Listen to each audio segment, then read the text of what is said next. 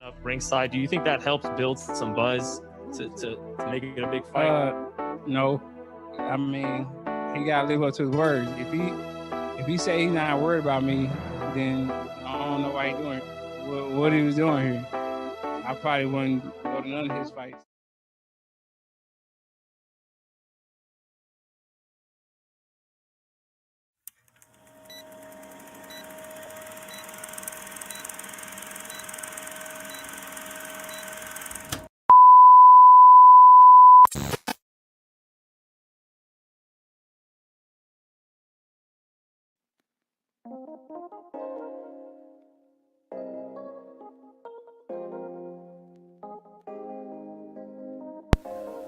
What I do, YouTube? It's your boy King David in this thing, and I'm back at y'all again with another video. Alright, so before we get going on this video, man, I'm gonna need y'all to go on here, hit that like button, and if you're new here, be sure to subscribe one time for your boy so we can continue to grow like we need to grow on this channel. Alright, so with all that out the window, man, let's go ahead and get into the video, man. Y'all see what the title of the video is. Should Terence Bud Crawford resign or sign with PBC? So this question has kind of been going on, man, for a little while, man, as far as Bud Crawford signing with PBC, man. And my position on it really hasn't changed, honestly, man. And I know people have their reasons for why they believe Bud Crawford should sign with PBC, but I got my reasons for why Bud Crawford should not sign with PBC. And for me, my reasons for him not signing with PBC just completely and utterly outranks all your reasons for him signing with PBC. All right, and my reasons for him not signing with PBC are as follow. Reason number one why he should not sign with PBC: the PBC doesn't guarantee him the fights that he's looking for. I mean, we still don't have Keith Thurman versus Earl Spence Jr. We still don't have Gary Russell. Just got put into a lose-lose situation with Mark Messiah, or whatever that situation was.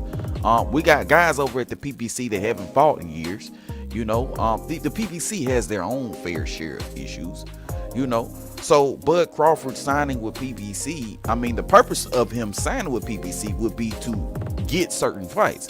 But if that can't be guaranteed, even when he signs to PBC, I mean, the risk outweighs the reward at the end of the day. I mean, if you're Terence Bud Crawford, you risk not fighting, you risk not getting those fights, you risk being signed into this 360 almost deal, man. Because I mean, let's keep it a stack, man. I mean, these PBC fighters kind of seem like they're in a 360 deal. I don't know how many of y'all are familiar with 360 deals, from the music industry, but 360 deals work like the manager or promoter or the record label gets a piece of every little thing that you do, and and they control every little facet of your life. And that kind of seems like what the PBC is, just from the outside looking in. So if you're Bud Crawford, you're giving up complete and utter control of your career so that you could potentially get a Earl Spence fight, or Keith Thurman fight, or Jermell Charlo fight, or whatever the case is. You know what I mean? It's not worth it. It's not worth it to me. Reason number two why I don't think he should shine with a PBC. Right now, Bud Crawford is an independent a fighter. He's the guy that really has a lot of control over his career, whether it goes right, whether it goes superbly right, or whether it goes horribly wrong. And for me, man, I don't know about y'all, but that's how I prefer shit. I prefer myself to be in the driver's seat, and if I'm gonna fail, I'd rather fail knowing that I'm the one that failed rather than fail on somebody else's behalf. I'd rather me make myself fail than somebody else make me fail. You know what I mean? And not saying that Terence Crawford is gonna fail in his career or anything like that, but it's like he has complete control over the decisions that he makes. I mean, he could do things like Canelo, move up and down in weight, fight this guy, grab this title here at this weight division from this guy, and grab this title here from this weight division here. He could do stuff like that. Yeah, Terence Crawford is a small dude, a smaller dude, so maybe moving up to 160 and things like that may be out of the question. But I mean, if he chooses that, if he feels like he wants to do something like that, he could do it. You know, and that's the point of having control of your career and being able to do what you want to do. You know? So, I mean, if I'm Terence Crawford, I'm maintaining control of my career, man. And also, too, man, a lot of the arguments that I hear from a lot of the, you know, the Earl Spence people and the people who ride or die for PBC, a lot of what I hear is, oh, he goes up to 154. He doesn't, you know, the PBC has a lot of those fighters at 154. My thing is, you dudes put all this smoke on the PBC's name, but at the end of the day, I don't necessarily believe that the PBC is the reason for why Earl Spence versus Terence Crawford hasn't happened yet. They may be part of the reason, but I don't think that they're the whole reason.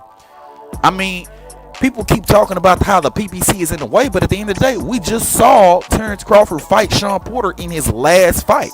Like, literally, the last fight was a PBC fighter versus a top-ranked fighter.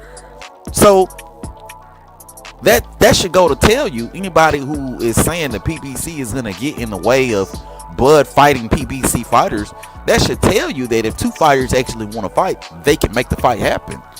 You know what I mean?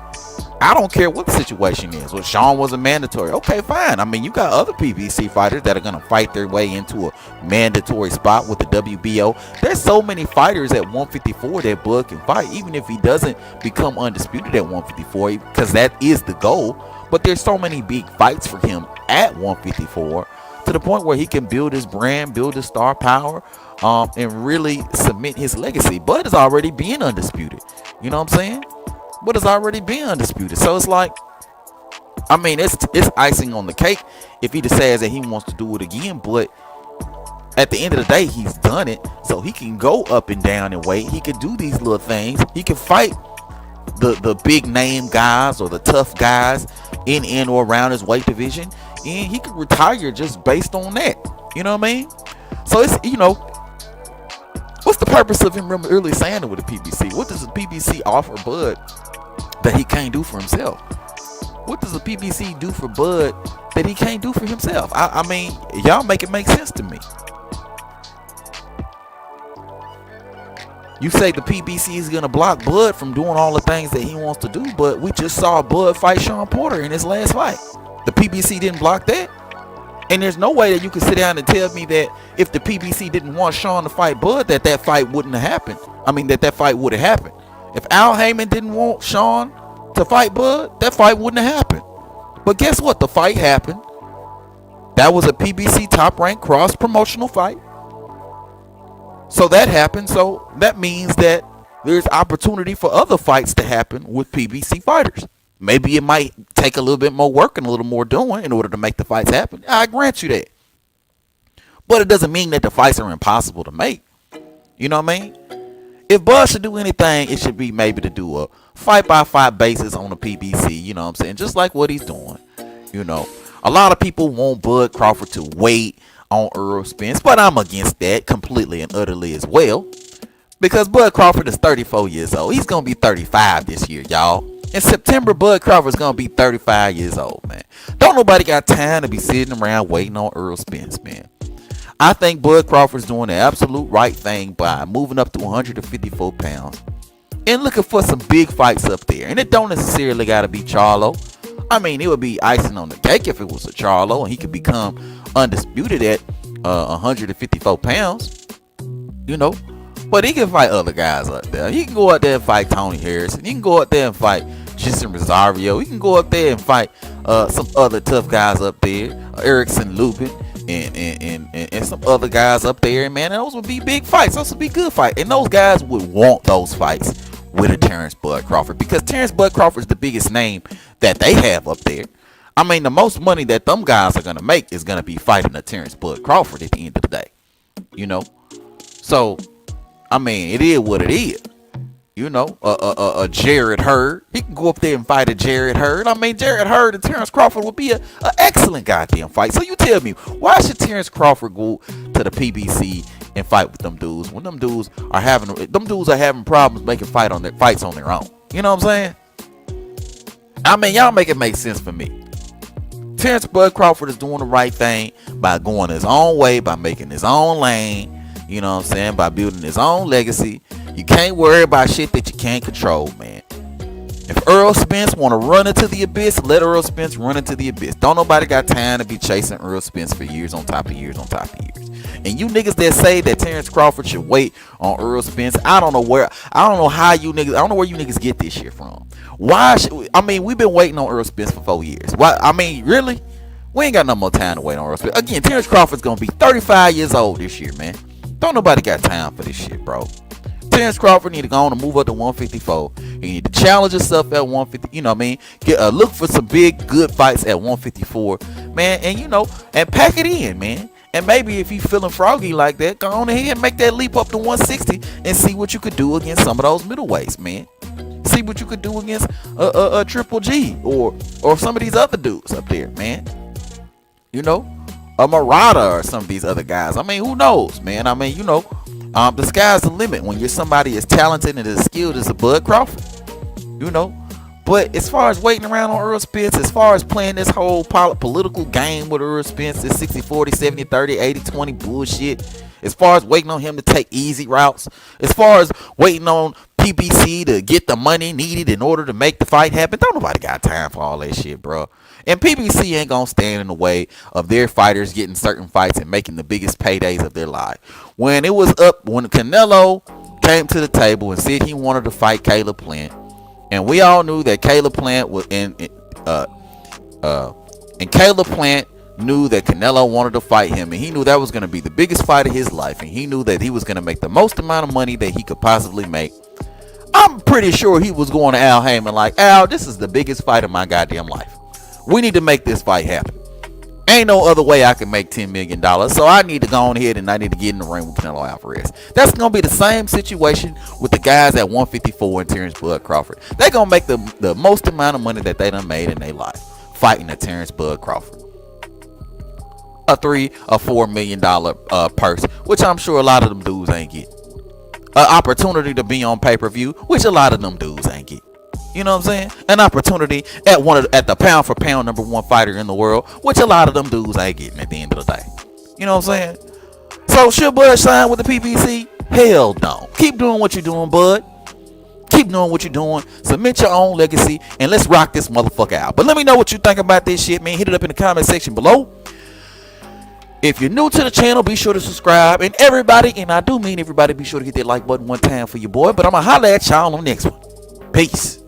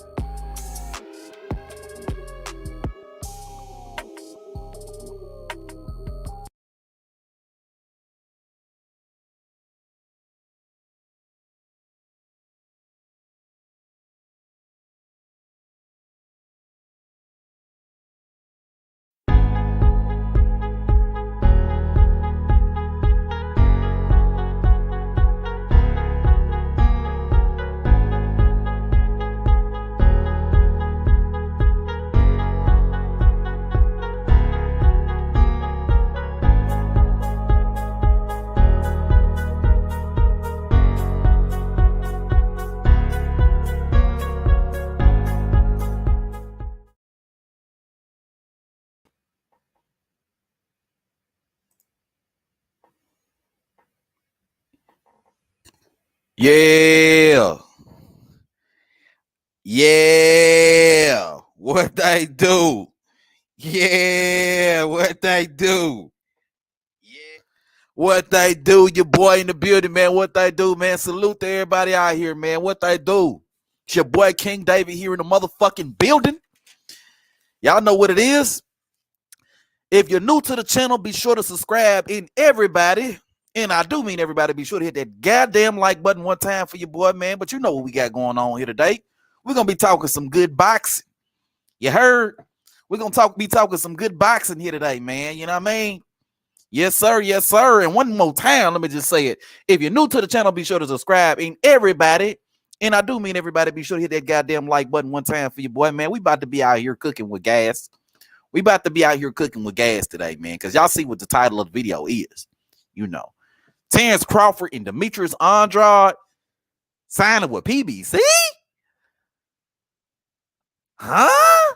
I mean, we all kind of seen some shit like this coming in theory, but I mean, for it actually to be kind of going down at this particular point, like, we don't really know what it is. I mean, all this shit is still speculation, but damn, it really look like it might happen, man. It really look like it might happen, man. Let me see who up in the building, man. Okay, we got a few people up in the building, man. Okay, my guy Austin Collins is here in the building. Salute to you, my guy. He says, Puerto Ricans making several excuses for Berlanga. They think the guy is too big for Charlo and has the power to knock out Canelo. Berlanga says he's ready in 18 months. Is the hype real? Hell no, the hype ain't real. What is with this Berlanga dude, bro? Like, nah, bro. Nah, Berlanga need to work on. He need to pull a Jaime Mugia and fight in several eliminators or some shit before he think about trying to step up to that world level, man. I mean, going in there and struggling with that bum. He ain't a bum, but struggling with that journeyman. Nah, bro, that ain't gonna cut it. My guy AB in the motherfucking building say, salute, my G. Salute to you, AB. And made it in the motherfucking building. One of my day one subs. Appreciate you, fam bam, for stopping by. And you know, we're gonna open that panel up a little bit later, and I appreciate you if you come on through. Yes, sir. My guy G Parker in the motherfucking buildings. He say, salute my G Town in the building. Salute to you, man. All my Texas brothers and sisters out there. Salute to Texas, man. You know what I mean? Salute to all the real ones out there in Texas. And salute to all the real boxing fans out there, man.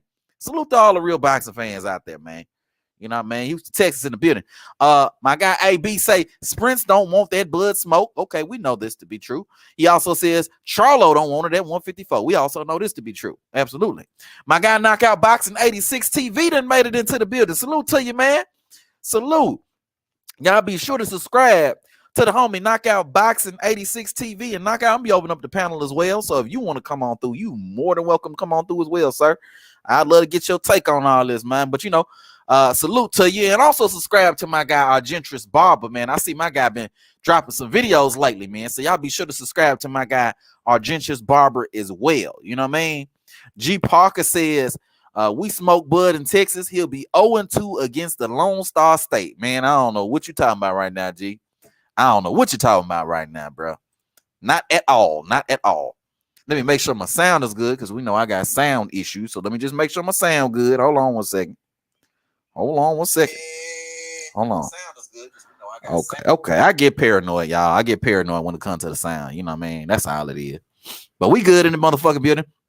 My guy Straight Ducats in the motherfucking building. He say 402 in the building. We watching Boxer die. They hate on Bud so much they gonna miss him when he gone. Absolutely, man. 100% facts, man. They gonna miss him when he gone, sir. They most definitely will. They gonna be talking about this man like he the greatest ever when he gone. You know, but right now they want to disrespect him. Right now they want to say everything. They want to say the man is pound for pound number 3 behind Canelo and Usyk. They want to say all these things, but ain't nobody doing what Bud Crawford doing in the game right now. Ain't nobody doing what Bud Crawford doing in the game right now. Bud Crawford is beating everybody in his way. Everybody that steps in his way, you line him up, he knocks them down. That's literally the motto for Bud Crawford. You know what I mean? In 3 different weight classes. Fought the best. Whoever was in his way, knocked their ass out. Not just beat them, but knock their ass out.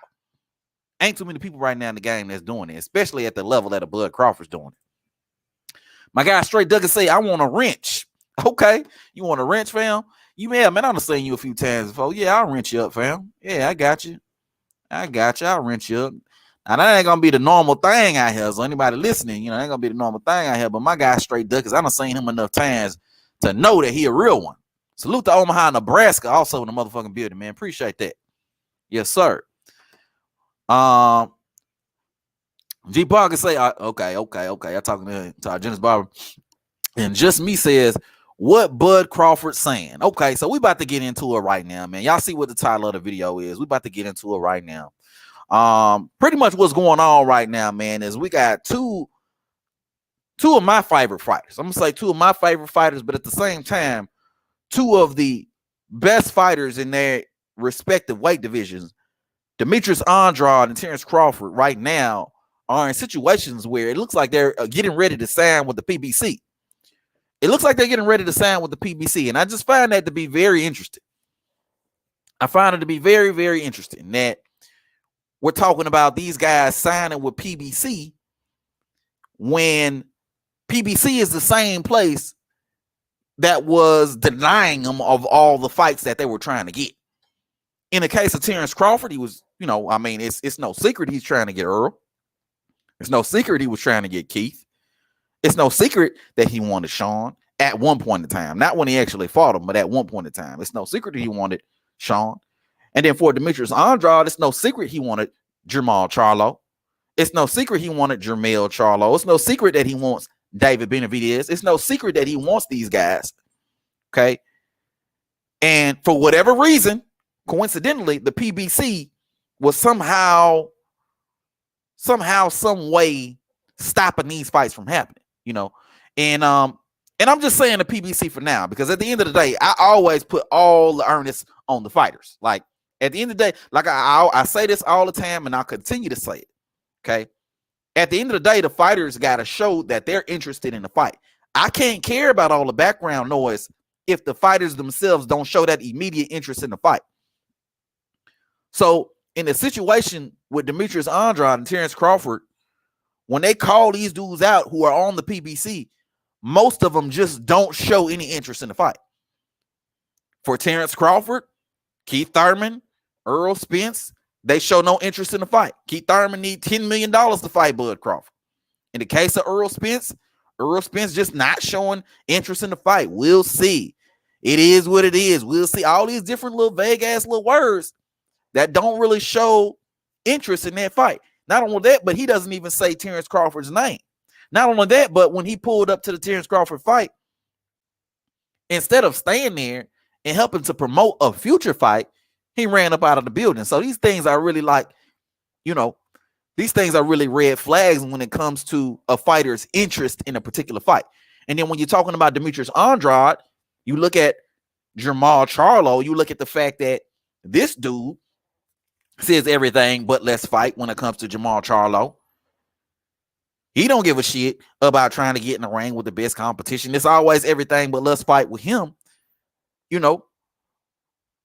And what's going on in the background, because we'll just talk about that for a second. What's going on in the background is all these different entities, according to a lot of their fans, are supposedly the reasons why these fights can't happen. I mean, if you listen to a lot of these dudes talk, a lot of them going to say, oh, well, PBC is the reason they're not letting nobody fight. Okay, if that's the case, fine. Let that be what it is. But these niggas ain't talking the way they're supposed to be talking in the first place. You know what I mean? My guy, everybody fears Andrade done made it into the motherfucking building. Salute to you, everybody fears Andrade. He says Benavidez's dad retaliated, or what do you say? Reiterated that they're going to try to make the Andrade fight after Lemieux. And as it should be, everybody fears Andrade. As it should be. Benavidez and his father talk the way motherfuckers should fight. Should talk. They talk the way motherfuckers should talk. Because at the end of the day, I don't care about none of the background shit if you're not showing you're interested in the fight. Period. You know what I mean? But let's get on down to business. So let's talk about Andrade first. So the report says, right, that Demetrius Andrade, or Eddie Hearn did an interview in regards to Demetrius Andrade and the fact that his contract is up with Matchroom and DAZN. Okay, so after this fight with Zach Parker, Andrade's contract is up. And now he has the option to go elsewhere. You know what I mean? And one of the main elsewhere options is the PBC. But not only that, he's been rumored to be having talks with Al Heyman and guys like that in regards to signing with the PBC. Okay? These are all rumors and shit. But so I find that very interesting. I find that very interesting in the case of Demetrius Andrade. The thing about it is this, right? We know the PBC fighters We know that the PBC has all the fights that Andrade, well, most of the fights Andrade's looking for, because we already know Andrade was looking for Canelo. Andrade's looking for Triple G. He's looking for these. He was looking for these guys more so than he was looking for Charlo or Benavidez. These guys are really more like secondary options. So if Andrade signs with the PBC, what that tells me is he's no longer chasing Canelo and Triple G at this point. He's completely and utterly given up on them, his first options. And now he's taking it upon himself to go after his plan Bs, which are the guys on the PBC stable, which would be Jamal Charlo, David Benavidez, and these kind of guys, right?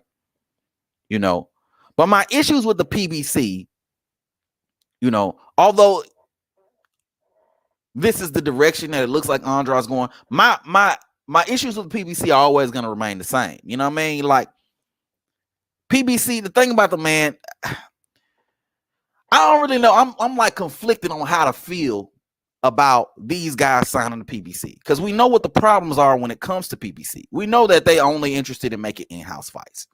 We know that they're only interested, you know, they can only get these dudes one fight per year.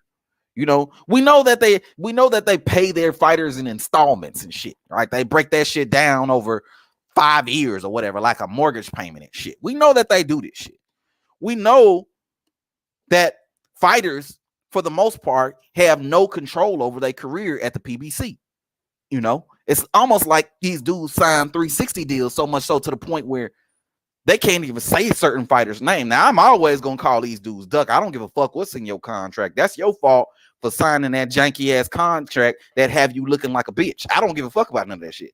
And it's always going to be ducking to me, but we know what the issues are with PBC. So, for me, I don't know.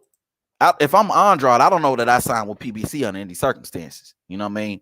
I don't know that I sign with them under any circumstances. I mean, we just got too many horror stories over there.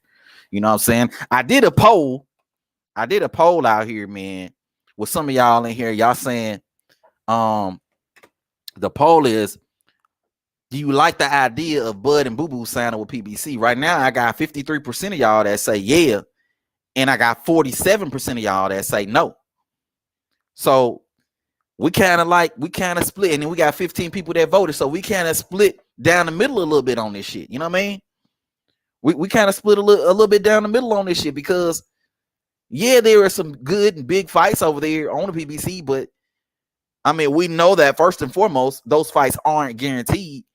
But in addition to that, we know that you literally gotta sign your goddamn life away in order to even be on PBC stable. You know what I mean?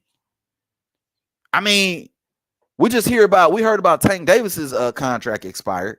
We hear about Boo Boo Andrade's contract expired. But have any of y'all heard anything about any of these other PBC fighters having an expired contract, or do any of these contracts expire without Heyman? Has anybody heard of a contract expiring without Heyman? I've heard of a few. There's a few Al Heyman fighters that I believe have left him and probably gone on. Like, I think like Danny Jacobs was one, and you probably got a few other fighters that also have done it. But for the most part, these dudes seem to stick with Al Heyman, but I don't know if it's necessarily by choice. So if you're somebody like a Boo Boo Andrade, you're in a lot of cases kind of sacrificing the rest of your career and putting your career in the hands of somebody like an Al Heyman, who is more than likely going to prioritize his day one clients like a Charlo and a Benavidez over you. You know what I mean? So I'm very jaded in that regard. You know what I mean? When it comes to Boo Boo Andrade signing to PBC, you know what I mean? It doesn't strike me as the kind of situation that he'll truly be able to benefit from. You know, I'm a guy of freedom, man. I like being able to do what I want to do when I want to do it. And if he signed with them dudes, he ain't gonna be able to do that. If he signed with them dudes, he ain't gonna be able to have that freedom. That it's just not gonna be there. Same thing with Bud Crawford. It's like with Bud Crawford. Right now, how it stands, how the rumors are going, Bud Crawford's supposed to be signing a 2-fight deal with the PBC, which are supposed to include Earl Spence and Keith Thurman. But if them dudes don't want to fight, I mean, does the contract protect him in cases as whether or not those dudes want to fight or not? You know what I mean? But you know, honestly, man, I'm gonna look at it like this, man. I feel like the PBC at this particular point, they have enough fighters there that more than likely will be willing to fight these guys. You know what I'm saying? Like, I heard talks of Bud possibly fighting Tim Tszyu. You know, if he can't get Earl, or moving up and fighting Jermell. Jermell may or may not. I mean, he talking right now like he ain't interested in the fight, but I mean, we got to see what he does in that particular situation, you know. And then you got Boo Boo Andrade, even though Jamal Charlo is not interested in that fight. I mean, we know David Benavidez is, you know. So in that situation, we can kind of look at all the background noise, because Benavidez is talking the way he's supposed to talk, along with his father and trainer. But Samson Likowitz is the dude who's seeing all this, oh, he don't bring nothing to the table, head ass bullshit, right? So at least we can kind of, in the case of Boo Boo Andrade, at least we can have a little bit of faith that more than likely he'll get a Benavidez fight, you know. But is a Benavidez fight alone enough for you as Andrade to be able to sign over to the PBC? Because nobody else at this particular point in time has shown any interest in fighting you. And it's a lot to sacrifice. Like right now, we looking at, and I just did a video about this, we looking at Devin Haney, and we're not really talking about Devin Haney, but you see all these sacrifices that Devin Haney made in order to get this Kambosos fight, right? I mean, my nigga had to literally give up 3 fights of his career, sign to a promotional company, agree to fight in another country twice, agree to be a B-side twice, you know what I'm saying? Take less money twice. Like all these things, like all these sacrifices that these dudes are having to make in order to get these dudes in the ring. And it's like, this is kind of why I respect dudes like Tank, man. Because Tank is like, man, fuck all that shit, bro. I'm going to do my own thing. I'm going to do my own thing. I'm going to rock the way I want to rock. I'm going to handle my shit the way I want to handle my shit. If these dudes want to fight me, we'll fight. But if they don't want to fight, fuck them hoes. You know? Fuck them hoes. PBC going in a direction where they trying to corner the market. They trying to get all these dudes to sign over to their side. But it's like, bro, if it was me in the situation, I wouldn't give no fucks about that. I'm not finna chase no nigga around the earth. Either he want to fight or he don't want to fight. And I don't give a fuck what your promoter's doing behind the back, behind closed doors. You know. But PBC, I gotta say that it definitely looks like all this was a part of the plan. You know what I mean? Like all this shit that's going on right now, dudes considering the fight with PBC. Maybe that's the reason that they got their little punk ass business model where they only doing in-house fights and that sort of thing, because they trying to get fighters. They trying to corner fighters into signing with them. And honestly, man, if they can get Bud Crawford on their side, if they can get Demetrius Andrade on their side, I mean, they completely and utterly own everything from welterweight all the way up to 175, actually 168 pounds. You know, let me look at some of these comments. Let me see what y'all talking about over here. So G Parker say Charlo on that bullshit when it come to Andrade. Leaves the street shit in the streets. Absolutely, man. Ain't even really about that street shit, really, man. Really, if we really want to keep it a stack, bro, he ain't even really about that street shit. Because if you about that street shit, my nigga, you're not gonna go on the internet and start talking about some street shit, my nigga. Street shit don't come online, bro. You know what I mean? Street shit starts and ends in the street. You know, you're not finna go online and broadcast that you finna do some street shit. So I don't even believe the street shit. But for Charlo, man, I mean, his situation is hella sad, G, because this dude here, man, this dude about to fight Selecki in his next fight, bro. This dude last fight was Juan Montiel, you know? So I don't know what the fuck Jamal Charlo doing with his career. I mean, shit. It would be too easy to sit up here for an hour and talk shit about Jamal Charlo, because this nigga just, his whole career just going in the trash. But also, he's also an example of what's going on with PBC. PBC ain't getting him the fights. Just like PBC, just like DAZN ain't getting Andrade the fights. Honestly and truly, they're really in similar situations. In the case of Jamal, he the one that's not wanting to fight Andrade, but I mean, it's a similar situation. They offered this nigga Canelo $50 million to fight Jamal Charlo. He turned that motherfucker down. You know what I mean? Just Me says, I need to come live, G. And I am from England. I got kicked out from one of the aerosexual challenges channels, BFTB. I can't remember. That don't surprise me at all, man. A lot of them aerosexual channels, man, they don't tolerate any disrespect on their Lord and Savior, Earl Spence. You know what I mean? They don't tolerate no disrespect, man. But it's a few of them out there, man, that, you know, they real objective. You know, they Earl Spence fans. You can't call them Earl sexuals. You know, you could speak your piece on them. But yeah, man, some of them Earl sexual channels, man, yeah, they'll kick y'all off real quick, fam. But we don't do that over here, man. We don't mute people. We don't kick nobody off. I don't really block nobody. None of that bullshit, bro. At least not yet. But that ain't a part of what I do, man. I like letting motherfuckers speak their piece. Shit. And get your thing off, man. You know what I mean? And shit, we'll address it right then and there. You know, this ain't one of them type of channels, man. Not at all. My guy G Parker say, now that Benavidez stunt Charlo pulled was all duck with the extra duck sauce. Yeah, man. You know, you can't call out a nigga and then try to tell him to come down to 160. That nigga David Benavidez wasn't even thinking about Jamal Charlo at the time. He wasn't even thinking about that nigga. He really wasn't. You know, and then when he pulled the card, all of a sudden now he got to come down to 154. He got, you know what I mean? Like, 160. Like, come on, bro. Don't nobody believe all that bullshit. My guy M says, can the PBC pay their fighters? I mean, that's all I'm asking. Pay y'all motherfucking fighters, man. I mean, we hear about these dudes getting installment payments and on payment plans. They getting $100 every a week or some shit like that. I don't know what's going on with it. Can they get all their money? Is all I'm asking.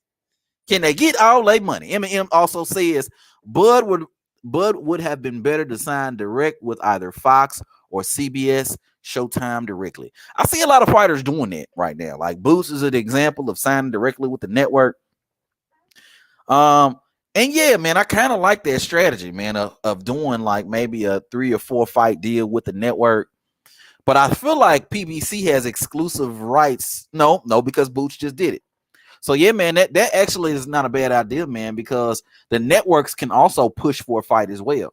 Especially when they have exclusive rights to a fighter, they can push for the fight as well. So yeah, I kind of like the idea of that happening. That might be what Bud is actually doing. Which if he was doing it, I think that's a brilliant idea. Absolutely, Eminem. For sure. Austin Collins says Jamal Charlo and Boo Boo should have happened years ago. They were both champions at 154 and 160. Who's at fault? Honestly, man, to tell you the truth, I would blame more of Charlo, but Andrade definitely shares some of the blame in that regard because you know, he really got with a promoter that didn't do him any justice. He probably led more with his heart than his head in that situation. I mean, has anybody ever heard of Banner Promotions? No. Banner, Star Promotions. Nobody know who the fuck who that is or who that was. Honestly, them niggas was... And Andrade was a highly touted amateur. You know what I'm saying? He was a highly touted amateur. He could have signed with anybody. He could have signed with Top Rank. They probably would have gave him a $100,000 signing bonus for his first fight. They would have took him up the ranks. He would have been in a much better situation, legacy-wise, had he had signed with Top Rank, and he probably wouldn't have went through all that shit with Star and Banner Promotions that stalled his career for about 2 years. He went like 2-3 years without fighting. You know what I mean? So, you know, I definitely put a little bit of the responsibility on Andrade, but I mean, as a fighter, Andrade has always been the guy who's been looking to fight the best. He's always been the guy calling everybody out. He's always been the guy talking the right way. He's always been the guy trying to make these fights. And the other guys that he's been calling out, Jamal, you know, Canelo, Triple G, these are the guys that don't want to say Andrade's name. These are the guys that don't want to, that, you know, they have an excuse. What do he bring to the table? These are the ones that talking that duck language. What do they bring to the table? You know, he fight with nobody. You know what I mean? These bullshit ass excuses. Horrible fighter. All this punk ass shit. Because all that really is duck language. You know what I mean? We know what it is at the end of the day. My guy, Pie Face Killer in the motherfucking building. Salute to you, Pie Face Killer. He say, I don't like the idea of Spence. I don't like the idea because Spence will never say that Crawford is his next fight. So what's the point? Absolutely, man. He will never say that. He will never say that. Now, what I'm gonna do a little bit later on is I might have to give Knockout Boxing 86 TV some flowers out here, because according to the rumors, this 2-fight deal that Bud is supposed to sign is supposed to be with Keith Thurman, and it's supposed to also be with Earl Spence. So if Bud signs with the PBC, right? If he signs with the PBC and his next fight is Earl Spence, Knockout Boxing 86 TV gonna look like a genius. He gonna look like a genius out here on these streets, because he's the one that called it. He's the one that say once he get out from Bob, then the fight's gonna happen. He's the one that said that. He gonna look like a genius. And you know what? I hope you're right, Knockout. I hope you're right about that. I hope that we all got it wrong. You got it right. And as soon as Bud got over there with PBC, they were able to make the fight with Terence Bud Crawford. But I tell you what, man, if Bud signed a 2-fight deal, or if he signed with the PBC, and we still don't get the Earl Spence fight, oh, this gonna look real bad, fam. I'm letting you know right now, it's gonna look real bad. Because now you got to do it on your same side of the street with your same company. You know what I mean? Sign with Al Heyman. Ain't no reason not to make the fight. The fight should be a part of the easy route, right? If we are interpreting the easy route, like what a lot of Earl Spence fans say, we should interpret it. A lot of Earl Spence fans say you're supposed to interpret the easy route by saying the fights that are easier to make, right? So Bud signed with the PBC. He should be a part of the easy route, right? He should be. He should be a part of the easy route. So it shouldn't be no excuses. But you know what? Again, if the next fight is Earl Spence, we're going to have to give Knockout Boxing 86 TV his roses, him and G Parker. My big time Earl Spence fans over there. My guy Banks a lot. And salute to you, Pie Face Killer, man. If you're new to the channel, man, be sure to subscribe, man. But salute to you, fam. My guy Banks Law done made it in the building, man. Salute to you, family. He say, facts, you never heard anything about side of the street until Bud got to 147. Absolutely, man. That's when the side of the street popped up. Because we all know when Jeff Warren had that belt, then, you know, he was ready to fight Jeff Warren. I mean, he was ready. He said, make the fight happen. You know what I'm saying? That's what we heard from Earl Spence when it was Jeff Warren. But as soon as Bud got to the division, all of a sudden it's an easy route. It's all these other things. It's side of the street. You know what I mean? All these things, bro. My guy Austin Collins laughing. Salute to you, Austin. Eminem say Benavidez will go through Charlo like a hot knife through butter. Oh my goodness, yeah. You know, man, that'll be a good fight, man. You know, don't sell Charlo short. Don't sell Charlo short. I think that'd be a good fight. I would favor Benavidez in that fight, but I think that'd be a good fight. I don't think Charlo would just lay down in that fight. I think it'd be a nice little scrap. I think Benavidez would outwork him and outmuscle him and outstrength him, but I think it'd be a good fight, man. You know, G Parker say, don't forget to give me my flowers either, man. I got you, G. I got you, man. I'm gonna give you your flowers, fam. If you right, bro, you right, man. I'm gonna come on here. I'm gonna say you right, man. And it's looking like you and Knockout Boxing 86 TV might be right, according to these rumors. If Bud get this 2-fight deal, it includes Earl, it includes Keith. They fight later on this year. After this guys fight, Knockout Boxing 86 TV, G Parker, y'all deserve y'all flowers, man. I'm gonna come on here, admit y'all was right. I'm gonna be a man by mine, man. That's all there is to it. But if y'all wrong, if Bud signed this contract, fam, I'm gonna let y'all know from right now, man. I'm gonna let y'all know. Y'all put on notice from now. Y'all put on notice from now. If Bud signed this contract with PBC, fam, and a nigga don't get the Earl Spence fight next. Oh man. You know what? I'm gonna just leave it right there. My guy Victor Johnson's in the motherfucking building. So tell you, Victor. He said, yes, eat and make money, and this way overdue. Bud Crawford fighting who? Spence is fighting Ugas. So oh well, Bud Crawford fought Benavidez, who was ranked 14, and Bud should have went with Showtime. He could fight Thurman right now since he's all PBC. Wait, since it is all PBC, he tripping. Okay, let me read that again because I don't think hold on. He said yes, and make money this way overdue. Bud Crawford is signing who is fighting who? Spence is fighting Ugas. Oh well, Crawford fighting Benavidez, rank 14. Okay, so pretty much you riding with the narrative that what Bud ain't fought nobody at 147. That what you trying to say, Victor Johnson? Ain't fought nobody. Bud should have went with Showtime. I mean, right now we talking about I like the idea. Like somebody mentioned it earlier. I forget who it was. He mentioned something like I think it was Austin Collins. I like the idea of Bud signing directly to the network as opposed to the PBC. Because if he signs directly to the network is going to put pressure on certain fights to happen. You know, they have relationships. They have a relationship directly with the PBC. So because of that reason, they're going to go out of the way to try to make certain fights happen for their benefit. You know what I mean? Especially if they paying somebody a certain amount of money for their fights, then yeah, they're going to push for certain fights to happen. And if Al Heyman and the PBC don't want to mess up those relationships, they're going to look to appease those networks. So it makes sense for these fighters to sign directly with the networks in some cases. I think for Bud Crawford particularly, you know, even Demetrius Andrade. But as it stands right now, it's looking like both of these guys are going to sign directly with the PBC. But I got to say that from my perspective, I ain't a fan of it. I ain't a fan of these dudes signing with the PBC, man. Not at all. My guy Eminem says, apparently someone will hold a gun to Spence head for him to sign with Bud. Bud beats Spence, runtime, and mail in succession. Absolutely, man. I agree with that, man. Somebody gonna have to twist his arm back, man, in order to get him in the ring with Bud Crawford, man. He know what time it is at the end of the day.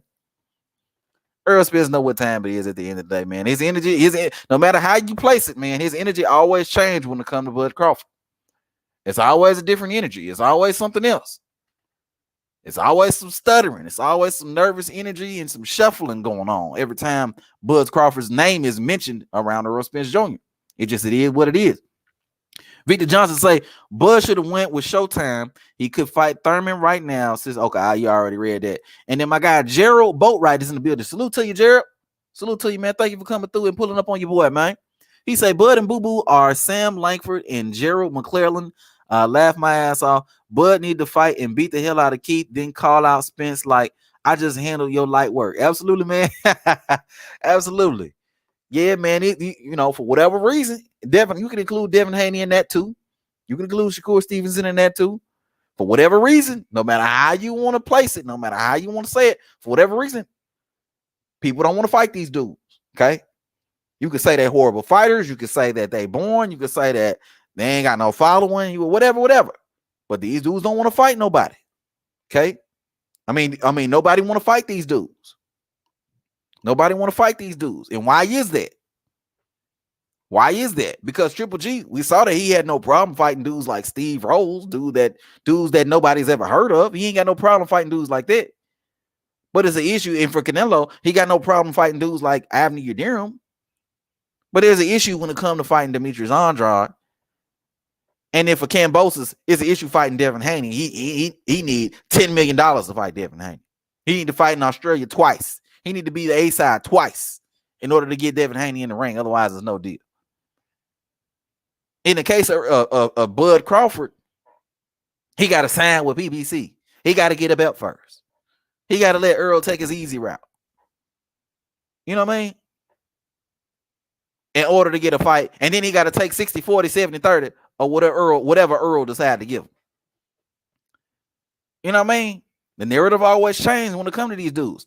Okay, number one troll in the motherfucking world, Terry Smooth Jr. done made it onto the goddamn channel. Well, salute to you, Terry Smooth Jr. in the motherfucking building. He say Crawford. I can't see the emoji you got on there. Hold on, let me see what you got, man. I know it's some bullshit, but let me see. Let me see what you put on here. Hold on a second. Hold up. I just can't see it, bro. I just can't see it. He say big fish. Okay. Here you go with the bullshit. Big fish. He say, duck, big fish. Oh, Lord, here we go. Terry on that bullshit. Here we go. No one want to fight Earl and Devin, modern day Jack Johnson and Charlie Burley. What the hell, Terry? Hey, B, man, tell this man, Terry, man, the moment Bud said, you can't be the boogeyman if I'm chasing you. That ended all that talk for Earl Spence Jr. He was no longer the boogeyman when Bud Crawford made that statement. No one want to fight Earl and Devin. We know that's all cap anyway, though. That's the number one troll in the world. Terry Smooth Jr. in the building. Just me says, Terry, what you trying to say? Bro, don't pay too much attention to Terry Smooth. He on that bullshit, bro. He on that bullshit. Here we go again. Bud out here going out like Michael Spinks will take a loss for real. Hell no. Hell no. Who gonna defeat him, Terry? Who gonna beat Terrence Bud Crawford? Enlighten your boy. Who gonna beat Terrence Bud Crawford? Is it gonna be the big fish, Earl Spence? Or big sardine, like I gotta call him? That dude a sardine, for real, for real. Terrence Smooth Jr. say money. Then he say, just me says, Earl is the Forrest Gump chicken Spence. Oh my goodness. Yeah, that dude been running, bro. He been running. You know what I mean? But all I gotta say, man, is I'm about to go ahead, drop the link. So anybody that's trying to come through, talk that talk, you can come through, talk that talk with your boy. End of the day, it's like this to me, man. We can look at this from two different angles. Bud Crawford and Demetrius Andrade signing for the PBC could be a good thing in a sense where they'll be surrounded by fighters that will be able to give them good fights. You know, in the case of Andrade, he'll be there with Benavidez. He'll be there with Charlo. You know, so it would be great if we could get a few of those fights. In the case of Terence Crawford, he'll be there with Earl Spence. He'll be there with Jermell Charlo. He'll be there with Tim Tszyu. He'll be there with some of these other guys who would potentially be able to make some good fights. But at the same time, the opposite is also true as well. In a sense where if they go over there, they sacrifice their career, they go over there, they put their whole career in Al Haymon's hand, and they still don't get the fights. I mean, it would just be crazy talk at this particular point. To go there, to sacrifice everything, go there and not get the fights. I think it's wild as shit, man. I think it's completely wild as shit, man. And, you know, for that, I am totally against anybody signing with the PBC, man. Fuck all that shit. But we got somebody new in the building, man. Salute to you, man. Khalid is in the building. Salute to you, man. Thank you for coming through. What you got on your mind, fam? Khalid, can you hear me?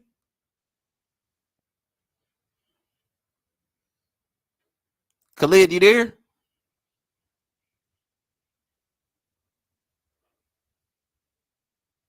Okay, Khalid right now. I can't hear him right now, man. Let me read some of these comments while Khalid getting together.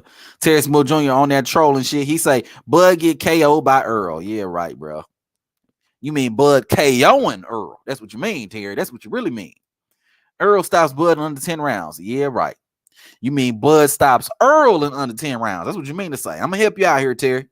You mean Bud stops Earl in 10 rounds. Terry says, Butter Biscuit Crawford gonna lose. And speaking of the number one troll, Terry Smoot, he's the one that decided to join us here on the panel today, man. What's going on with you, Terry? How you doing, King David? How you doing, sir? I'm doing good, fam. I'm doing good, man. How you doing, man? I see you out there trolling the comment section as usual. Yes, sir. No, I'm in my apartment right now. Like that's why I said, no, I'll join the panel. Like, show my face. Ain't no real troll, so I hope you know. Yes, sir. You know I know, Terry. Man, I know you, bro. I know, but you be trolling. You're not no troll, but you be trolling. No, I know. But no, just in regards to this thing, and I saw, I do believe another individual was either trying to join in or trying to either troll as well. But no, I was just gonna say in regards to the Terence Crawford, Errol Spence thing, like at this point, why did it take so long? If Bud is considering going to the PBC, why did it take this long? If you knew that this is where the fights are, you knew the fights were at 147, 154 with the PBC. Why did you down talk the PBC? Why would you let Bomac down talk the PBC? Why would you do that? And then why did you even try to go in negotiations with people you down talk? I'm not gonna be a Minnesota Viking and hate the goddamn Packers and then, oh, I might be a free agent this year. Let me go talk to Aaron Rodgers right now. Are you serious? Am I right? Be honest. Be honest. Well, you do have a point in regards to you definitely don't want to bite. You don't want to mess up a relationship with somebody you plan on signing with in the future. But in Bud's defense, I don't think he had any intention ever, besides right now, of signing with PBC. I think he looked at PBC for what it is, which is a bunch of dudes pretty much signed a 360 deals. I think he looked at PBC and he saw that fighters only fight once a year. He probably saw that these dudes are getting installment payments. He looked at all the reasons why I don't want these guys to sign the PBC, and he was like, you know what, I ain't never going to PBC. And I think it's probably reached the point with him. My question is, was that current or was that back then? Was that back then at that time? Was that like currently? You think that's his mindset right now? That's not his mindset now. I think right now his mindset has shifted to the point where he's like, look, you know, if I want this fight, I got to do this. You know, I got to sign with these dudes in order to get this fight done. And I think prior to that, it was like, I'm never signing with these dudes. So his perspective has definitely changed, and it's changed because, you know, to PBC's credit, but also to them kind of being a little crooked, they kind of boxed him into this shit.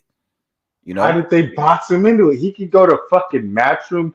Excuse my language. Hold on, because I got in trouble. I'm saying in order to get my apologies. I didn't want to curse or anything like that. No, you can curse, bro. I'm gonna be cursing. You can curse. It's all good. I'm saying in order to get the fights that he want to get. You know what I mean? I was gonna say he could go to Matchroom. He can go to Matchroom. He can go to Queensberry. He can go to Probellum. He can go to Golden Boy. Now I know you cannot go back to Top Rank because you burned that bridge. That is already burned. Well, Top Rank's still trying to get him that Josh Taylor fight. So I think that's a one-off deal, but they're not gonna. That's a one-off. That's not gonna be a multi-signature, and that's only because Josh Taylor. They want basically at this point you can't sell Josh Taylor anymore. So basically you got to put the cow out to pasture. You have to. Where's he gonna? Where's he gonna go at 140? At 147, he gets annihilated. At 140, he can't stay there. He can't stay there long enough for dude. At this point, I honestly said Jose Zepeda will get him. He will get him. The WBC, so he's gonna get Josh Taylor. So why would you lose for no money? And you know that's a 70-30 split when they issue that mandatory at 140. If you're gonna make your money and lose, you might as well lose where the money's gonna be. And even though it's still like 75-25 split for the WBO, that's still going to be more than you're going to make being a 140-pound unified champ. So he's got to start counting his eggs. His shit, excuse my language, his stuff is over. With that Jack Catterall, you're exposed. People are licking their chops. I just ate chicken wings. Dude, I still got grease on my fingers. I'm licking my fingers right now for him. Let me address this dude who just made a comment. Ron, he said this guy's delusional. Terence Crawford's going where he can continue fighting the competitors that matter. The only problem with your assessment, Ron, is even if he signs with PBC, it doesn't guarantee him any of the fights he's looking for, fam. Even if he signs over there. So, I mean, you making that statement, it means nothing. And I can give you several examples where dudes sign with these promotional companies and they still don't get the fights they're looking for. So if Bud Crawford, he signs with PBC, he still don't get the Earl fight, are you going to pull up and apologize for this comment? Because you should. You know what I mean? You definitely should, Ron. Legendary status still in full effect. I hear you. But let me go. I see you back, Terry Smooth. Let me go to Khalid, man. Khalid, you there? What's going on, fam? Your phone working? What's going on? Khalid? You might need to drop him off. I don't really hear him or anything. Yeah, I don't hear him at all either, man. You're not muted, so I don't know what's going on. You there, fam? I'm gonna give you one more shot. Maybe you want to jump off and come back again. Yeah, this is just you and me, King David. If you can still hear me, this is us two. Yes, sir. Yeah. No, my apologies. I guess I hit the wrong button. My bad. I was looking in the chat, I guess, through this interface, and then I hit the wrong button. So my apologies. Yeah, I seen that. Or should I say that shit happened to me all the time with the little thing when you go on the little stream yard, you try to go to the comment, you hit that goddamn end thing or end on there. You try to exit out so you can go back to the regular screen, and then it's like, oh, you done kicked me out the chat. I'm just trying to look at the comments, see what people are saying. Done dropped all the way the fuck off. Yeah, I hear you. Ron also said, go ahead. No. Oh, go ahead. Go read Ron's comment. Yeah, Ron says, we'll see regardless. You can't shut folks out in the accolades out of weight and buffoonery. Yeah, you know, at the end of the day, man, you know, worst case scenario, Bud goes to 154, he collects the WBO, he goes to 160, you know, possibly 160, collects another WBO, and now he's a what is that now? Five weight division, four weight division. Yeah, because 135, 140, 147, and 154. Yeah, 54, and then I'm saying if he goes up to 160. That ain't gonna happen. He could. Hey, you don't think Bud could beat somebody like a Murata? No. I think he can go up to 160 and beat somebody like a Murata. You know how big Murata? Now here's my thing, and here's my only thing. Go ahead. And I'm only gonna use Amir Khan's words. Go ahead. When Amir Khan fought Canelo, remember that was at a catch weight at 155, Canelo weight, correct? Yeah, that's correct. They said at the night of the fight, Canelo weighed 190. How the fuck you blow? Excuse my language. How the hell you blow up? What is it? 20? You can curse, bro. It's fine, bro. How you what? How you blow up that much weight in what is it? A day? You can't hydrate, blow up. You feel me? And this is Amir Khan. He said that he damn near weighed 190 that day of the fight, and it was at 155 pounds what they weighed in at. So imagine what Murata, 160, dude.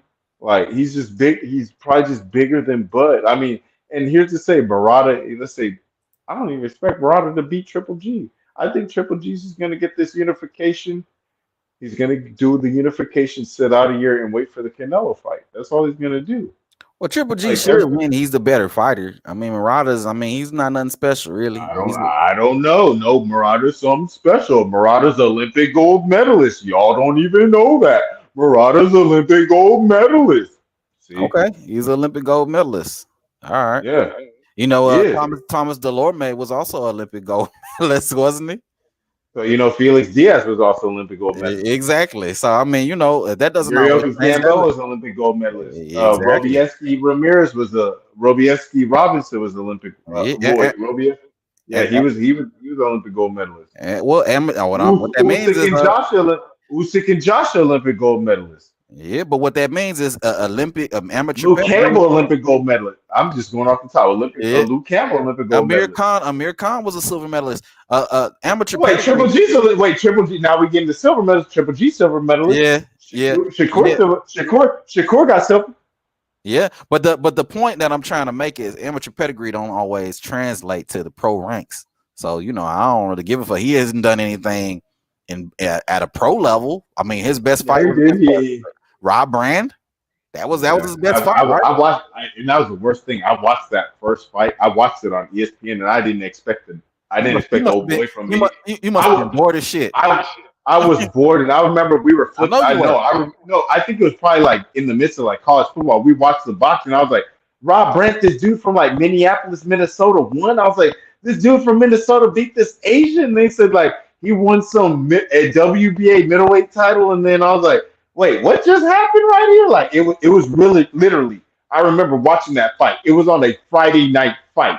It was not an ESPN, like it was not one of them Saturday night, like going against the NBA. They went against college basketball. That lets you know like how interested or how much money, promotion they did put behind that.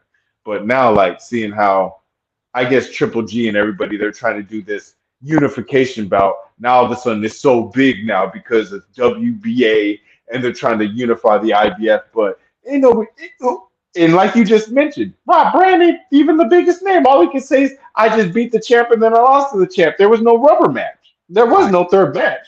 Right. Right. Let me look at this comment here, right here, man. Terence Spencer says it doesn't guarantee the fight, but it does take the heat off of him and clearly put it on the PBC vets because Team Crawford has done everything asked of him, including switching sides of the street. You're absolutely right, man. They did not. No, they did not. No, they did not. What? They did not do everything they said. So let's say, like, let's just say, so Team Crawford didn't do everything that they said it was going to do. I got to hear this. They didn't do everything that they What did they say that they were going to do in the first place? Well, first of all, Earl's demand was what? He needed to get a belt first. Wait, no, he's skipping. Okay. We're going back to like 2018, 2019. Okay, so let's go back to the. I didn't know. We got to go down the checklist. Let's go down memory lane. Okay, so yeah, got to go get a belt. Keith Thurman went over here. You went over here. here. Right. Got a belt now, so now it's good. Okay, but I can fight Sean Porter and. You know what the hell? Like, nigga, I can go get his belt, nigga. All right. So then the easy route, right? The easy route. No. Wait, hold on. I was gonna say this. Excuse my language if I'm a little bit. You know what I've been on. You know, bro. It's good, bro. We grown over here, bro. Just talk how you gonna talk. It's fine. You ain't gotta excuse nothing. You're not in church right now. We ain't in no. Last time I got in trouble a little bit, but I didn't mean that for a dentist barber. And I will drop you I'll drop you a little bit of a donation just to show you my little bit of apologies. You know, after the stream, I'll take a screenshot of the stream and I'll definitely try to donate something to your Cash App for past apologies. And if Mr. Argenta's barber, if he's listening to the stream, jump on. This is your favorite troll. Not trying to call you out or anything. Not trying to call him out, but it sound like a call out, AB. It sounds like a call out. It's not a call out. This is one of those like. I do want to apologize because you did catch me the last time we dialogued. Like, you know, last time I got in this kind of modes, like I feel free when I talk. And you see how I'm starting to catch my words when I slip. I didn't catch them before. So you feel me? Like, feel like I need to apologize to him because certain words did slip when I didn't catch them. When you know you get in the mood, you get comfortable, things like this. Like, well, it's all good. It's all good, bro. All you got to do is just say you sorry and then keep it moving, bro. It's all good, man. We ain't here to do that. This ain't therapy hour and shit. And we ain't got to be politically correct on here either, bro. You know what I mean? But like I was saying, like, but like I said, it's always respect to him. Like, and you already know we can go at it. But like I was saying, just at the same time, just Bud, you could have did a lot more. Bud could have did a lot more. I understand, like, sides. Okay, what could Bud have done? But wait. I was gonna say, dang it, my apologies to cut you off, Mr. It's good, fam. It's good. What could Bud have done? What did Devin Haney just say in the interview with Fight Hype and Fight Hub? Didn't he say, if all these people, what did he say? He said, everybody talks about making the fight, but nobody ever says, let's fight, right? Mm-hmm. And he said that there's no such thing as sides of the street. Timothy Bradley, you lied.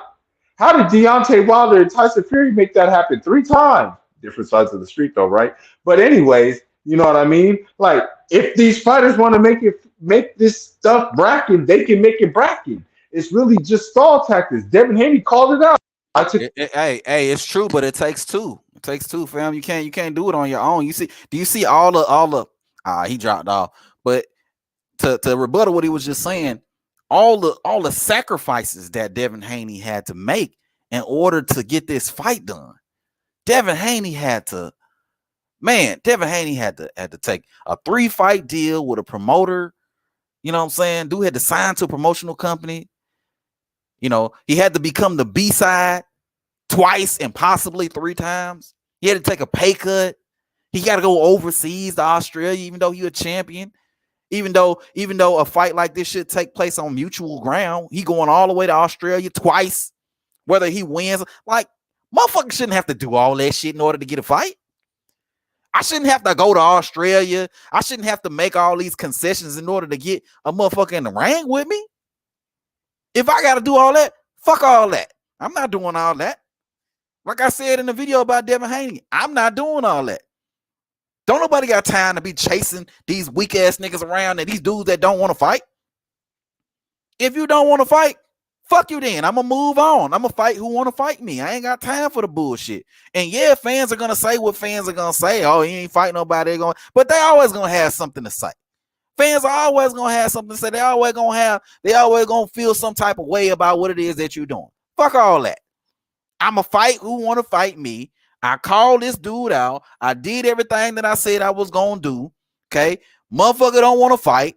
If he want to fight, he can holler at me. He can hit me up. We can negotiate like grown men. Come up with terms that are equal. You know what I mean? Terms that benefit me and terms that benefit you. And we can make a fight happen. But I'm not about to sit over here, bend over backwards, do all this sacrificing and all that, just so I could fight some corny motherfucker with a belt. George Kambosos is a corny motherfucker. That nigga corny. This corny ass nigga, that shit don't mean shit. If he would have fought Lomachenko would have beat the dog shit out of that nigga. The nigga fought tooth and nail with goddamn Teofimo Lopez. The fuck up out of here. I ain't trying to hear all that shit, man. You know what I mean? You know, Demon Slayer say PBC is a very bad move. Both men careers are over.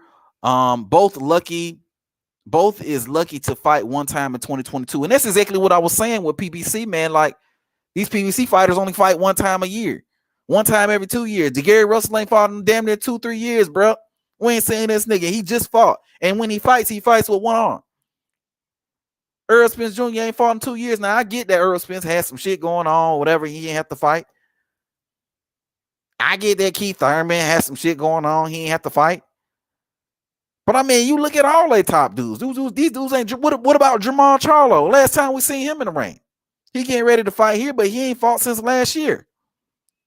Jermell Charlo, he fought last year, one time a year. That's not enough fights. And one thing that I like for guys like Boo Boo Andrade and for Terence Crawford, I like these dudes to stay active, to continue to just keep fighting. Even if you fighting no name dudes, keep fucking fighting. Because what they want you to do is go years without fighting. What they want you to do is put you on these long ass layoffs. What they want you to do is be in these situations where they could just pull you out of a hat and fight you after you done been out of the ring for 2 years and fight you at your most vulnerable, at your weakest. Fuck all that. Stay active. Fight who gonna fight you.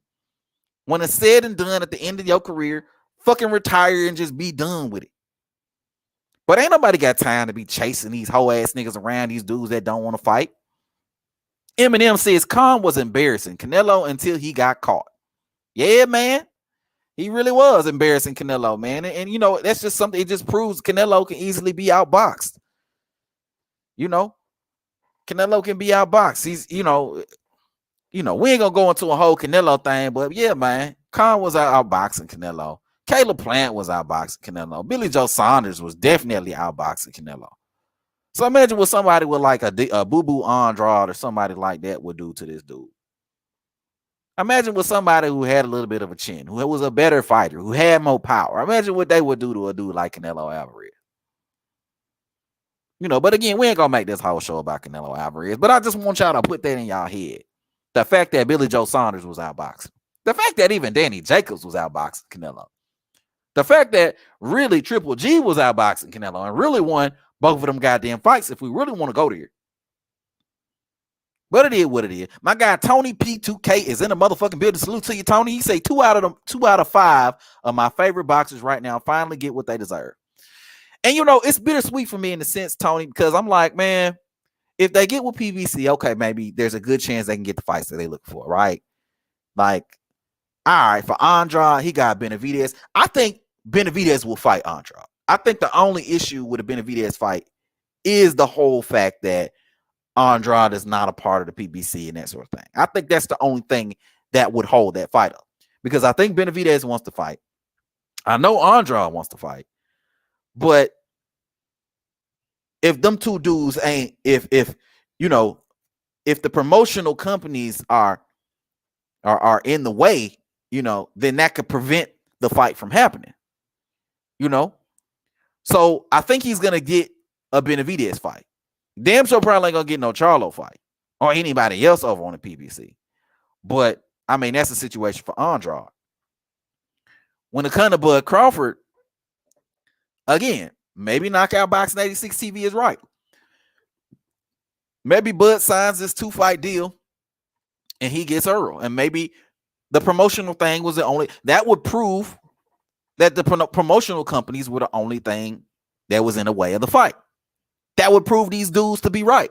G Park and Knockout Boxing 86 TV, that would prove them to be right. But on the other hand, if he get with the PBC and he still don't get the fight, well, then that means exactly what we knew it would mean. Or these dudes don't want to fight. What you shaking your head for, Terry? What you shaking your head for? No, man. Are you still talking about Bud? You still talking about Cud Crawford? This is what I'm talking about right now, Terry. I'm talking about the fact that right now, both Demetrius Andrade and Bud Crawford are rumored to be signing with the PBC. So if they sign with well, hold on. Now, Demetrius Andrade, this is a different case. This is a different case. Okay. Now, I understand. Now, hold on. Dang it, I might have to put my camera on for this because I actually respect Demetrius Andrade.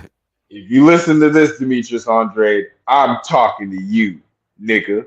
Excuse my language, nigga. All right, that nigga come see you. Don't say nothing. Go ahead. You don't want to see me. We the same size. He literally does not want to see me. I am literally 6'1". I'm a Division I athlete. He does not want this smoke. I literally, because it's not going to be boxing. This is a real violent sport. Man, literally winning. All right, fam. Go and make your point, Terry. You over here, man, on some other shit. Go ahead, fam. Anyways, Demetrius Andrade. Now, we understand the offer and the amount of money that you did take with Eddie Hearn. Great money. I'm not even down talking that. It's just that you know what it is. Nigga, the wells run dry, nigga. Excuse my language for using the word nigga. Go ahead, fam. I use it all the time, bro. You good. But you know what it is? The wells ran dry, nigga. They're not trying to invest no more. The zone is no longer trying to invest in American boxers. It started with Michael Hunter. Michael Hunter got cut like 3 years ago. And remember, Michael Hunter never really lost. He never lost. He got a draw with Povetkin, and they robbed him with that draw because they didn't expect that nigga to perform that good. And then ever since then, they put that nigga on the back run and they released his contract after 2 bullshit fights. Ever since then, they don't want it because the zone does not have an impact and an influx here in the Americas. All without Canelo, they do not have a face here. So now, like, look at Andre. What have they done to him? What American fighter has he fought? Not Liam Williams. He didn't fight fucking Walter Kopendakwa. Fucking the Zach Parker is an American. Name the American fighter that Demetrius Andrade was given. The zone doesn't invest in America. They don't. It's a horrible deal to go to the zone if you're an American boxer. Well, I'm asking you now I asked you a question. Well, hold on. So before that, what American fighter is there right now for Andrade to fight at this particular point in time? In what weight class? At 160. That's where he's at right now, technically. The only American boxer I can honestly think of is Charlo. However, with me personally, you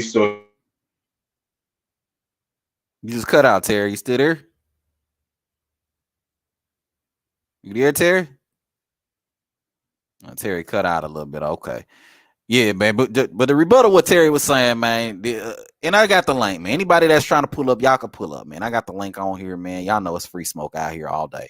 But Demetrius Andrade, there's really no one at middleweight at this particular point who can fight.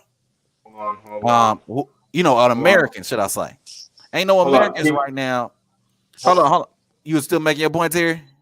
Yes, I was. It wasn't you. It's just that I literally just got a phone call right now, and I hope that they do not call me back because I've been getting phone calls and I'm just dealing with people potential future opportunities in regards to employment. Like I'm about to go hopefully get a big bag right now. All right, well, shit, you gonna give me a percentage? Shit, how much you want? I'll give you 3 to 5. I'll give you 3% if you give me I'll give you 3% if we could start doing some other stuff. I'll give you 3%. 2%. What type of shit you talking about, man? That sounds kind of sketchy. What kind of shit you talking about? Not like that. Like I'll give you cash apps, like $10 cash apps. We're like, well, first, we try to build a channel. We gotta get you prime time. You know what I mean? All right, we can talk about that off camera, fam. All right, but what I'm saying, I was literally in the midst of talking to you, and then I got a call. That's why I was saying, and I understand. let me go back to what we were talking about. Charlo and Andrade. Now I understand that. Charlo is the only person for Andrade. Andre's the only person for Charlo. Fucking Jaime Mugia is running like a bitch. He's scared like, excuse my language. He's scared like a putty cat. He's scared like a putty cat. He's scared. He don't even want to fight. None of the brothers. He's actually fighting. I think from what I heard from Chris Mannix, I think they said that he's actually fighting. He's signed or in the advanced works to fight Danny Jacobs, which you already know is used goods. Danny Jacobs is already used goods. So the best fight for Andrade at 160 is literally Charlo. But for me, what I was going to tell you Also, before Danny Jacobs at 168 too. But go ahead. Yeah, but I mean, Danny Jacobs, he's not going to go back down to 160. You know that's for a money fight, but that's what I mean. I mean, he was at the American Fighters at 160 that we were talking about. The only one right now is Charlo. Jacobs is at 168 at this point. And also, I heard that they're friends or some shit. Which, fuck that. Charlo and Andre, what it is it's a partnership agreement. And let's just be honest. I talk to people, and let's just be honest, as brothers. We're not going to do the Black Murderers Row. This is literally what the media and everybody else says. Why do you think they said, you guys need to knock each other off and the winner can fight Canelo? That's Black Murderers Row stuff. That's Jack Dempsey, Rocky Marciano stuff before you got to Archie Moore. Literally. You want the Negroes to knock each other off and I'll fight the... No, why do we have to knock each other off when you can fight us in a row? Okay. Am I right? Wait, am I right? I didn't even hear what you said, man. I got cut off, to be real with you, man. Repeat it back for me. Okay, I said that let's do it like this. What they're doing is they're trying to set this up like Black Murderers Row. When you say that, who are you talking about? The media, or are you talking about like the media? So you're saying that the promoter? So are you saying that these dudes aren't being ducked by saying that? Like, if it's the media, like, are you saying that like people aren't? No. Well, go ahead.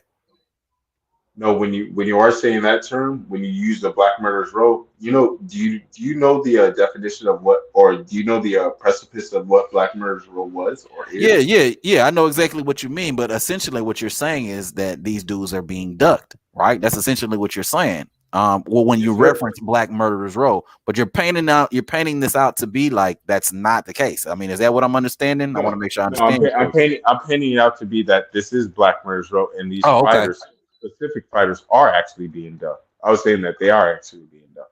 Okay. I agree with you. Okay, let me go to my guy. Let me go to my guy AOA in the motherfucking building that came through, man. What's going on with you, AO Amatis? How you doing, man?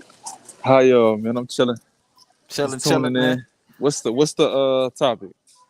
Well, right now we're talking about the Murderers Row stuff, but right now the big news right now on the block, it's not really big news. It's more like rumor mill shit, right? But Demetrius, Andrade, and Terence Crawford are rumored to be signing with PBC. So that's what we're talking about right now. Oh yeah. I heard about Crawford. I didn't hear about Andrade though. Mm-hmm. I mean, to get the David Benavidez fight for Andrade, it makes sense. If he, I don't think Charlo will fight him no matter what. But, that's sad. Wait, to get the David Benavidez fight, I thought he still holds the belt at 160 though. Nah, it was announced for Yanni Beck and somebody fighting for the vacant title. Wait, he's still for the interim title, not the vacant. It's the Terry, interim title, right? you thinking about 168? He didn't vacate his 160 title. That's what. So you better talk to AOA. So AOA is Janet Beck fighting for the WBO interim or the real title? Okay, yeah, it's interim. It should be for the interim, right? Yeah, it's interim. So that means, thank you. So just clarify that. But either way though, Charlo ain't fighting Andrade, so it don't matter. It ain't like he signed over there. You got a problem with that, Terry? Yeah, I do got a problem with them. Why won't Charlo fight Andrade? What do you mean? Wait, why are you gonna sign on my side of the street and I won't fight you? Am I gonna do a DAZN move again? Am I DAZN 2.0? Because most of the fights we want to see is on the PBC side, and they ain't happen. So just because you're on the same side, Wait, hold on. So you didn't want to see like Jermell Charlo and Tony Harrison. You don't want to see a lot of PBC fights. That wasn't if we being honest, I don't know. I don't think I was talking to you yet at that point, David. Them fights happened. I'll be honest with you. I don't think you know me. I'll be honest with you. Hold on, y'all. Hold on, Terry. Before you start interjecting too much, man, I just want Modest to just make his opening point. You know what I'm saying, and then we gonna go into I'm gonna hit up Bold, get his opening point, and then we wait. I know a Modest. He's under a different name. If you said a Modest, I talked to him in past streams. A Modest, you know who you're dealing with. This is Smooth. My apologies, because I dealt with you. That's when I said, like, once you said a Modest, I'm like, I dealt with him, so my bad, a Modest. Let me go on mute. I dealt with you, so let me go back on mute, King. My apologies. Let you get it out, King. And then Bold you next, and then let me get after that. Yeah. We know after that we can just open it up. So like whoever want to go on and cook, they can cook. You know what I mean? But go ahead, Amanis. Finish your opening statement, then I'm gonna let Bold come through and say what he got to say. But as far as Crawford, I guess it makes sense. Depends on what type of deal they got for him, though. He made it clear he wanted to fight Charlo and he wanted to fight Spence. So if that's included in the deal, then it makes sense to sign over there. I mean, as we seen at this point, you can't just because something in writing and you can't make a fighter fight. All Spence got to say is he moving up, or Charlo got to say is he moving up after they fight. So, I ain't got no faith in the PBC. What's crazy though is that people champion them for fights that we get that we was asking for 3-4 years ago. So when you finally get it, you feel like you getting something, but somebody done lost already. Somebody got knocked out already. Or they old now, or it's a fight it's a good fight, but it ain't a fight we wanted. So you get consolation prizes dealing with the PBC. You never get exactly what you want. That's what I'm worried about. So Bud go over there. Ain't no guarantee he gonna get the Spence fight. Say it again for the people in the back. I don't know why people keep saying that. Spence was calling out Thurman for like 4 years. You know what I'm saying? I know Terry dying to respond to you. Okay, before that, man, Bold and Understanders has made it to the building. Salute to you, Bold, man. And y'all make sure y'all subscribe to my homie Bold and Understanders on YouTube, man. He drops some good content over there. But Bold, man, what's on your mind, fam? How you doing? Hey, what's up, King David? How's it going, man? Not much, man. Chilling, man. Yes, sir. Yes, yeah, sir. man. I'm gonna give Terry some more stuff to talk about because I heard this man just said the black murderers row. Like you can't have a black murderers row if motherfuckers are not even fighting each other. For one, and then number two, Bud don't think it's a black murderers row. He's trying to fight the best. Andrade ain't thinking it's a black murderers row. He's trying to fight anybody. You know what I'm saying? We gotta stop with this joint because last time I checked, boxing is not a team sport. It's an individual sport. We trying to see the best fight the best. If those two best people have to be black, then just let it happen. We can't say murderers row. We want to see who's the best fighter out there. You know what I'm saying? I mean, the whole, the Canelo thing, of course, you know what I'm saying? Canelo been ducking some fighters, but we can't knock the issue that Charlo don't want to with Andrade. We can't knock the issue that, other non-black fighters don't want to win Andrade. You know what I'm saying? So I don't understand this whole black murderers row because if we talking about black murderers row, who's the two top black people that was in 160? Andrade and Charlo. There's only two people. So I don't know this knock each other off. Exactly. If anything, you could say knock each other off at 147, but ain't no goddamn Canelo at 147. All the top guys at 147 are black. So how's that? At the end of the day, you want to fight to see who's the best out there, not to see who got the best, what race is the best fighter out there. You know what I'm saying? I want to see the best fight the best because if we keep talking like that, we're going to help kill the sport of boxing. You know what I'm saying? Because everybody got different narratives about, they using propaganda in order to, to make their point. I just want to see the best fight the best. That's my whole thing. Hey, but I think when he references black murderers row, what he's talking about is back in the I forget which Yeah, era it was back, in. back, That was in maybe, the 2030s and 40s. I yeah, believe. 2030s and yeah. 40s. Yeah, he was saying how all the other white fighters or the fighters in and around their divisions Now, what weren't I fighting wanted to those say. guys.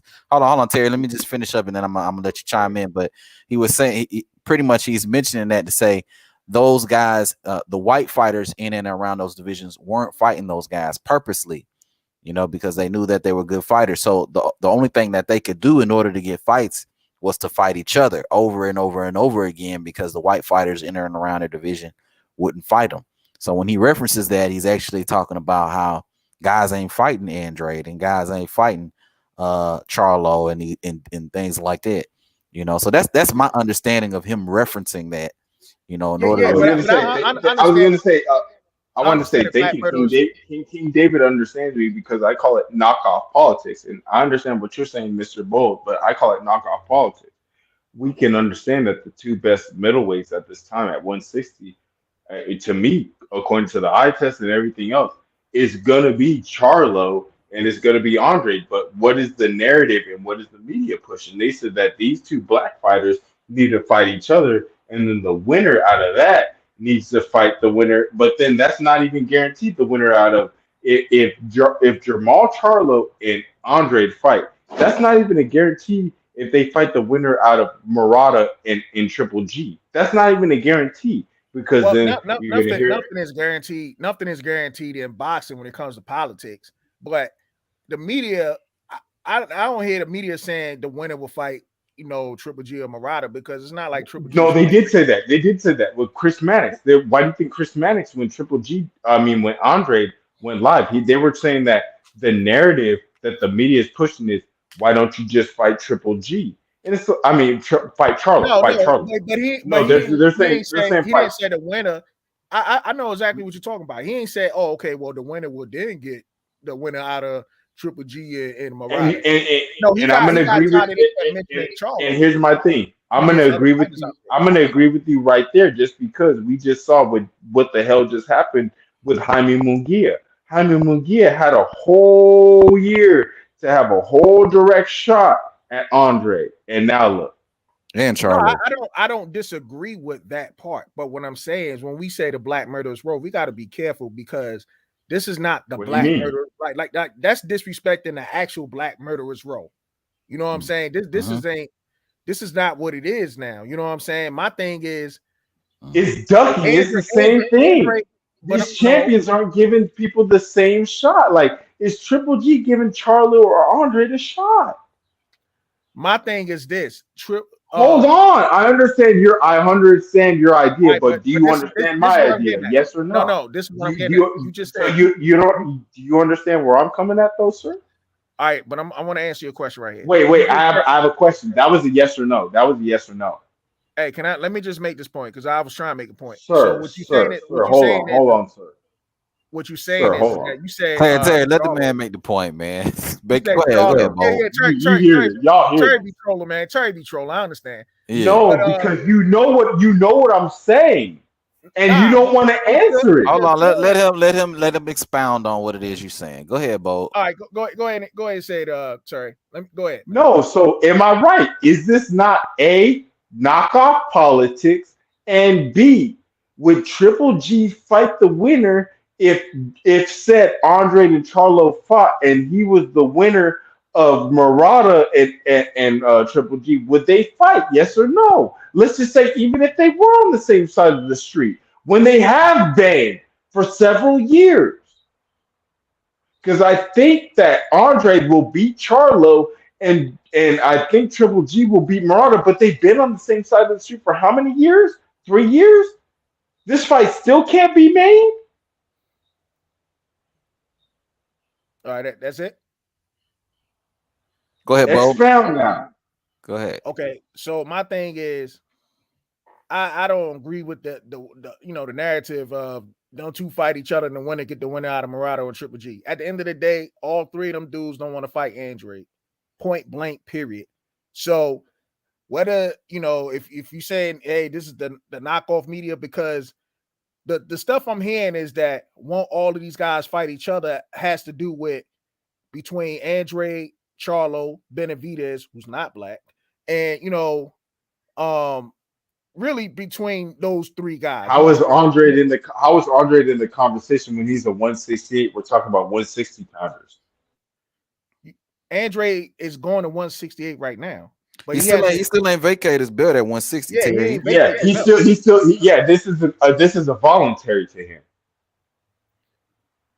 No, not even a voluntary. This is he's moving up because he can't get the fight. But remember, not only Charlo, he can't get it with Triple G, Murata, Munguia. Now all these guys that I just mentioned are all different races. He's trying to fight all of them. Right. And he can't get the fight. So that's why he's moving up right now. So we already heard you mentioned Benavidez. Benavidez' own owner, which is Ben Lekowitz, he said that they need $7 million for the fight. Yeah, I understand. That's a duck right there. Benavidez never even touched $7 million, let alone 1.5 in a fight with Darrell. All right, I did a video on that. I understand what you're talking about, but what I'm just saying is that yes, sir. My thing is Andrade already tried to fight 4 different guys, 4 different races of people. True. And they all ducking the smoke. So that's why the man's moving up to fight a Zach Parker. Now, of course, he's gonna get shitted on because he's trying to fight a Zach Parker. Because what else can you do?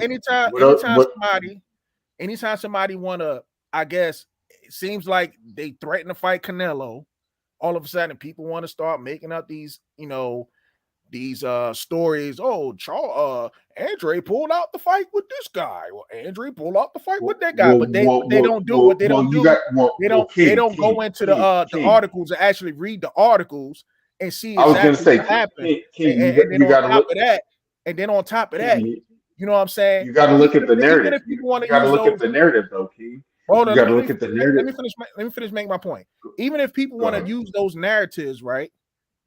What the narrative that they can't use is the fact that Canelo blatantly ducked Andrade at 154 because he was the Jaime Munguia before. How do we know that? How do we at 54 he did not? He didn't duck Andrade?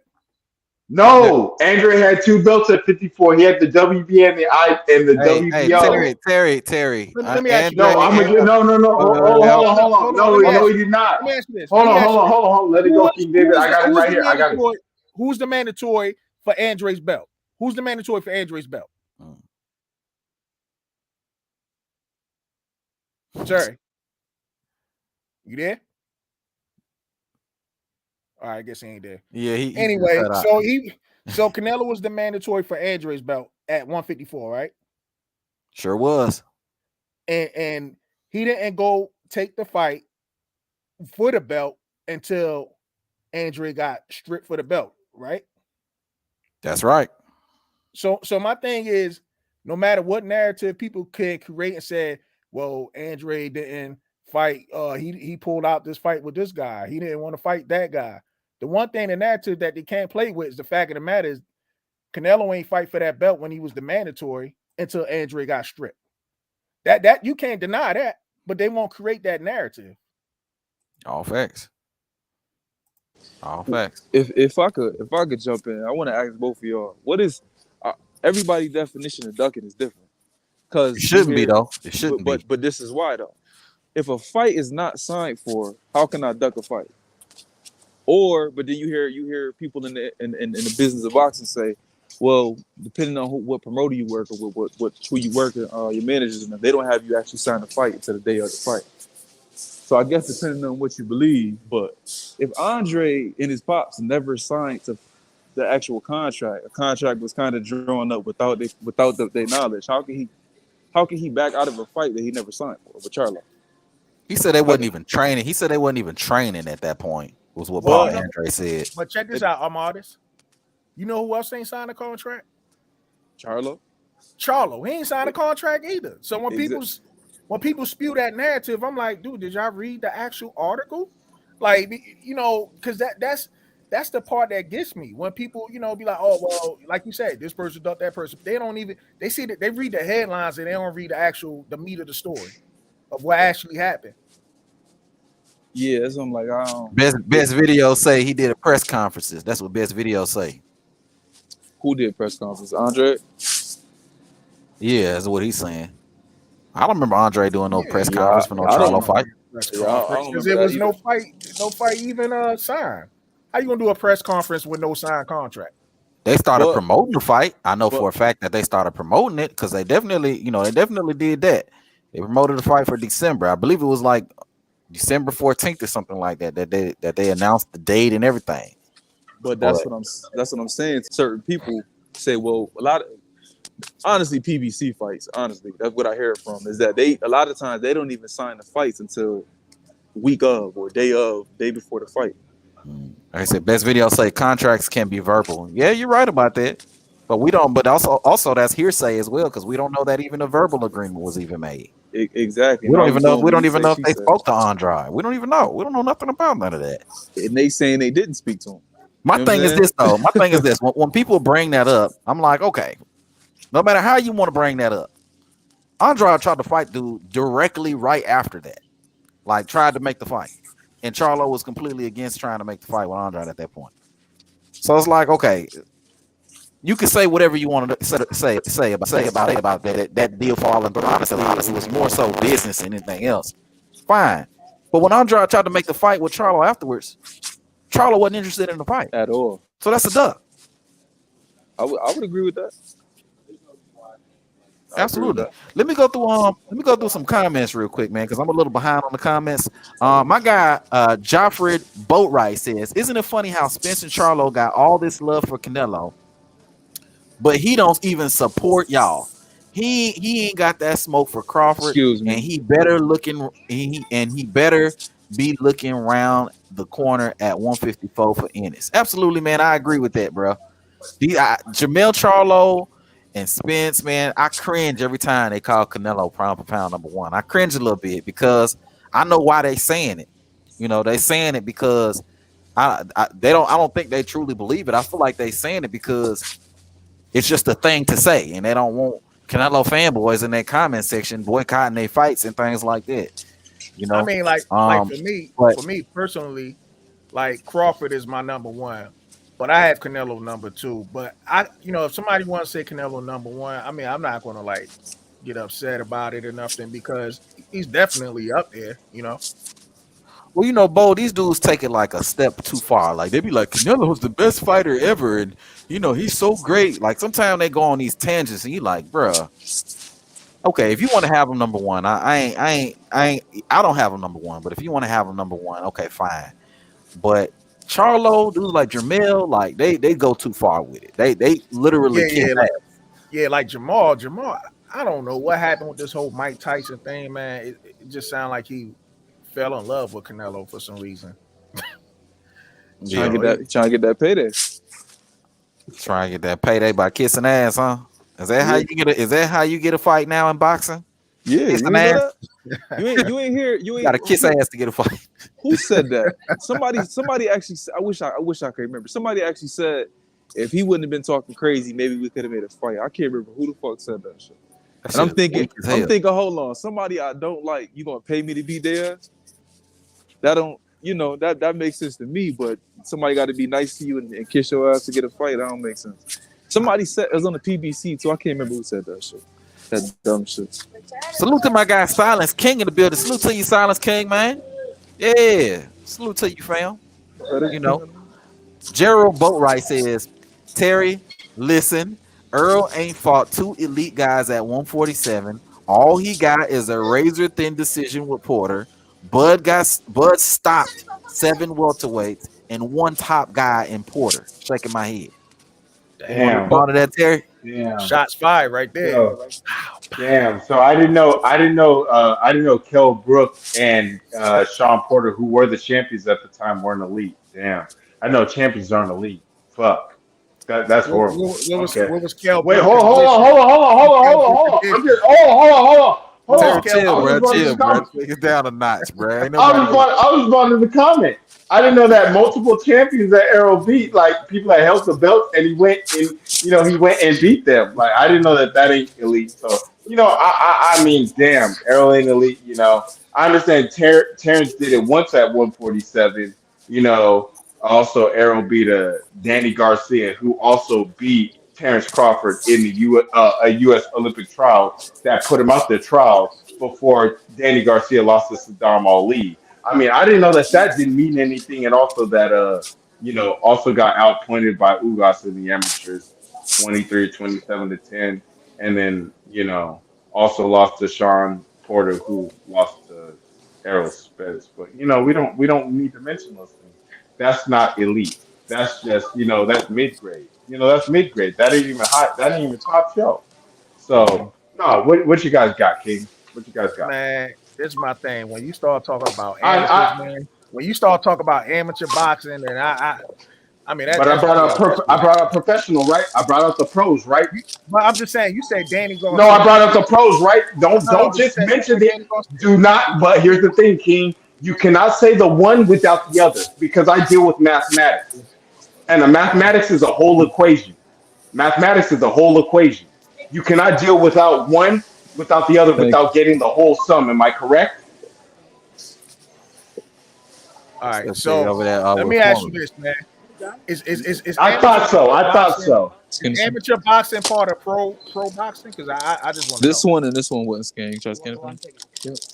Well, when we're looking at professional and amateur boxing, I am going to say yes in my only example, and there's going to be several examples. Your amateur Wait, hold on. Your professional record?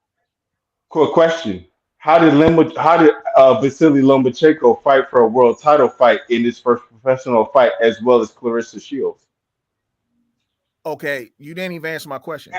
I just did. How? They never fought professionally, but they were Olympic gold medalists though. Amateurs, right? Correct? Yes or no? Correct? Yes or no? You still ain't even answer my question. I answered your. So my question is, how did Vasily Lomachenko? What was my question? So I'm gonna answer your question. I answered it, and you don't like the answer. What was my question? That's it. Your question was, how does the amateurs affect professionally? Am I right? No, my question was, does your amateur record goes on your professional record? Yes or no? It does not. Oh, okay. But it helps go. It helps goes towards world championship fights and the amount of fights you need to go getting towards a world championship. Okay. Oh, all right, y'all. Let me read some comments real quick, man. Shamika Jackson, shout out to you, Queen. This look like it's for you, Terry. He says, totally don't agree with the Black Murderers Row talk. How about you start showing some Black Murderers Row heart and take these goddamn fight fans be wanting to see? I agree with you, Shamika Jackson. I don't know who she's talking to. That was directed towards you, Terry. I could tell because you was talking about the Black Murderers Row. You were making that comparison. Okay. So who is she talking to? Like, who does she want to see fight though? Can she drop some names? Like Crawford and Spence. Like Crawford and Spence. Okay, so tell Crawford to sign and just don't talk about 60-40 or 50. Come on, sign the contract. Didn't Devin just sign? Devin signed. Why don't you sign? Sign the contract. You need 60. You need 50. You need, bro. Just sign the contract. Hey, so we clear. Devin literally signed a 80-20 or 90-10 split contract. According to what has been reported, he signed it. Like, that's what's been reported. Hey, he signed it, but he shouldn't have to sign no contract like that. If Kambosos really wanted to fight, he wouldn't. But here's the thing. But that means Terence Crawford really doesn't want it. If you make sacrifices. I thought he had money. Wait, you don't want to make sacrifices? Hey, bro. I'm a father, my nigga. I make sacrifices for my son. I make sacrifices for what I want.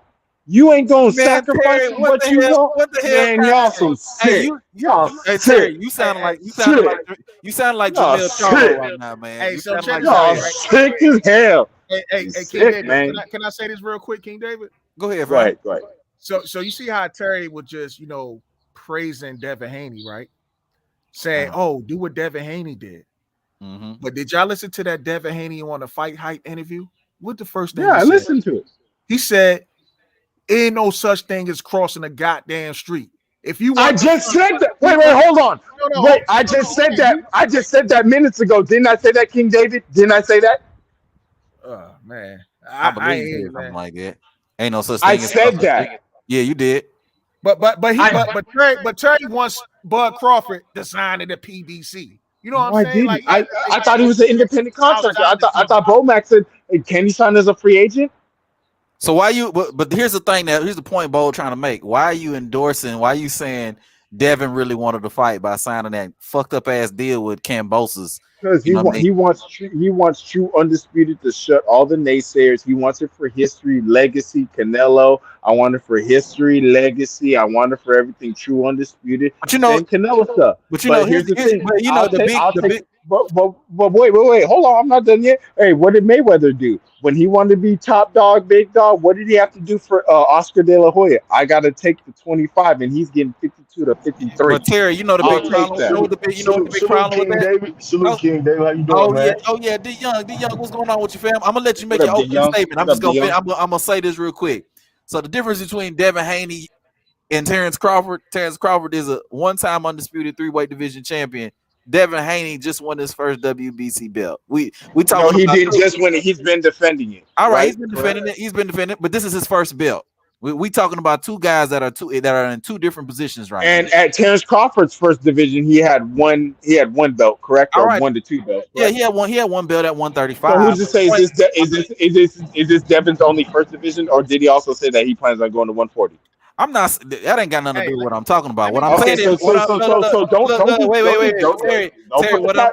the carrot in front of the horses yet. Don't put the carrot in front of the horses yet, man. Hold on. What I'm saying is they had two completely different stages in their career, and what Devin Haney is willing to take as a 24-year-old dude who got one belt is not going to be willing. It's not going to be what the pound for pound champ, 3-time world champion, Canelo's the pound for undisputed pound champion. Canelo's champ. Oh, now you trolling. Now you trolling. Now you trying to. Hold on, D Young. Go ahead, fam. Go ahead with your fam. Go ahead. Hey, what's going on? What's going on? I hear y'all boys argue. I hear y'all boys debate, man. That's cracky, man. But I can't agree with your boy Terry, man. I mean, Bud Crawford shouldn't have to take 60-40. I mean, I ain't never heard. I ain't never heard of a pound for pound #1 top 2 having to take. Yeah, pound for pound is Canelo. Get that right. Get it right. Get it tight. Get it right. Get it right. Get it tight. So who pound for pound 1 and 2, bro? Canelo. So is Earl Spence top 3? Is Canelo? Canelo top 1. No. Come on, man. Come on, bro. Stop it, bro. Stop it. D, remember who you talking to? Terry Smoot is Usyk number 2, nigga. Hey, Terry, D. Remember that Terry got a doctorate in trolling, bro. So like, you say with a grain of salt. You forgot. It's Canelo number 1. It's Usyk number 2. Stop. And it's Tyson Fury. It's Tyson Fury number 3. Tyson Fury number 3. Tyson Fury number 3. He knocked off Deontay. He number 3. He knocked off Deontay. Got to put him number 3. He knocked off Deontay. Got to put him up. Got to put him. Stop it, man. Stop it, bro. Really? Stop it. I got it. Hey, bro, you knocked off the bronze bomber, man. You talking about 40 knockouts, bro? I got to put you top 3. Terry, you do know that was a cherry pick going wrong. You know that, right? Who? Wilder and Fury. Wait, hold on. Now here's my thing. Now I will say this. I will say baby Deontay probably bit off a little bit more than he could chew, but I will say this. For the legacy, though, for his legacy and for what he did, I give him for what he tried to do. That's just a big mountain, my nigga. That is a big mountain. When you're talking about coming in 280, 290, bro, that's heavy. That's super heavy. But Terry, the thing of it is, though, the nigga should have fought AJ for that 100 million. Now here's the thing. Now hold on. Now I understand I'm a troll. I understand King David will tell you, nigga, you gotta be King Troll, nigga. I'm troll of the universe, nigga. I'm motherfucking Freezer, nigga. I am Freezer and Majin Buu mixed together, nigga. I am just that nigga. Anybody who knows that, I am Freezer and Majin Buu mixed together, nigga. But here's my thing. When it came to Deontay, did he not say and prove to Eddie Hearn that, hey, they did say that, hey, Deontay, how do you have $50 million? How do you, because didn't him, and I won't say who the hell put put together that $50 million bag, but they did put together a $50 million bag and they sent it. And they did say it was confirmed funds, but Eddie Hearn did all of a sudden did say that. How did this Alabama? Who do we know that got $50 million in Alabama? How do we know Deontay came up with this money? So come on now, like, hey, it doesn't matter can I how speak the on that? Go ahead, Amadeus. Okay, Go go ahead. The 50 million was never in escrow. That's why Eddie Hearn questioned it. Whenever you making a fight together and it's big money like that, money got to be in escrow for it to be proven to be nigga, if real it's backed 50 up million money. hard, nigga, it is 50 million, nigga. You know what the fuck is backed by the PBC. The PBC make payments to their fighters. You can't make payouts to AJ when he getting 80 million. They Straight up. do be on payment plans. They do. No, we don't. No, they don't, because I don't see a payment plan Get for Canelo. allowances and shit. No, Show me the every payment Friday, plan. They be on every Show me the Friday you payment. get Show me the a check. payment. Show me the payment plan for Canelo plan. Show me the payment plan for Hey, Canelo plan. Show me that. Al Show me Heyman the be giving them. Show me the Caleb plan. Canelo plan. Hey, Show me that one. Al Heyman be giving Show them me that plan. I need that plan. Al Heyman be giving them niggas IOUs and shit. No, we don't. You niggas. See, that's the zone. That's the zone. That's the zone in America. See, y'all tripping. That's the zone in American Oh, yeah, fighters. man. Y'all tripping. That's the zone in American fighters. See, y'all niggas hating on the nigga giving niggas real guap. Y'all niggas run with them other niggas, other people trying to fuck niggas over. See, that's the thing. This nigga Al Heyman giving niggas real guap. Al Heyman, he need to pay Hey, I have a real question. Hey, what did Danny Garcia say he made for Rod Salka? $3.5 million. He said that he made $3.5 million. 2 weeks, man. They be sitting up here like, yo, did you? No. Like, nah, see, you got that Broner complex. See, you got that Broner fiend complex. See, you need your money now, not later. You JG Wentworth. You that JG Wentworth. I need my money now. Not like good, bro. I can manage my stuff. See, you don't know how to money manage. I can pay my utilities, my house note. You don't know how to money manage. They want to. See, Al Heyman got me on my plan. No, he's not. No, he's not, nigga. Last time I got every 28, every 20. Last time I checked, every 28th of the month. Do. Oh shoot, my rent, everything else, utilities, everything else, coaches fee, everything else paid, and I got some stuff. Man, you tripping? Hey, hold on, y'all, real quick. Hold on, real quick. Urel Thomas says not signing the contract is just a technical excuse to use for ducking. Nah, because you don't know what's on the contract, fam. What if the contract say you got to give me your soul, my nigga? We can't. The only the example I use for that is I can't say that because what happened with Riddick Bowe, Lennox Lewis, like they wanted to make that unification. I believe that was going to be undisputed about back then, and then it was Riddick Bowe who kept claiming the A side, and they actually sent Lennox Lewis a $70,000 contract. That's essentially a job. Yeah. You don't want to fight. Like Lennox Lewis had no choice but to turn that down. Like, I'm not fighting for no $70,000 for your WBC belt, which led Riddick Bowe to throw it in the trash. Like, yeah, even when you look at some of these Canelo fights and how he issues all these stipulations and rehydration. What do you mean? Gil Jerem got the payday of his lifetime. Nigga, Canelo. He got the payday of his lifetime, but he sold his mother. He sold his. Did he have an BJ Saunders got the payday of his lifetime. And he's another one. He sold his O. You know? No, he did not. Yeah, Daniel Jacobs literally got the payday of his lifetime. He's never going to touch that money. Well, didn't he get hit with a rehydration clause, Danny Jacobs? Yeah, but remember he got hit with $1 million. But did Eddie Hearn pay it? No, they did. They just said that we were going to charge you for it. Nigga, they didn't pay that fucking money. And Daniel Jacobs walked away with $12 million, nigga, to give up the IBF belt. Hey, look, $12 million. Look, I ain't got He will never touch that money ever. But the thing is I'm not saying these dudes ain't getting paid. Go on, get your money. But you essentially what you're doing is you're selling your O when you agree to take all these damn stipulations and rehydration clauses and fighting in 6 feet rings and all this old bullshit. All these terms that Canelo come up with. Yeah, 22 foot rings. Like you want 20 by 20 foot rings. Like that's essentially sparring rings. That's essentially you want a sparring ring. You know what I'm saying? Like for me, when somebody says not signing the contract is like ducking, it's like, bro, like nah, because I mean we don't know what's in the contract. We don't know what they asking for. It could be some real unreasonable shit. Like, nah, I mean, I ain't gonna sign no shit that I don't agree to. So to me, that's like that's business shit, you know. That's why you negotiate. Now, if you say, okay, I sent you a contract, and then you flat out turn it down like that shit with Gary Russell, we not signing that, and you don't even try to negotiate, I would consider that a dub. But Gary Russell with who? With Devin Haney. Now here's the thing: why would I go up to weight class? I know you're gonna say some shit. Well, you was gonna go up 4 weight classes for Bud. We was talking about this shit a few weeks ago. Now that I'm thinking about it, you want to rehash this shit, Terry? Because we can. Nigga, you want to do it? I don't think there's a need to, because I feel like you understand the point, to the point where no, I don't understand the point. You understand why would I?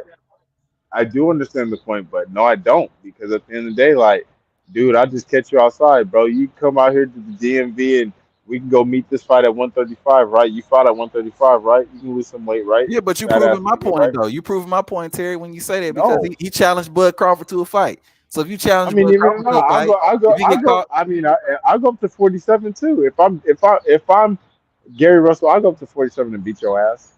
Okay, if you got no problem going to 47, why not go to 135 and fight Devin Haney? And then at the same time, Gary Russell was talking shit too. But here's the thing: I want to fight you. I don't want to fight him. I want to fight you. That's like me. That's like you. If you talking shit across me, if you talking shit to me across the street, and another dude talking on my side of the street, who am I supposed to? I've been talking shit to you for like months, weeks ago. Now this nigga who don't even know what the fuck the situation is trying to jump in. Like, hold on, little nigga, you don't even know what the fuck this beef is. You literally don't know. I got beef with this nigga right here. But that's the problem. You calling it beef? Ain't no goddamn beef. You don't settle no beef in no beef, damn nigga. Ring. You don't get paid millions of dollars. Nigga got punched you in your shit at the Pan Am games, nigga. You ain't got no beef, then nigga got stole on you for no reason. All right, well, I'll just come see you then. That's all it is. I ain't gonna. We don't need. You ain't gonna come see me in the DMV. Why come see me when we can make money off of it, nigga? Well, there ain't no real beef then. No, it is real beef. So I mean, you got stolen off for free then, nigga. That was $3.99, nigga. Hey, you took that shit for free. Hey, guess what? You took that shit for $3.99 then, nigga. Hey, if it's real beef, I see how Omaha niggas really do. Hey, from now on, shots fired and everybody, it's a green light on all Omaha people. You stole on these niggas. Hey, whenever you see an Omaha nigga, I'm just joking. You gonna get these hurt out here in these streets, please. Whatever. Yeah, because Bud is a representation. Bud is a representation. Bud is a representation. That nigga Gary just stole on that nigga years ago and didn't do a goddamn thing. Man, you don't want to go to the Gary got Mark Messiah problems. Cool out, bro. Ain't nobody worried about no damn Gary. We remember how Devin, how he ain't want no nigga. Bud got motherfucking green machine problems. Nigga got dropped by green machine. Wait. Got that chin checked by green machine, nigga. Did Bud lose? Got dropped by green machine, nigga. Got that chin check. Yeah. Thought so. I thought I'd bring another person out there. Got that chin check by green machine. Did he lose the green machine? Got that chin check by green machine. Dropped his ass real quick. Hey, so Earl Spence. I thought so. Hey, when did Errol Spence ever hit the turf? When did Errol Spence ever hit the turf? When did that nigga ever hit the turf? We saw Bud hit the canvas. Bud hit the canvas. Bud ass cheeks hit the canvas. He was like, I got ass cheeks on my white tee. That nigga shit. Hey, it doesn't matter. That nigga didn't hit that canvas, nigga. No nigga hit the canvas. That nigga looked like Blair Cobb. Bro, Blair Cobb and Terence Crawford, I got a picture of them looking just seated in the same position. Ass cheeks on the canvas, nigga. What the fuck you talking? Hey, what you talking, nigga? Blair Cobb and Terence Crawford in the same position. Getting up. You niggas getting up. Get your ass up off the canvas. This nigga in full troll mode. Hey, Terry, bro, what happened after that? Terence Crawford. No, yo nigga got landed. He got landed, nigga. That's it. Yo nigga hit the canvas. I'm looking for Errol Spence hit the canvas. I'm trying to find an Errol Spence hit the canvas. I'm on YouTube right now. Can you show me? Because all I'm seeing on Terence Crawford is nigga, this left hook, this chin check. That chin check set that nigga get back, nigga. That nigga turned into a DB. That nigga Terence Crawford was backpedaling like Dion. Hey, where but then he slipped on his feet. We still don't even know where Earl at. What the fuck? What are you talking about, man? What do you mean? Last time I saw he was in the gym. Last time I saw he was in the gym looking yoked as fuck Yeah, and talking about Victor Conte. Talking about Victor Conte. Talking about Victor Conte. Talking about Victor Conte talk. Now you don't want to talk that. Last time I checked, he in the gym looking yoked as fuck. About to stop.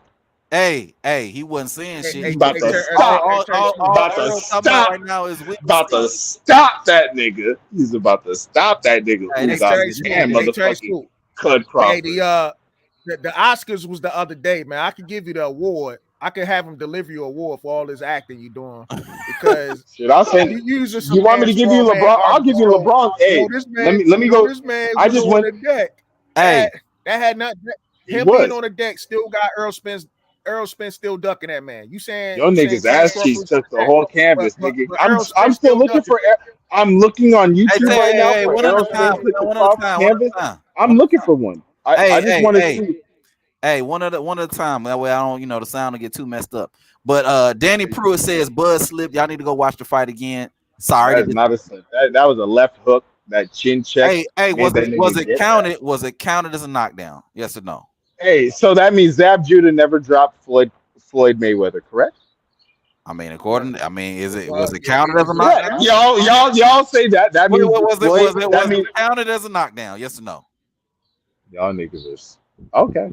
Sure. Oh, it wasn't. It wasn't. Floyd only hit the canvas once in his life, and that was because of his broken left hand. Hey, Ron say this crazy trolling. Yeah, bro. This is Terry Smoot Jr. This is the number one troll in the United States right now. I got on here, fam. In the United States.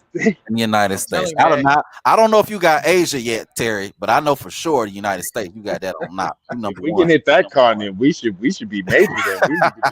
We need to be blowing up or something. I'm telling you, man, they gonna have to mail this guy his Oscar because this dude be trolling heavy. All the damn capping and trolling. This ain't no cap. This is real life. This is dead fact. I'm dead fact like a Merriam-Webster's dictionary, bruh.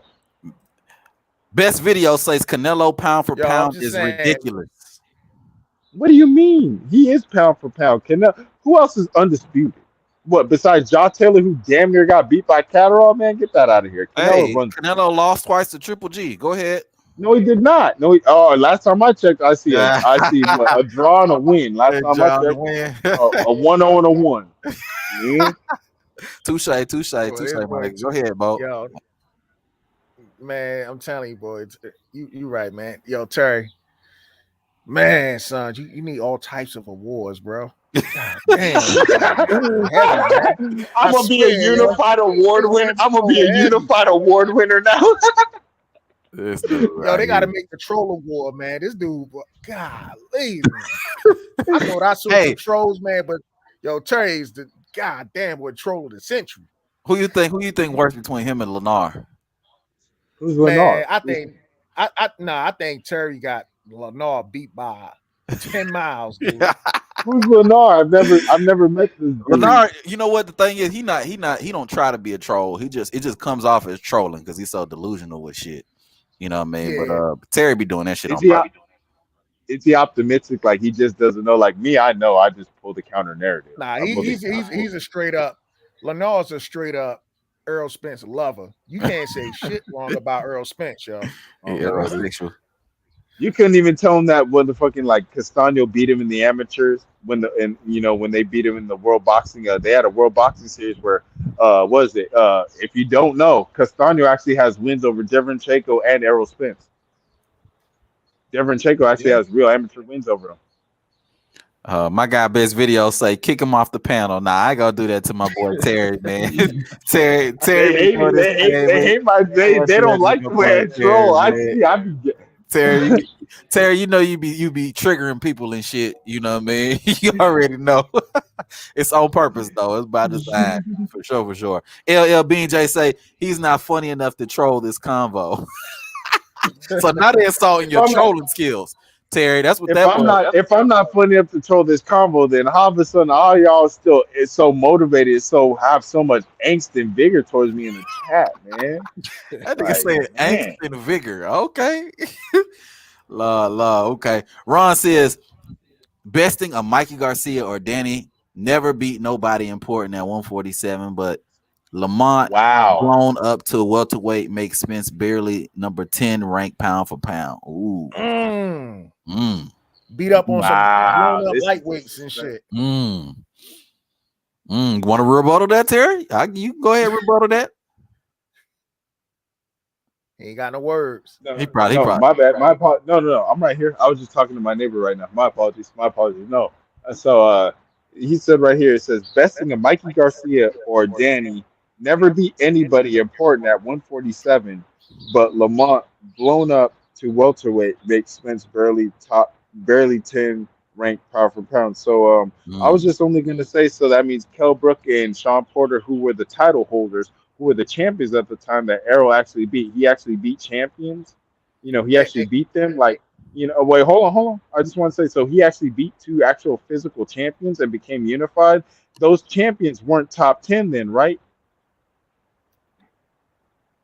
Top 10 what in the division or pound for pound? You talking about? Like what does he mean by? I was gonna ask this dude Ron, what does he mean by top 10? Do they need to be top 10 welterweight, top 10 pound for pound? Because then I'd ask Errol, I'd ask anybody, who did Terence Crawford beat, who was top 10 pound for pound?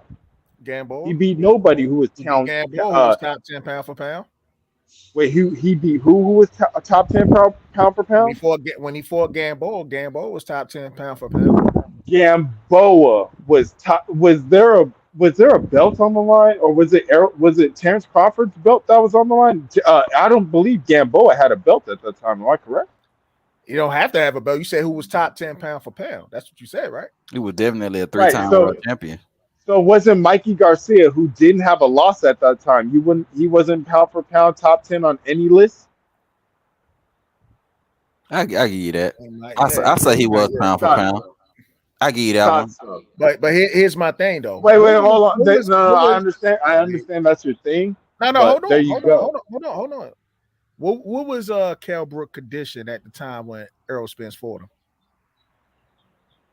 He was still the IBF champion. I said condition. His condition was he was the IBF champion. That's the condition. Okay, so all right. So well, let me just answer the question for you. Wasn't this man just coming off a surgery, getting one, eye socket blown out by moving up to weight class 7 months prior to? That's not my problem. If I'm Errol Spence, I didn't say that. Then he dropped back down. That's not my problem. Weight classes trying to Whose problem is that? Here's the next question. Whose problem is that? Who advised him to do that? I understand you're saying that, but whose problem is that? Who told him to do that? Who told him to do that? Wasn't Errol Spence's mandatory? Was Errol Spence not the number 1 IBF mandatory? Yes or no? That's what I just asked you. Errol Spence was his mandatory. Yes, he was. So okay. I mean, so my thing is that you saying who told him to do that? He had a mandatory to fight. So why didn't he just wait for Errol Spence for the Because at the time when he fought Triple G, he was trying to make a move because, right at the time, Triple G, I guess he had nobody to fight. And you were gonna make a move to jump 2 divisions like fucking Broner. Excuse my language, but like fucking Broner, then, correct? Because Broner, after 2 or 3 successful defenses at 135, beat motherfucking Paulie Malignaggi at 147. Didn't even go 140. He wanted to do a 2 weight pound jump just out of the fucking blue, correct? Just out of the blue. I just want to go here.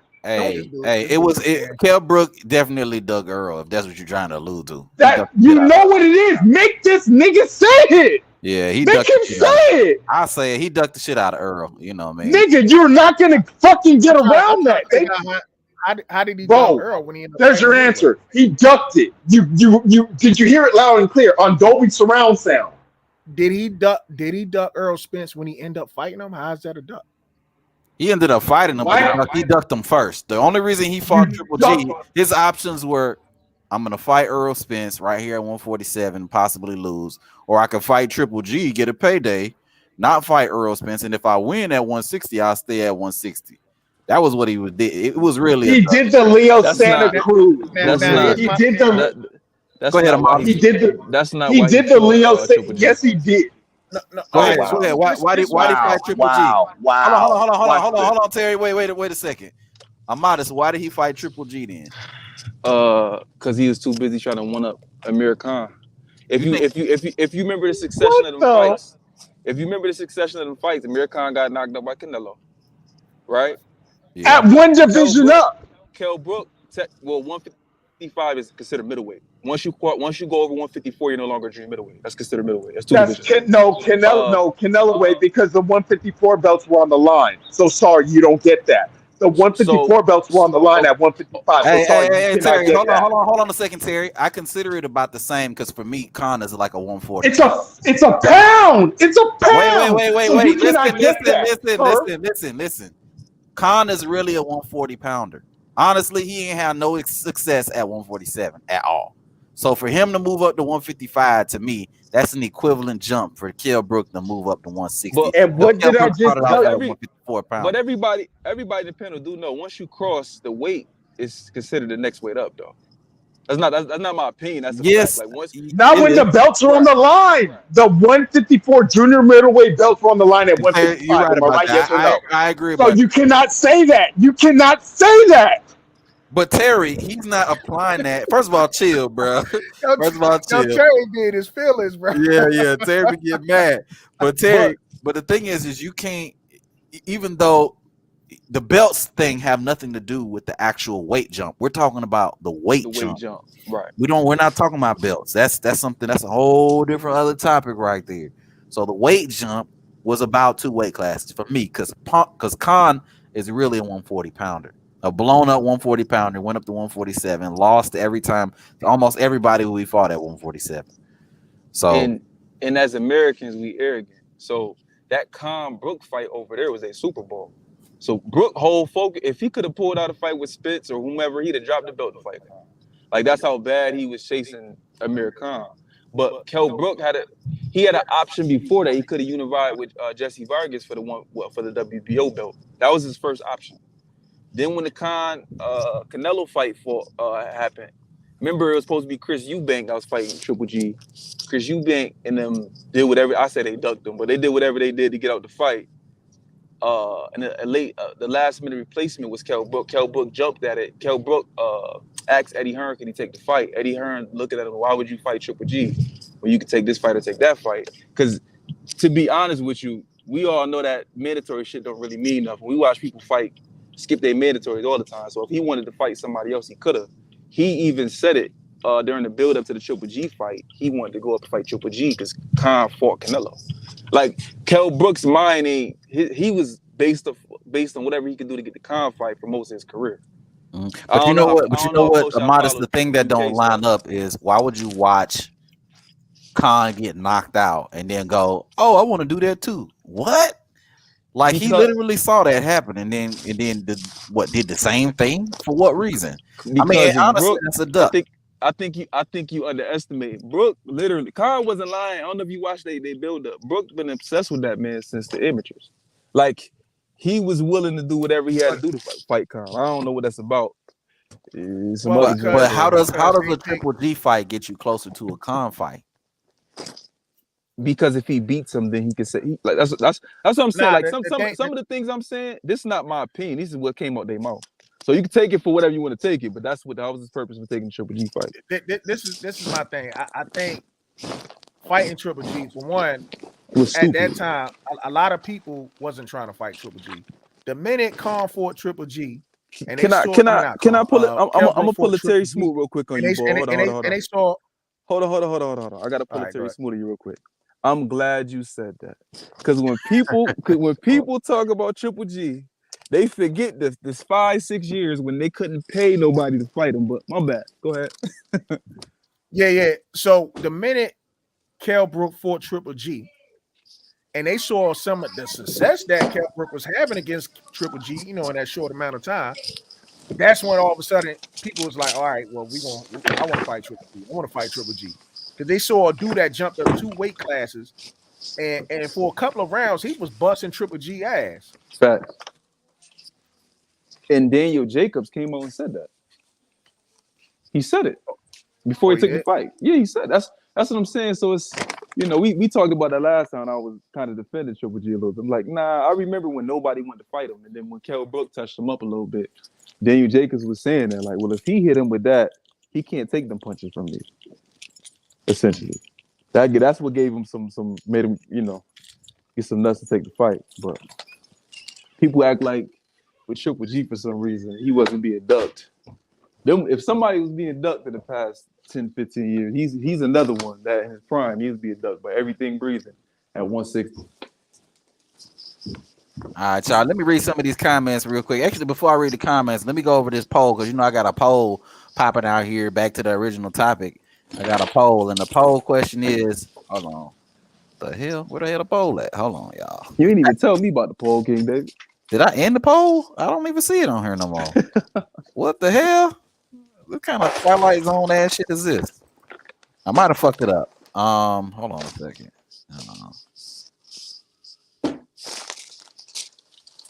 Hold up, y'all. God damn.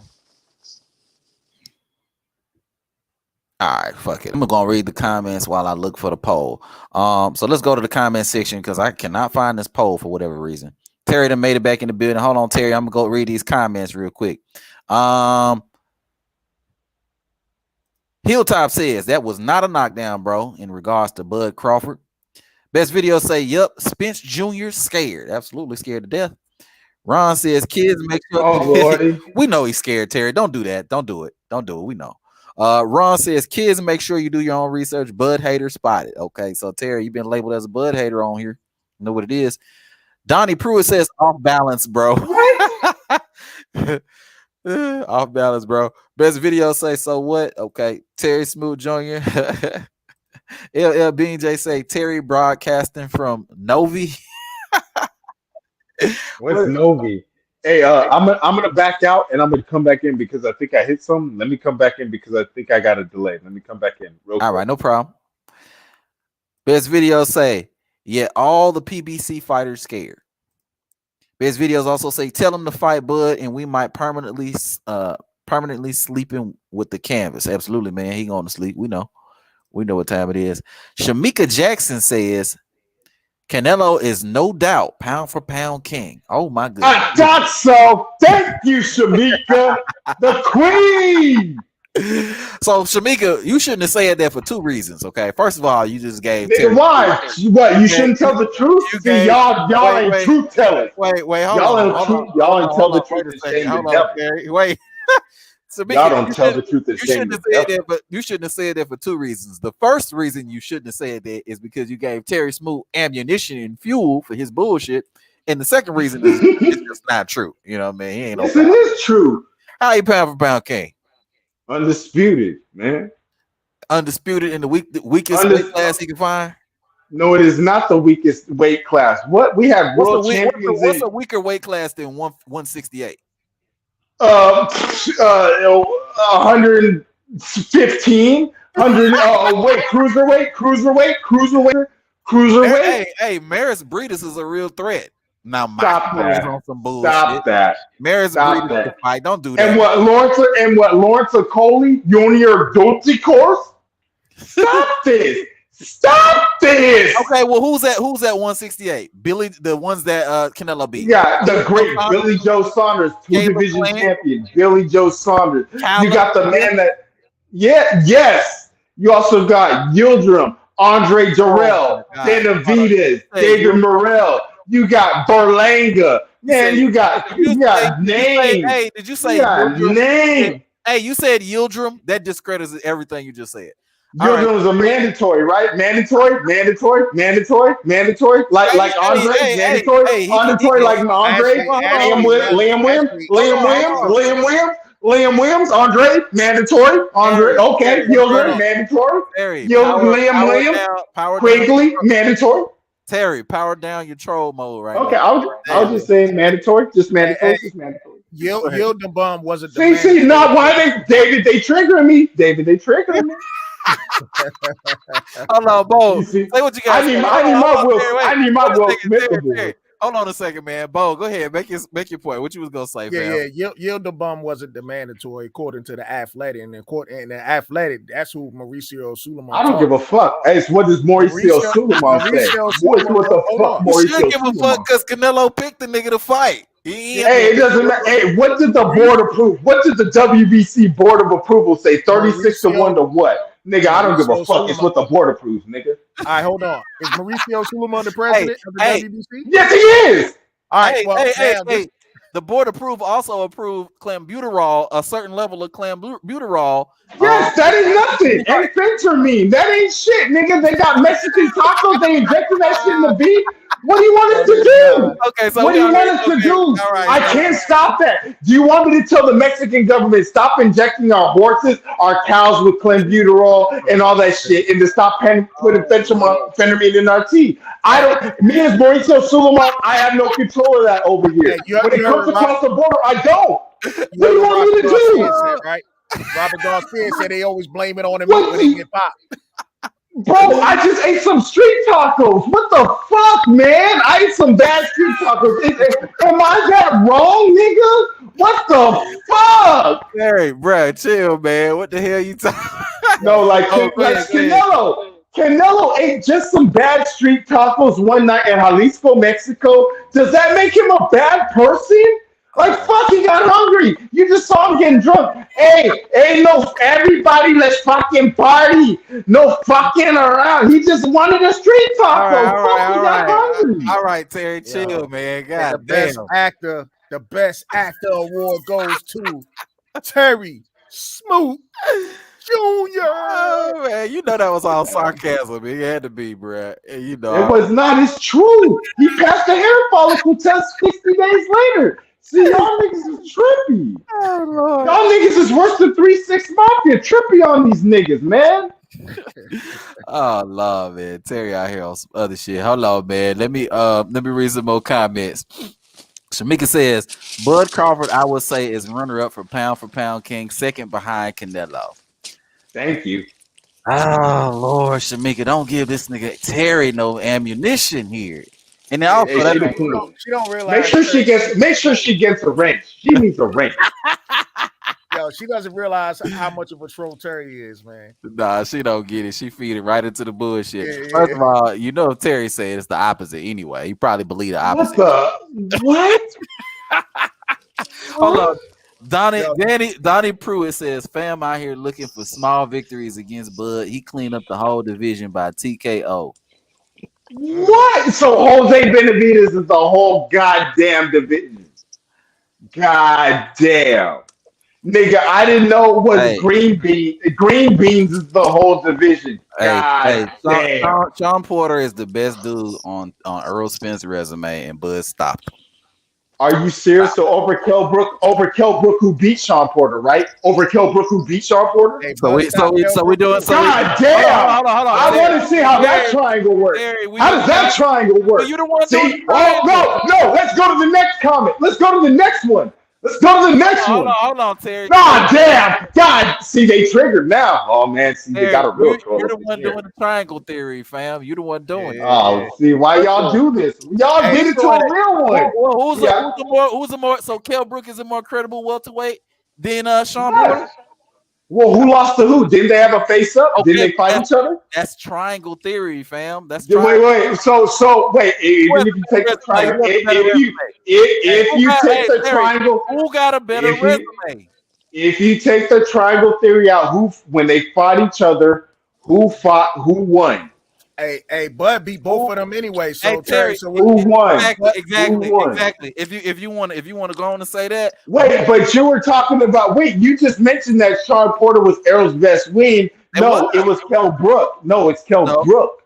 Okay, well, even if you want to, first of all, that's not true. But even if you do want to say that, how do you mean it's not true? Bud stopped both of them dudes. He stopped Kell worse than Earl, and he stopped Sean Porter, which is something that Earl almost lost that goddamn fight. Really, if it was okay, then, and I understand that. And guess what? You got one belt, and I'm about to have 3. So what the fuck does that mean? I'm about to be unified. You're singular. Hey, this is Bud. You're singular wireless. I'm multiple. Hey, that's Bud's what? 6th belt? Okay, and okay, so 6-3, still up on them. So I mean, so you're gonna count. So you're counting passages. So you count passages. So you count passages then, right? Because he got like 2 lineal titles on top of that. Oh, 2 lineal. So that means you guys count the past and not the current then. So why would you guys even mention? So why would you? Don't try to big dog. Okay, no. I mean, I am big dog in the division. I am big dog in the division. If you talk, I have the belts of the division. I own most of the belts of the division. About belts, who got hey, sign the. I am the big dog. Hey, have you ever sold 200,000 in pay-per-views? I am big dog. You know who you talking to? This is TDE. This is Top Dog Entertainment. Do you know who you talking to? I sell. You don't. You don't sell. I have the most of the belts. You got to sign the contract. Sign that 40%. Sign that 40%. Sign it. Ain't nobody. Sign it.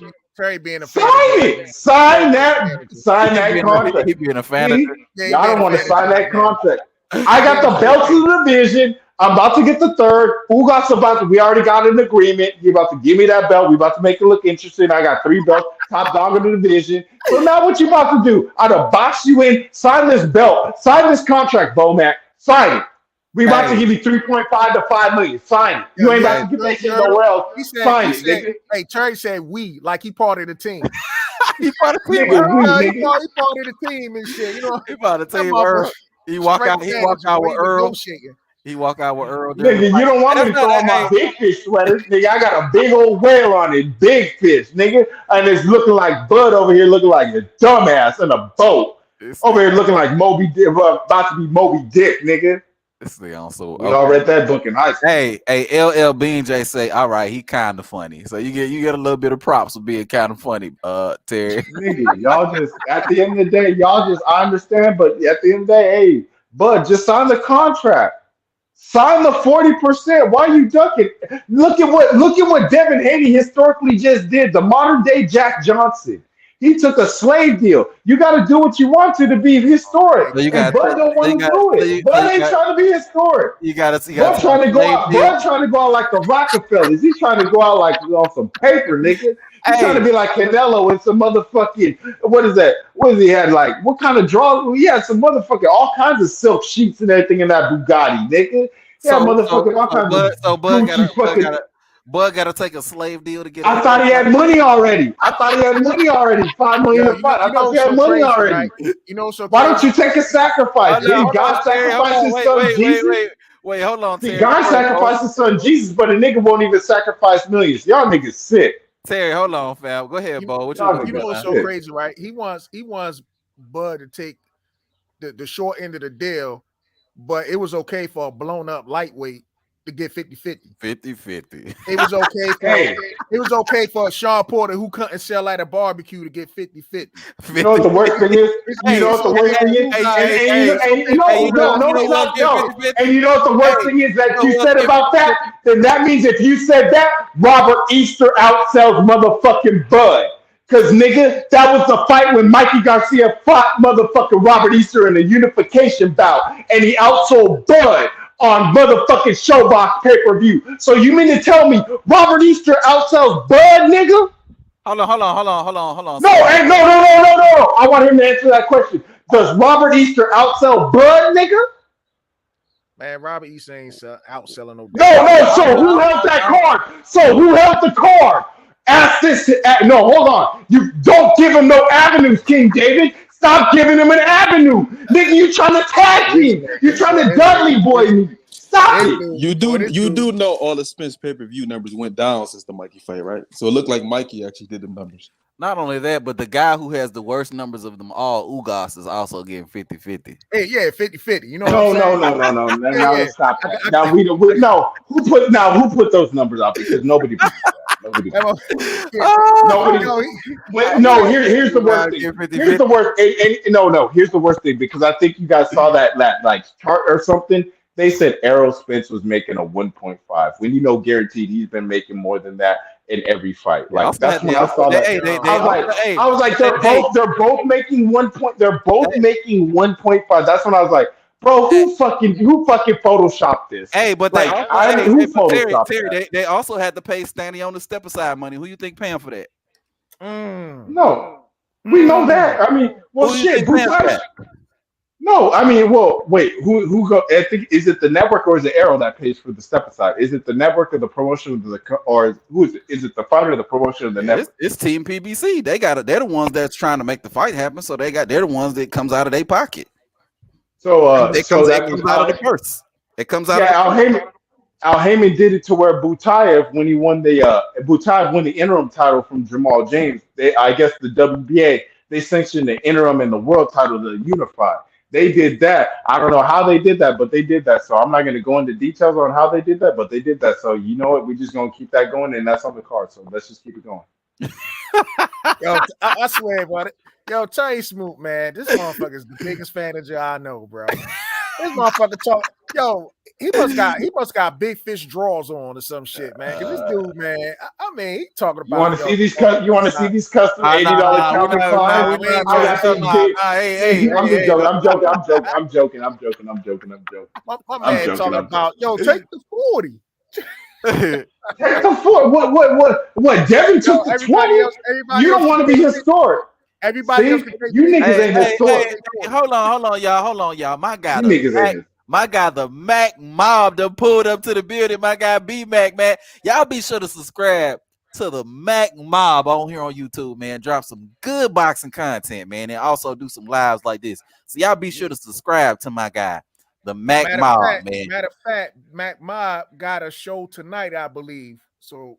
You got a show tonight? Hey, can you drop his link in the chat so I can subscribe? Drop his link to the chat so we can all subscribe. So come over to the Mac Mob so we could kill those aerosexual tendencies. Hey, hold on now. Don't you be speaking. Don't you be saying no. Don't these sexual running wild, man. B Mac, drop that link, man, in the chat one time, man, so everybody can subscribe to the channel, man. But y'all see what it is, the Mac Mob with 2 B's, man. Subscribe to the homie over there, man. He dropped some good boxing videos over there, man. For sure. Let me see what else going on here on these chats here. 160 is Ron says 160 is the runt division. Now nobody believed them. Ron also says the PBC poll says Demetrius, Andrade, and Terence Crawford were winning.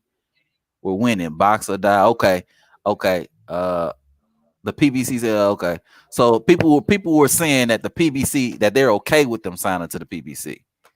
You know what I mean? Which I'm just just take them offers. You know, Bud just on that contract. Bomac, keep your ass out of all negotiations.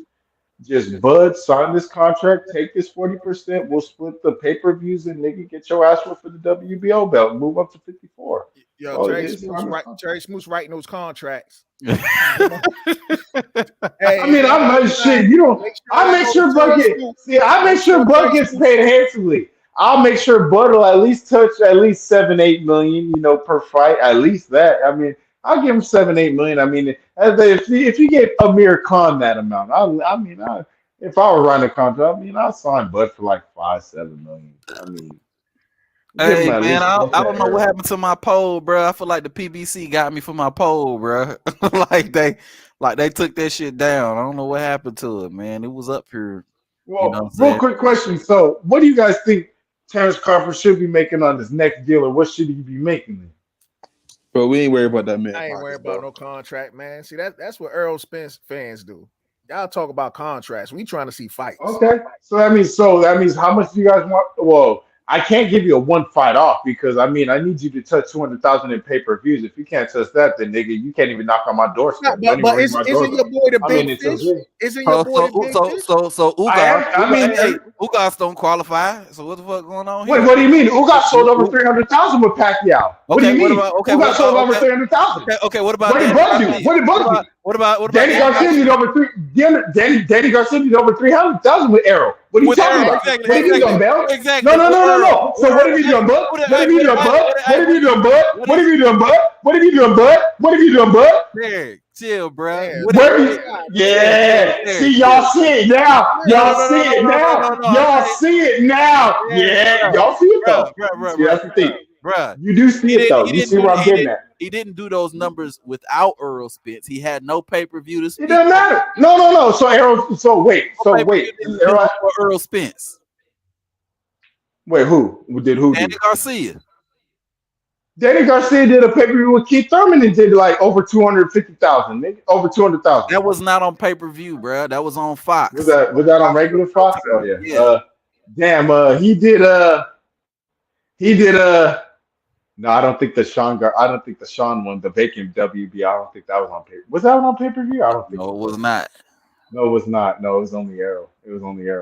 Hey man, so that means Danny Garcia did over 300,000. So that's all I can say, man. I can't go into the numbers, but hey, Danny Garcia brought in 300,000 with Arrow. So hey, Danny Garcia has 300,000 to his belt. So what do you want me to say?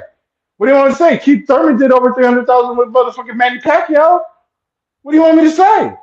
Bud, you better hop on this side of the street. You better triple jump your ass over here. We know the split talk ain't nothing but duck language, bro. That's all. It ain't no duck language. How can I make money with a nigga who don't bring in no money? I can't break bread with a nigga who ain't got no bread. Well, if that's the case, you shouldn't fight nobody. You gotta bring in some money. You shouldn't fight Ugas. You shouldn't fight Danny Garcia. Who got sold over 300,000? Hey, you shouldn't fight Ocampo. You shouldn't fight none of these dudes. That's a mandatory. I can fight my mandatory. Hey, that's what you said. You shouldn't fight them. So you don't want me to keep my belt? No damn money. So you don't want me to keep my belt? So you hold on. So you don't want me to keep my belt? I mean, based on your logic, they don't bring no money. So that means why did Bud fight Kavalowski? Why did Bud fight Green Machine? We didn't use the argument for Bud. We used it for Earl. You said niggas that don't bring no money don't deserve a fight. Ain't that what you said? Stop that. Oh, no, I ain't no stop that. You know exactly what the hell I'm talking about. So you want to use a mandatory? You're gonna use. So you're gonna use mandatory. All right, it don't matter. All right, nigga. You didn't. All right, then, nigga. Oh, really? So we gonna do that? All right, then. All right.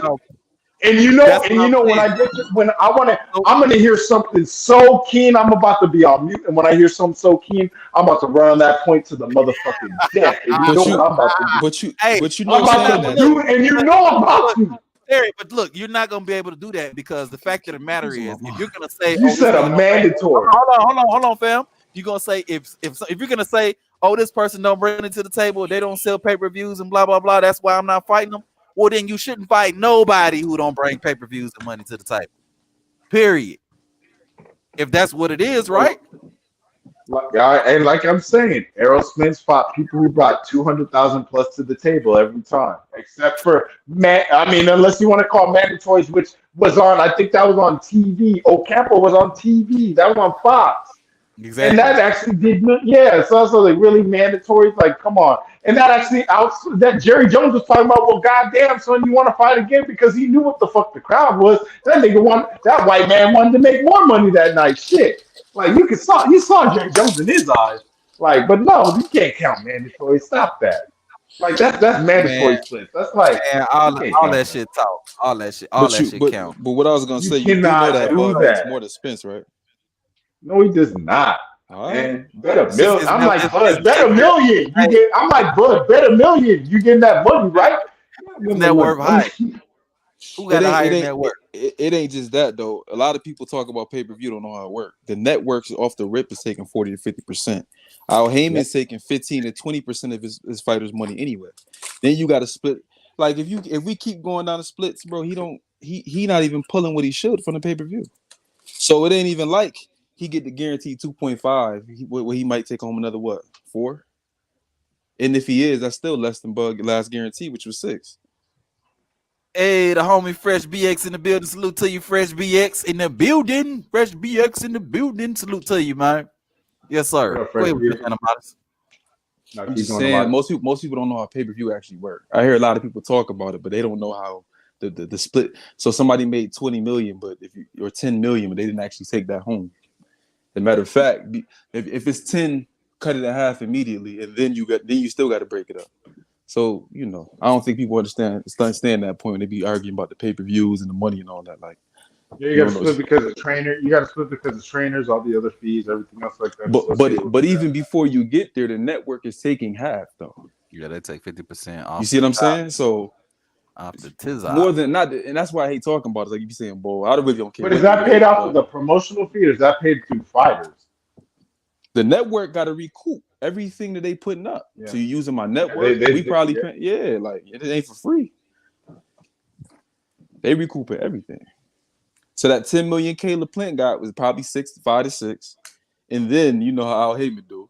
But how much did but then when you say that, how much did they give Canelo? And then remember, I think they're quote unquote. I think they quote unquote said that sold around 700,000. Now those numbers are speculated, but that's what they're saying. I don't think it even reached. I don't know, but they're saying around that. And that's the other thing too. If it's reported 250, that means it probably did 180 to 190. That's what I've been told. They said reported 700,000. No, I'm giving you an example in general though. If a pay-per-view reported to do 200, it probably did 150. Like most of these pay-per-views not doing. They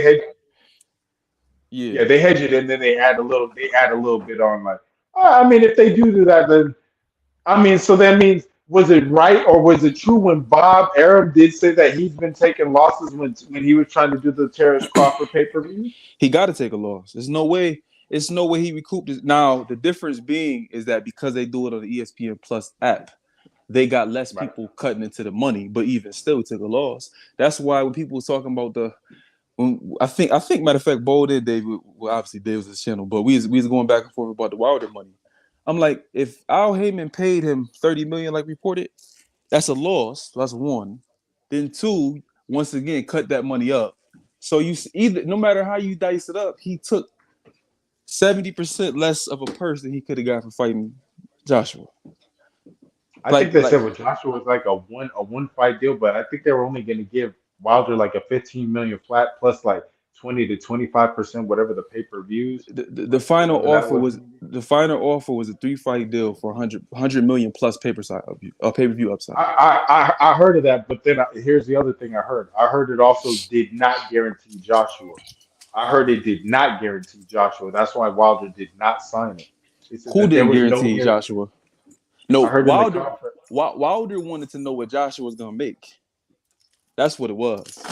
And Eddie Hearn and them wasn't telling him what Joshua was gonna make. Because obviously, if you getting paid $100 million, what you think Joshua getting paid? At least double.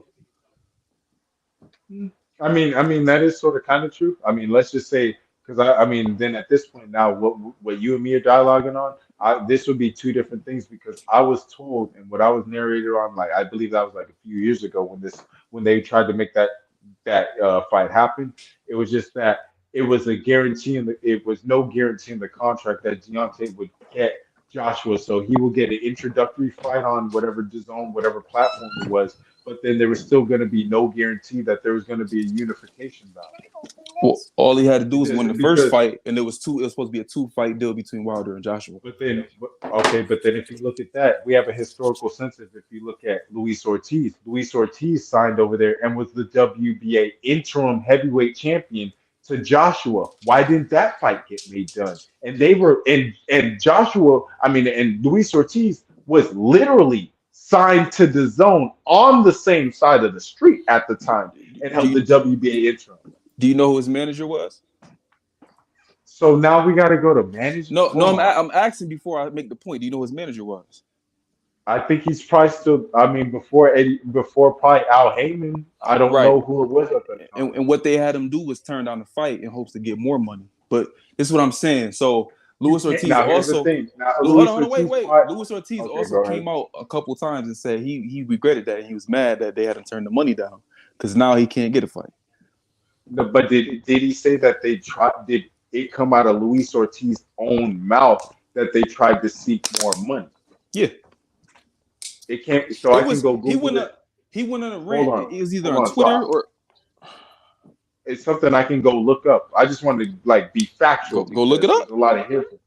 Go look it up. Okay, I'll go look it up. So that means you. This would essentially, you would say that Luis Ortiz then ducked Joshua.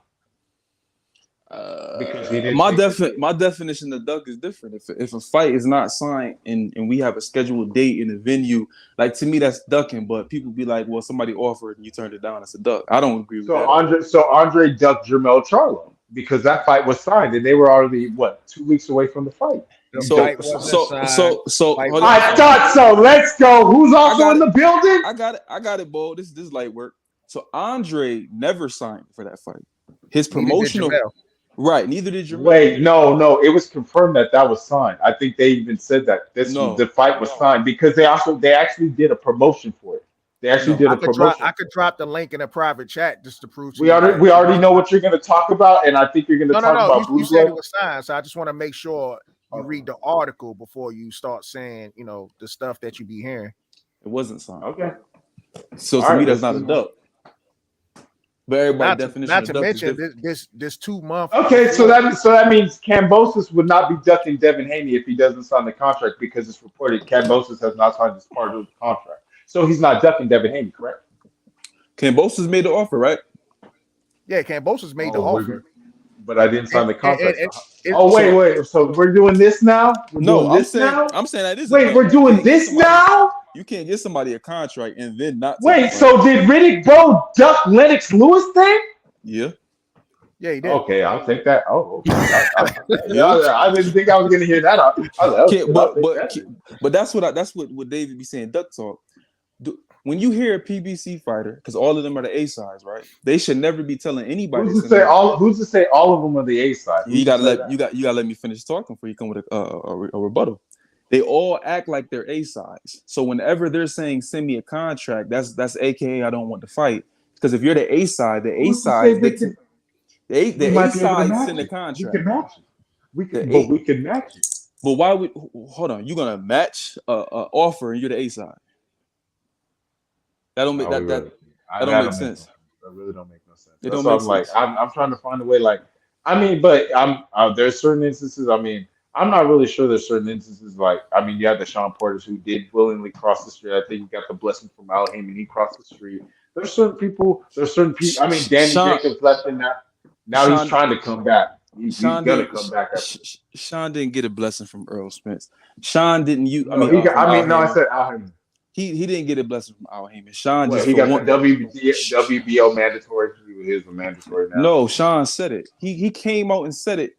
If you want to fight, the fight can get made. People use the network. I just said that like 2 hours ago before anybody jumped on with King David. Like, not trying to cut you off, King. I literally said this before anybody came on. I'm like, because Devin Haney did you see the Fight Hype or what is it, the Fight Hub interview with Devin Haney?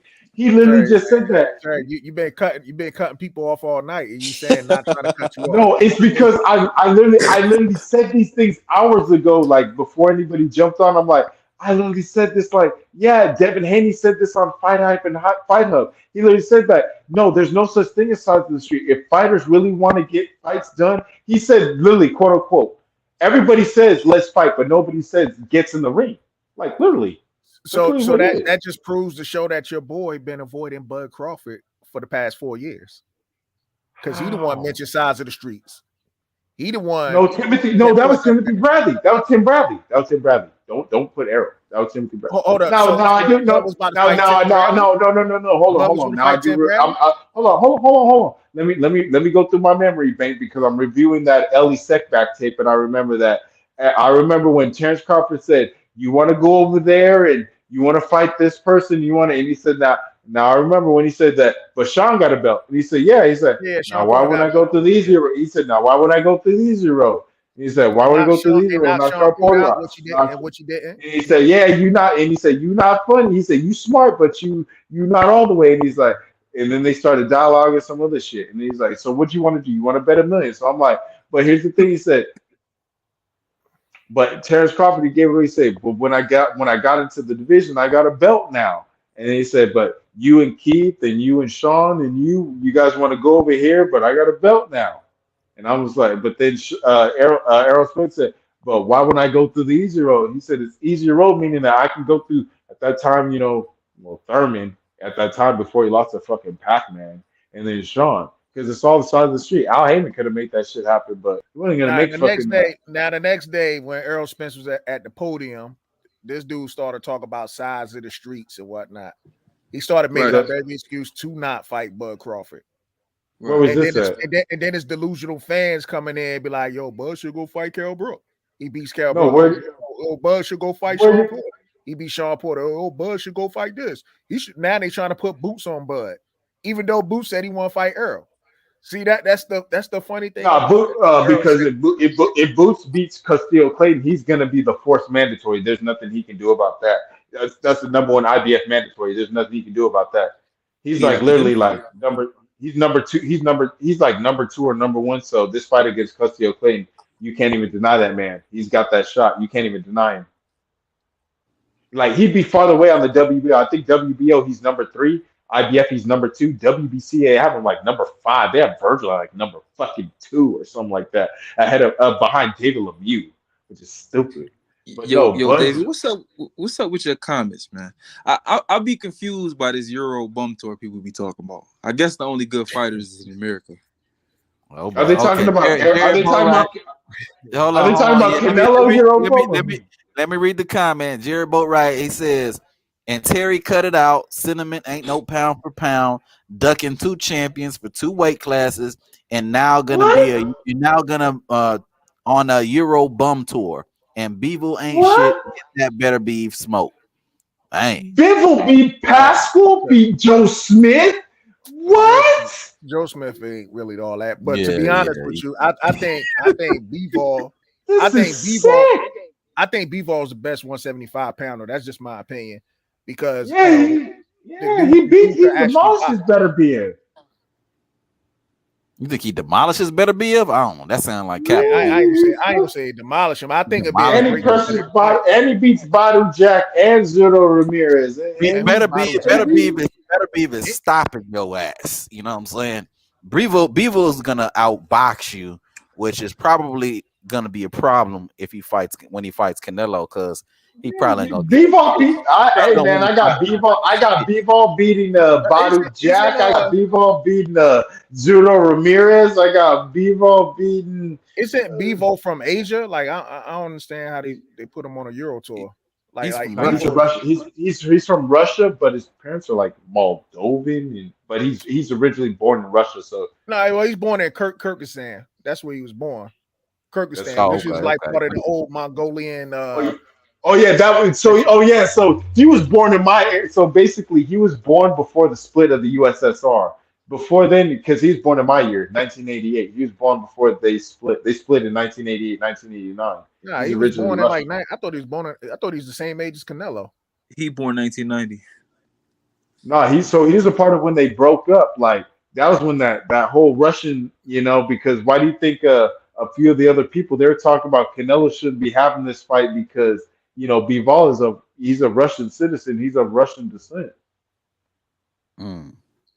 Let me read some more comments, man. Oh, go ahead. Well, I'm modest, and I'm gonna read some more comments. It's probably continue, but I just be confused about the European. Like Bivol, from a technical boxing standpoint, is better than pretty much everybody they want to see Canelo fight, maybe except Andrade, and that's debatable. Like, so the Euro, I'm just confused. Like, they must only watch PBC fights or something. I don't know. Yeah. I mean, he's technically good, but he's also very predictable too. At 175. At 175, yeah, he's good. He's technically good, but he's also very predictable and very one-dimensional in certain spots. But David, I not to cut you off, but across all sports, this is what people be missing. Mm-hmm. Yeah, the athletes now are bigger, stronger, faster, but they're worse technically because they don't have to develop the other skills as much. Bivol beats people off of 1-2s. Yeah, that's very predictable.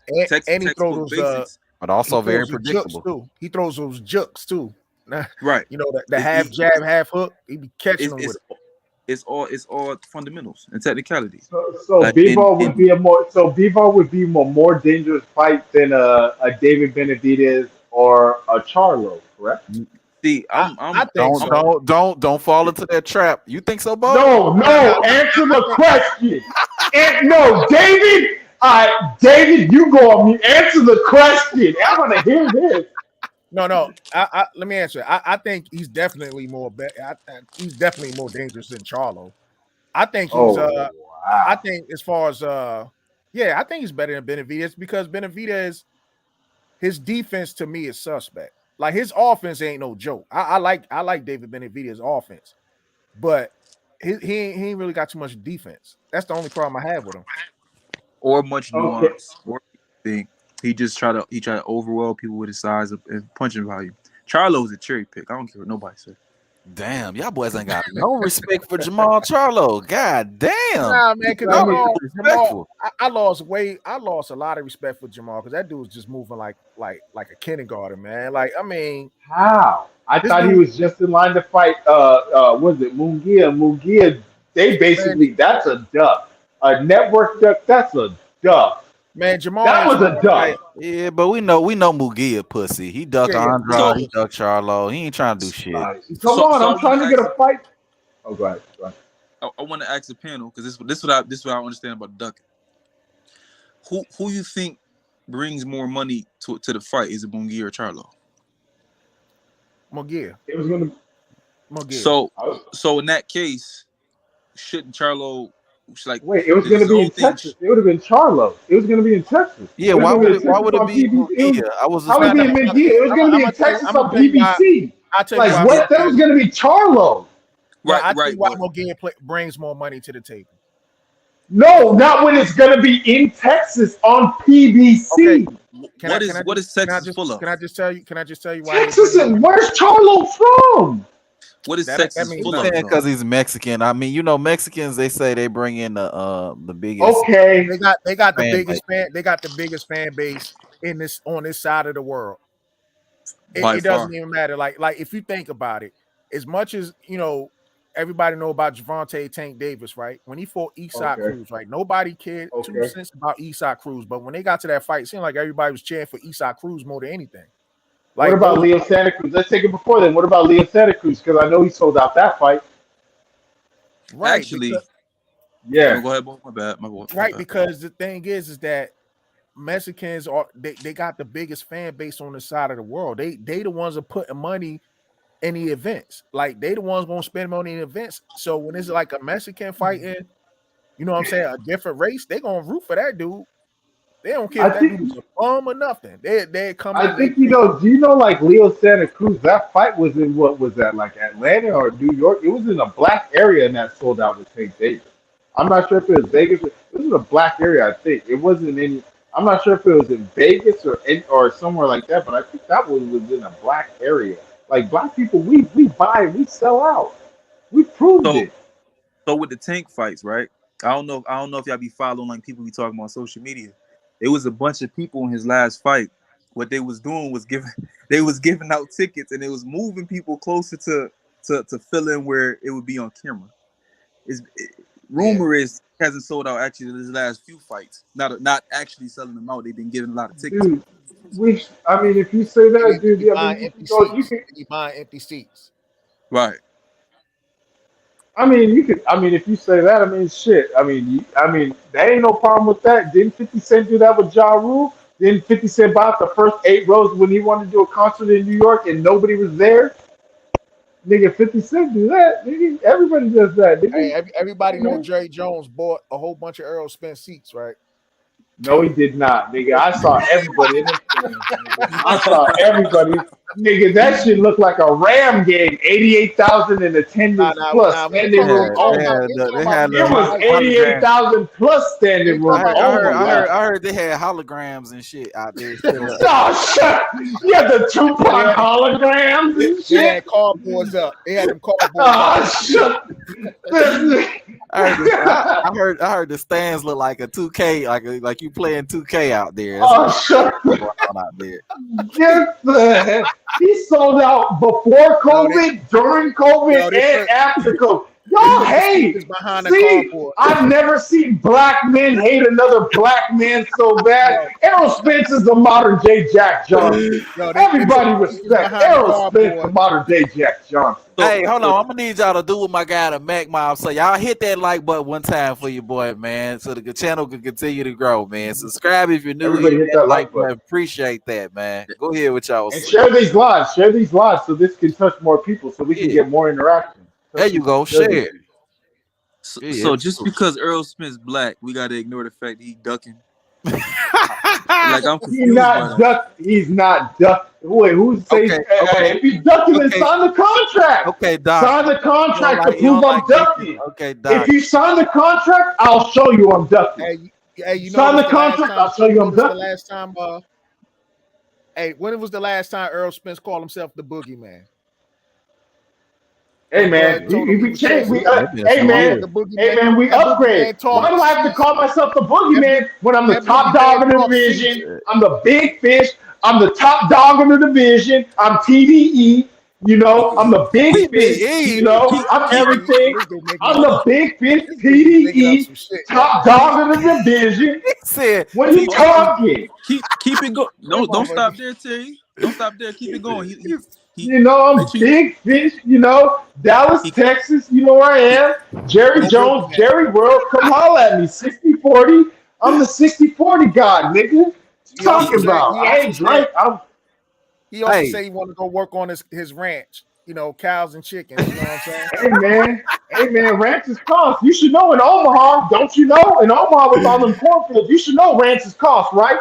You should know out there in them cornfields with the cornbusters, right? Man. You should know, right? Man, you should know, right? Hold on, y'all. Speaking of Omaha, my guy D-Ray Promotions in the building. Salute to you, D-Ray. You've been here for a little while, but salute to you. Salute to Omaha, Nebraska. You know what I mean? Stand up in the building, man. Yes, sir. Yeah, corn huskers. Yeah. Corn huskers. Yes, sir. Children of the corn. You ever been to Omaha? Corn. Terry? Who, me? Yeah. No, I got a friend that actually played. He actually played at the University of Nebraska in Lincoln. Okay, so he probably been to the city. He actually was a corn husker. If you want me to let you know, I actually had a friend who actually played Division I. Because I know y'all seen that interview when Jamel was saying he's trying to downplay Omaha. I don't know what it's with people, I guess, who don't travel. The worst place I've been in this country is Gary, Indiana, man. In terms of, this ain't where I need to be right now. And ain't nobody probably heard of that before. Like I've heard of Gary, Indiana. I heard that's where the Jackson family came from, I believe. And the Jackson house is a trap right now. The Ku Klux Klan out that joint too. Gary, Indiana, I hear it's like one of those sundown towns. If anybody knows what a sundown town is. Yeah. I mean, at the end of the day, every spot got they hood spots, or dangerous spots not to go to. So I mean, to me, it's all the same. That's what I'm saying. Like, just because you from somewhere, that don't mean nothing. Cause Jamel Charlo, man, he be throwing that street thing around like he actually street. Like the one time he was talking about, yo, what the fuck is up with Rhode Island? Ain't no real niggas in Rhode Island. And now he talk about goddamn Nebraska. Oh, I know my boy from Omaha, but it ain't like Texas though. I'm like, come on, dog. Like, please. Man, I feel like mostly everything that come out of both of the Charlos' mouth be like word vomit to me, bro. Like I don't even know. They need to. I lost a lot of respect when Jarrett Hurd slapped him, and bro, you didn't do anything. Like, bro, that's when I was like, he slapped, and you were just mouthing off. I'm like, you got it, bro. And your other brother was like, hey, separate, calm down. Like Jamal had the clear head. Jamal was the one with the clear head. Hey, he Will Smith that nigga. He Will Smith before. And it was a cold one. We saw it's on video right now on YouTube. It was a cold one. He's like, what are you talking about my wife? He slapped one and snatched the chain off the other, right? Yeah. No. Jamal was trying to force him back, like, yo, hold on. He tried to press. He was trying to. Didn't he snatch? No. He didn't snap. No. He just slapped him and slapped his drink. He slapped him and he slapped the drink out of his hand. Like when he slapped him, the whole drink came out of his hand. So it was like a double disrespect. Like you slapped me and my drink came up. Hold on, y'all. Hold on, y'all. So Demetrius Ross says, for Terry Smoot, answer me. Why won't Canelo fight Andrade? Hey, what belt you got, man? You ain't got nothing I want. What money you bring? What money you bring? You want to pay that? You can't. Well, I'm undisputed now. So what? So all that shit's in the past, nigga. All that shit's in the past. Stop talking about the past. What money? He don't bring nothing. You don't bring nothing. You fight nobody. All you want is head. You want head. You up, hey? I know that. But Terry, I know Who that. the Killer Plant fight? You That's what fight I'm saying. nobody. he was You fight offered more money by nobody. Eddie Hearn to fight Demetrius Andrade than he was Caleb Plant. He turned it down. Huh? Yeah, Wait, repeat that one more time. Caleb Plant literally fought nobody. Fagan butts. No, Caleb Plant fought Uzcategui, Caleb Truex. Nobody. Two Nobody champions. number one. Two champions. Two Nobody champions. number Two champions. Two champions. Nobody. Two champions. Two Nobody. champions. Two Canelo. champions. Who go beat two champions? Nobody. Like Caleb Plant. Who go freak you like? No, I'm just joking. That was Caleb Plant beat two champions. This dude Beat was two really champions. capping for Caleb Plant. Uzcategui and Caleb Truex were IBF champions. Am I right? Yes or no? Yes or no? Answer. I will cap for Billy Joe before I cap for damn Caleb Plant. Oh my God. Why, man? You think Caleb Plant was I'm capping for Caleb Plant because he got a serious wife. Shout out to the PBC, Miss Jordan Plant. And I see you are part of the culture. You are down with the Browns. You are Nashville, Tennessee, Cashville, Tennessee. Hey, shout out to Caleb Plant, also part of TMT, We just took an L that day, just So you be getting personal for the fighters you root for, huh?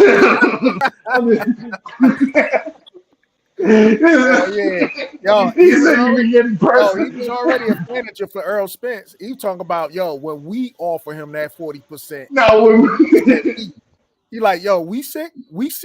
Oh, we gonna offer him 40%. Bud, sign that 40%. I don't know why Bud ducking that 40%. We just saw Devin Haney make money. He took the modern day Jack Johnson deal. He took a slave contract, and he's about to make history. You didn't send that 40% contract to Bud since you on part of Smith. It went to Bomac. It had to go to Bomac. Remember the Pacquiao? Didn't the Pacquiao contract go to Bomac first?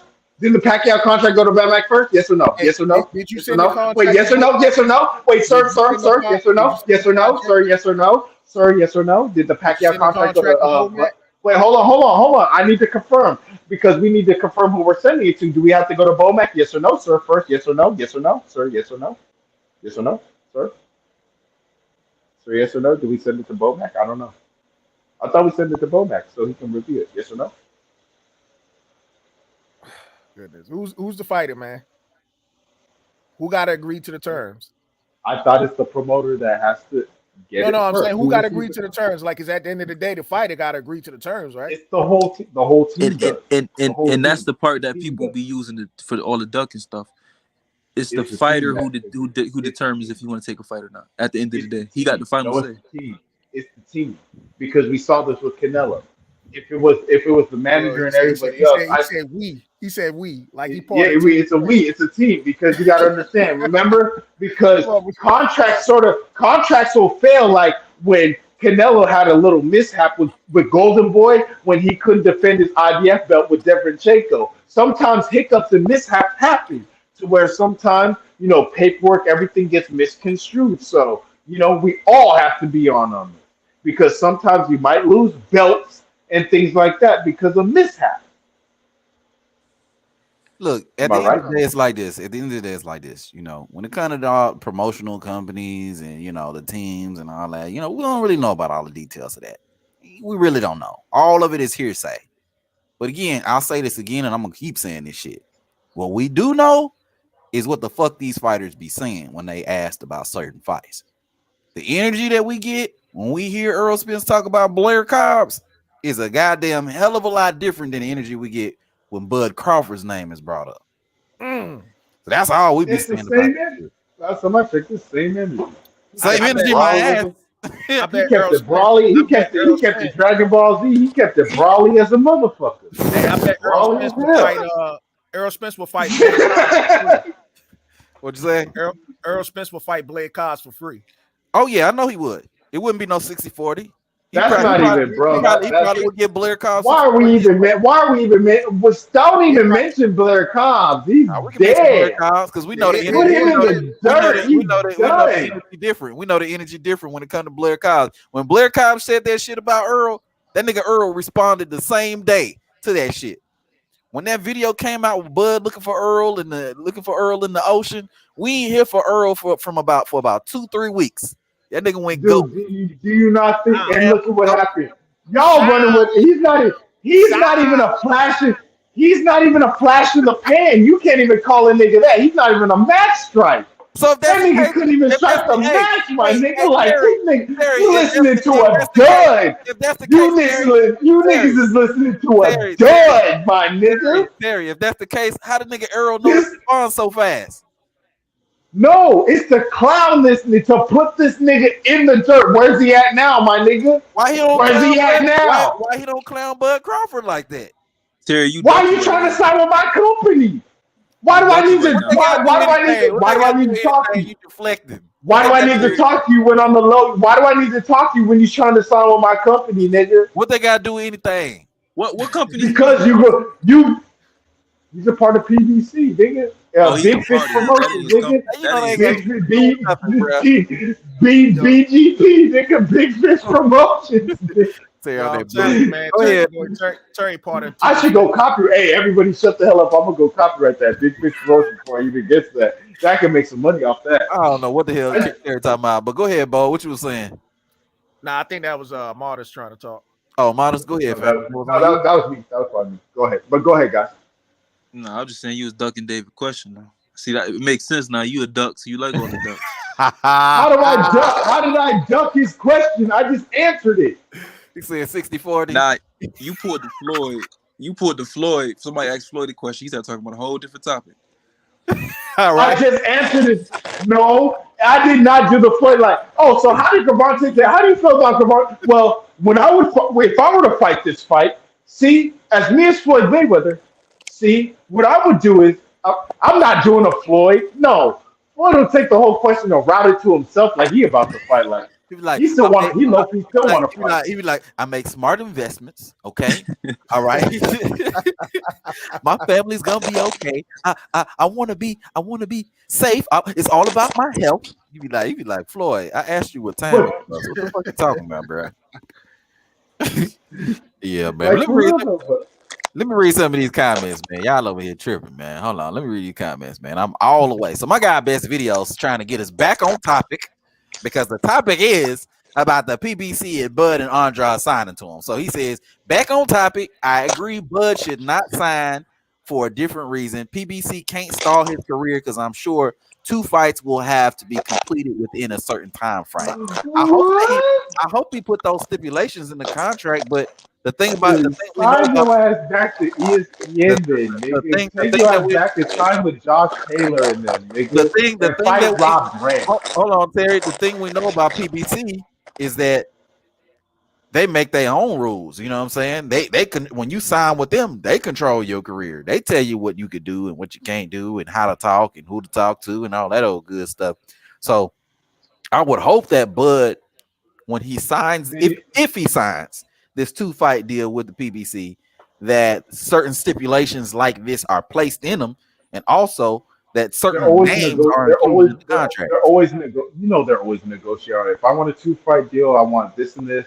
I want to be able to at least get some of the perks. Like hell, they might even throw in his workout perks that he was getting from ESPN. I think he was getting $500,000 for a training perk. They might even throw that in. Like now, other stipulations you can negotiate that, but you need I know you need a manager or somebody else in promotion. Like you can't just expect a fighter to go in there and just demand and talk like, oh nigga, you need somebody to represent you, promote you. So you better address this with Bomac or I don't know who. If it's not Bomac who's representing or promoting him, but he needs somebody.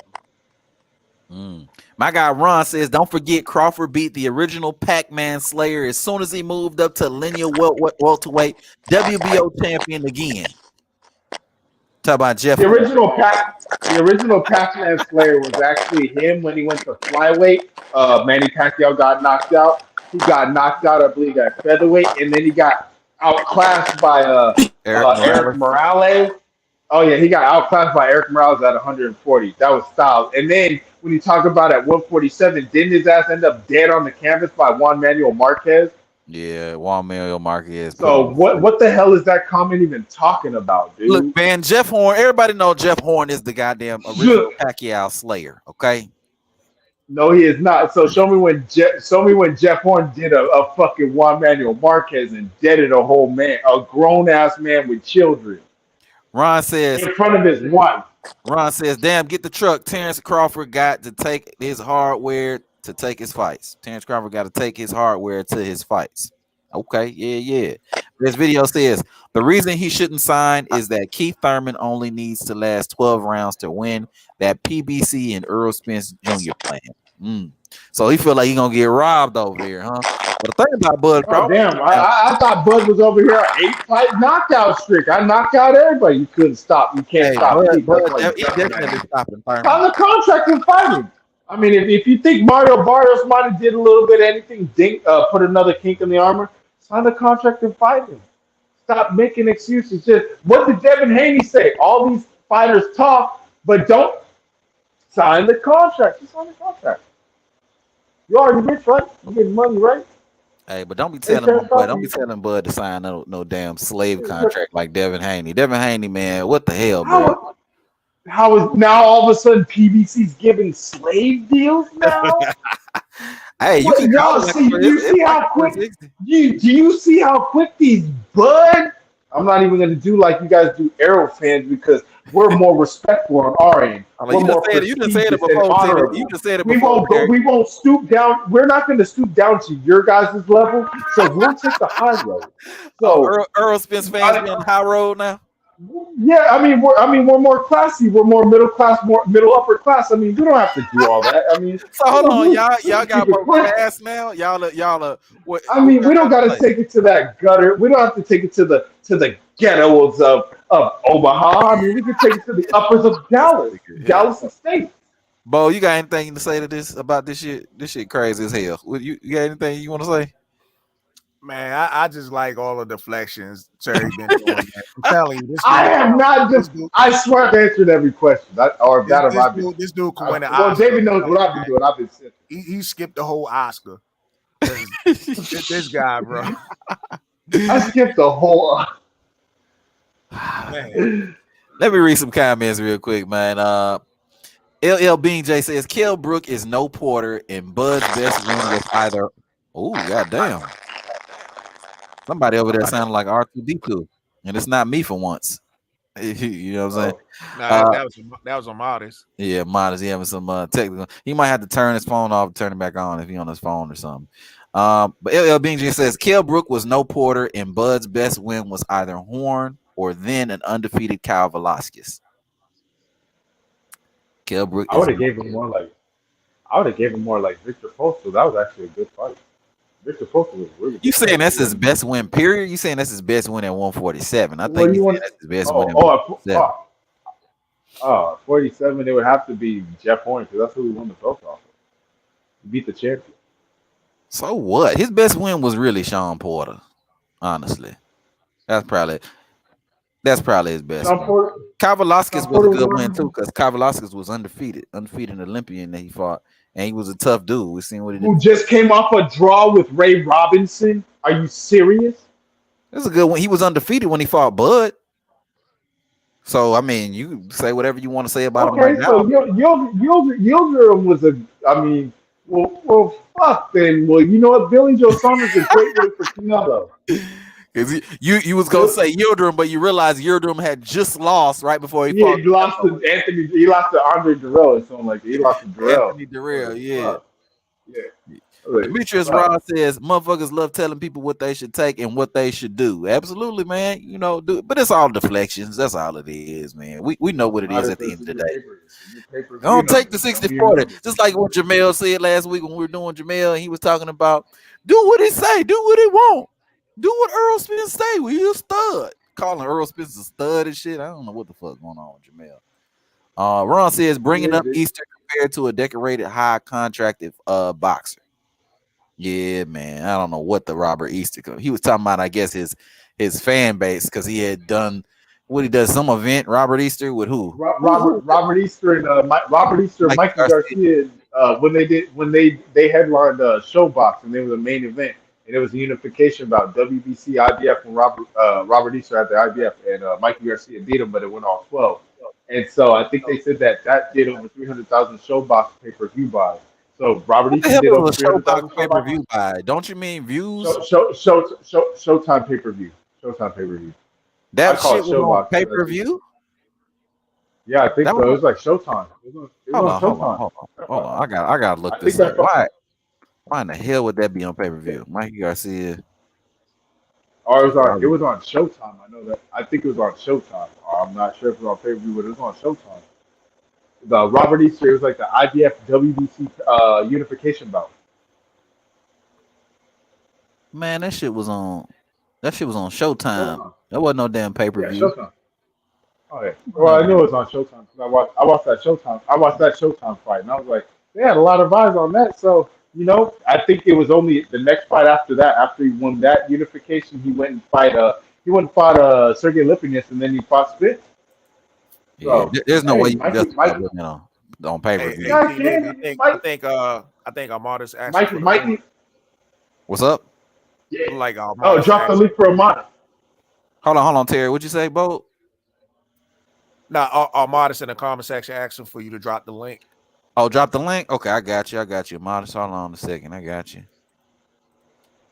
So Mikey over here. I'm tripping. My bad. Yeah, Yeah, Mikey. Regard that.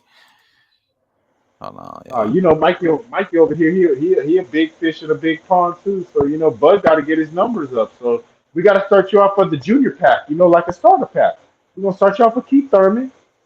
Start you off, get your numbers up. Man, what the hell? Go get your numbers up, and then we got a starter pack. It's a starter pack. Go ahead. What's wrong with the starter pack? Go ahead, Bo. I don't know what Terry's talking about right now. Go ahead. Go ahead, Bo. I don't know what you're talking about either. All I'm saying is the PBC should change their name to the NBC. No Bud Crawford. Because they don't want that smoke. They don't want that smoke at all. Here's the thing. Them dudes smoke. You notice every time you mention Crawford name to any one of those PBC fighters, with the exception of maybe Ugas, they all speak. All we say is sign the contract. All we're saying is sign the contract. What did Danny say? He's like, they mentioned Bud name to Danny Garcia. He was like, well, not now. Maybe now. Be honest. No. What's your name, sir? No. What's your name? What's your name, sir? What's your name? They mentioned it to because you're gonna lie. You're about to lie right now. How much did they offer? How much did they offer Danny Garcia for that fight, sir? Earl Spence looked like he got a Q-tip in his hand. How much did Terence Crawford's team offer Danny Garcia for that fight, sir? How much did Terence Crawford? They mentioned Crawford to Jamel Charlo. The dude looked like he about to. How much? He cried. How much? About what Earl Spence said. Hey, how much money did Terence Crawford? How much money did Terence Crawford's team offer Danny Garcia for a fight? It doesn't matter. Danny Garcia don't want to fight Bud anyway. What? So my last question for you, sir, because you want to be a nice, dishonest kid. Did they offer Amir Khan more money than they were offering Danny Garcia? And this is a yes or no question. Do not fight. No. Please answer the question. Sir, please. Hey, you want to fight? Sir, please answer the question. Because he started doing the Earl Spence thing. He started naming everybody. And he said for what amount? And what did he? Now be honest. Are you going to be honest? No, keep going. I'm just saying when somebody mentioned Bud name to Danny Garcia, that's when he said, "Oh yeah, and Bud, but not next. I don't want to fight him next." No, he already said. And I'm gonna tell you what happened. That fight was offered before. The fight with Danny Garcia was offered before, and it was a low ball offer. Now I don't want to say. I don't know if it was Bob Arum because a lot of people say what's a low ball offer, Terry? Because no, because here's what Danny Garcia said on the record. He said I was getting 3.2 to fight Rod Salka. That means that you couldn't even match because remember, Danny Garcia knocked out Amir Khan. Amir Khan got like $7 million. You won't give Danny Garcia, who knocked out Amir Khan, $7 million, or even $5. You won't even give him $5. Because of simple mathematics, Amir Khan is an international. What the? But you're gonna give the nigga. But wait, hold on. But you're gonna give the nigga who I knocked out $7 million? Can you make that make sense? Terry. You niggas is trash, bro. Terry. Danny Garcia got 700,000 versus Rob Salka. No, they said that. No, he said that he got 3 million. He said he got 3 million. My ass. I mean, I'm looking online. Go type in go on you. No, I was gonna say go on YouTube. Type in like Danny. You can type in like probably like. I don't give a fuck what he say. He'll tell you he says that he tells you. He says that I made $3 million fighting Rob Salka. Like he wasn't even getting that with Bob Arum. Man, these dudes be capping. That's what I said. They cap. That's cap. I believe shit. That's what Danny said it. Right? Do you want me? I'll send you the video because that's what I said. Like you can send me the video. You can send me the video, but I'm looking at. So Danny's capping on his own money now. Terry, hold on, Terry. You can send me the video, but I'm looking at an article right now from Boxing News 24, and it says according to Dan Raphael of ESPN, this dude is making $700,000 for the fight with Rob Salka. 700,000. Hold on. Let me share the screen. Hold on. Some bullshit. I'm looking at. No. I mean that's true. That's true. And show me the other article where Teofimo and Lomachenko were fighting for undisputed too. So pull up that article too, because they also pop up. What was up? Hey, King David. I'm looking at Danny Garcia. His highest purse is $2 million, and that was against both Sean Porter and Keith Thurman. Other than that, this dude made. No, but you gotta count the back end. You gotta count the back end. There's no such thing as back end money. That's PBC fairy tales. Wait, so there's no such thing. Wait, so back end isn't like, what is it like? I think like other sales like concessions or what they call like gate.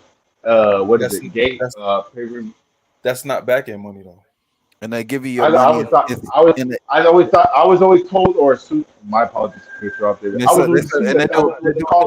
and they do a payment arrangement. They do a payment arrangement for your purse. Yeah, ain't that the check you get like a week or two later after they get all the numbers and all the stuff accumulated and everything? Then they send you the check after all the. That's the one you get after. Like I was always told or assumed that after gate, concession, ticket sales, everything that was immediate at the event. They bust it down, they break it down. Then weeks later, said things later. Then you receive on the back end of on the other end of that check. Am I wrong on that? I'm just that's what I was explaining. If I'm wrong, you guys can correct me or give me some new insight. That's just what I was explained. That's just what I'm told. So I'm just bringing that to you guys. I hear what you're saying, but at the time, I believe Bob Arum offered Danny Garcia. I'm pretty sure he offered him either $1 million or $2 million. I think it was $1 million, and Danny Garcia just turned it down flat. He was just like, no. He didn't even want to negotiate. He was just like, no, I don't. No. You know what I'm saying? And this dude, I'm looking. You go to the article right here from Boxing News 24. With his fight with Rob Salka, he made $700,000, and then his highest purse was against what? Earl Spence. I'm gonna look at the Earl Spence purse, but his highest purse for Earl Spence, according to Bo, is $2 million. So if you got $2 million to fight Bud Crawford, what the fuck is the problem? Even when you look at the Sean Porter situation, Bob Arum offered Sean Porter $1 million, and he was disrespected. He was offended. He didn't take it. But what happened? He was ready. Hey, hold on. Let me finish. So what happened? Hold on. David, you got to be honest. Wait a second. Why aren't you being honest? Wait. Hold on. He was ready to challenge. This is how disingenuous. Wait. He was ready to challenge Bob Arum to a duel and shit. He was not. He had the white glove. He was gonna slap. No, he did not. I see Bud fans. They be adding 20s and 80s. Y'all be adding the extras. You talk about Errol Spence be adding extras. Y'all niggas be. Nigga, this is Dorothy. Nigga, this is motherfucking Dorothy right here. Terry, but let me ask you this, right? Was Bud Crawford? Wait. Let me ask you this: was Bud Crawford Sean Porter's highest payday? Yes or no? Due to mandatory and past. No, as a mandatory, you're supposed to get less money. You're supposed to get, according to the WBO, you're supposed to take an 80-20 or 70-30 split. Then, so what happened to where it was a 60-40 split? Can you tell me what happened? They Because if negotiated the Bud got fight because Sean wasn't going to take the fight. wait, well, how can you negotiate a mandatory? Mandatories just have to accept it, right? There's no why, negotiation with the mandatory. Am I right? Terry, but listen, that's why Sean never activated the mandatory because he knew You that can't if activate he it, man. He never. I was wondering. Go ahead. If Sean never activated a mandatory, Mhm. so Bud is still on the line to fight a mandatory fight, then correct? No, I mean he actually ended up making a mandatory, but the thing is they have a certain amount of time to negotiate the fight, and if they don't negotiate the fight, it goes to whatever the mandatory split is. It goes to a purse bid, but as far as the split up of the purse, it's a certain amount that the 70, challenger I believe it's 70. I think it's champion. 75-25 or 70. It's 75-25 or 70-30 split. Right, and Sean got a 60-40 split. So they settled it outside of the purse bid. Otherwise, Sean wouldn't have fought. He wouldn't have fought Bud. And then also, why did the purse have to? So that means ESPN caved in $3 million. They caved in over 300% of the money they initially offered. Yeah, in order to make the fight happen. Yeah, in order to make the fight happen. Yeah, because Sean wouldn't have fought. Sean was disrespected by $1 million. He wasn't taking $2 million, even though he took $2 million to fight Earl. So then my thing is, why didn't they just let it go to purse bid when everybody could have bid on it anyways? Because Sean wasn't. He could have did that. But Sean why didn't Bob Arum just let it do that thing? Because Sean didn't want to take the 75-25 split. He knew he was going to have to take the split of 75-25. He wasn't willing to get in the ring with Bud. Sean can't command it. Sean can't command anything. You don't have no belt. You don't have nothing. You are now in no man's land. Right, but that's what I'm saying. So, but that just goes to show you. Hold on, that just goes to show you these dudes really don't want to fight Bud Crawford unless they're gonna get the highest possible payday that they can get, because they know when they get in the ring with that man, there's a good chance it's gonna be the end of their goddamn career. That's why Earl needs 60, 40, 70, 30, 80, 20, because he know when he getting there with Bud gonna lay his ass flat, and that's gonna be the end of his career, and he's gonna have to take that retirement check over to the fucking retirement home. Same thing like Cambosis with Devin Haney. So why Haney gonna beat the shit out of him? So why doesn't Bud just take a career high payday? Because fighting Errol Spence is going to be his career high payday. Why don't you just sign the contract? It ain't even gonna be his career high pay. We don't even know that at this point because How much do you think Bud might make for a unification undisputed about welterweight? How much do I think he'll make? I mean, it goes. I don't know. I mean, they probably projected to do the pay-per-views maybe like 400,000. So pay-per-view buys. So that's what, a $30 million fight, $40 million fight, something like that. So he might, if we're talking about the 60, 40, 70, 30 shit that Earl's talking about. So 30. I'll take the 30. So I'll take let's say 28. Let's say 20 million. Okay, so probably like 20 million. Remember, the network take half off the top. Remember that they take half. So really, it's 10. Okay, so now you take the 10 and then you divvy out. Damn. So why'd you cut me down? Damn, you just cut me down like that. I was trying to work with the whole. I know, but you can't work with it. Why'd you cut me down? I already know you can't work with it. They take half that shit. So like that's what Bud. All right. So that means how do you work with? They already take 14 million. If I was trying to work with 28. If you're trying to work with 28, yeah, they taking 14. Give me that off the top. Give me that, and then whatever's left over, you split it. All right, unless you're gonna have to go. Shit, that's no money unless you split it. Because that's not even gonna work. That's not gonna work because I need more money. There's somebody I need an angel investor because 30 million. That I need more money than that because that's not even feasible according to what even I found out for the Cambosis Devin fight. Bro, if they're doing that for lightweights, welterweights got to get paid way more. Well, the thing about it is it should all be feasible because at the end of the day, if you want to make the fight happen, you should it shouldn't be nothing. But somebody's gonna have to sacrifice. But no, but why? Why can't you just split it halfway though? Devin just sacrificed like 20-some% of his pay. Okay, because Kambosos know he cashing the fuck out. He know that this is gonna be his last fight. He's selling the belt. He's selling them belts. Exactly. And that's we know that he's selling all the belts. Earl trying to cash out. He needs 80-20. No, he get the fuck out. Shut up. He know this last fight. You know his career. You know what? You are lying at his bro. Stop the Stop the Marvel versus Capcom. Stop the number 7 Kaepernick. Just stop. Earl no. That's why he like I'm a 80-20 a nigga. 80-20 a nigga means I'm trying to retire and I need 80% of this person in order to retire. Because I know this. He said I'm the 60-40 god first. He said, why didn't you sign just sign the deal? 60-40 ain't bad, you gonna get a career payday. You can't tell Bud you want 60-40 and then give Ugas 50-50. It don't work like that. Ooh, we don't even believe that. You can't tell me that, and I don't even believe Ugas is getting 50-50. Why you don't believe? Why? What has Ugas done to deserve 50-50? Nigga has 4 losses. What the fuck, my nigga? So? God damn. What have you're making a stronger case for me, if anything. Facts. No, that's why I said I don't believe it. Like literally, I don't believe in certain numbers. Like I don't really believe Kambosos is getting $10 billion. I think that number is overinflated. But I really don't. Like that's why I said like certain numbers and certain things that I hear. Like to me personally, I just can't believe it. But go ahead. I think you see. That's where I do believe it, because Australia, their whole country, they're like similar to the UK. Boxing is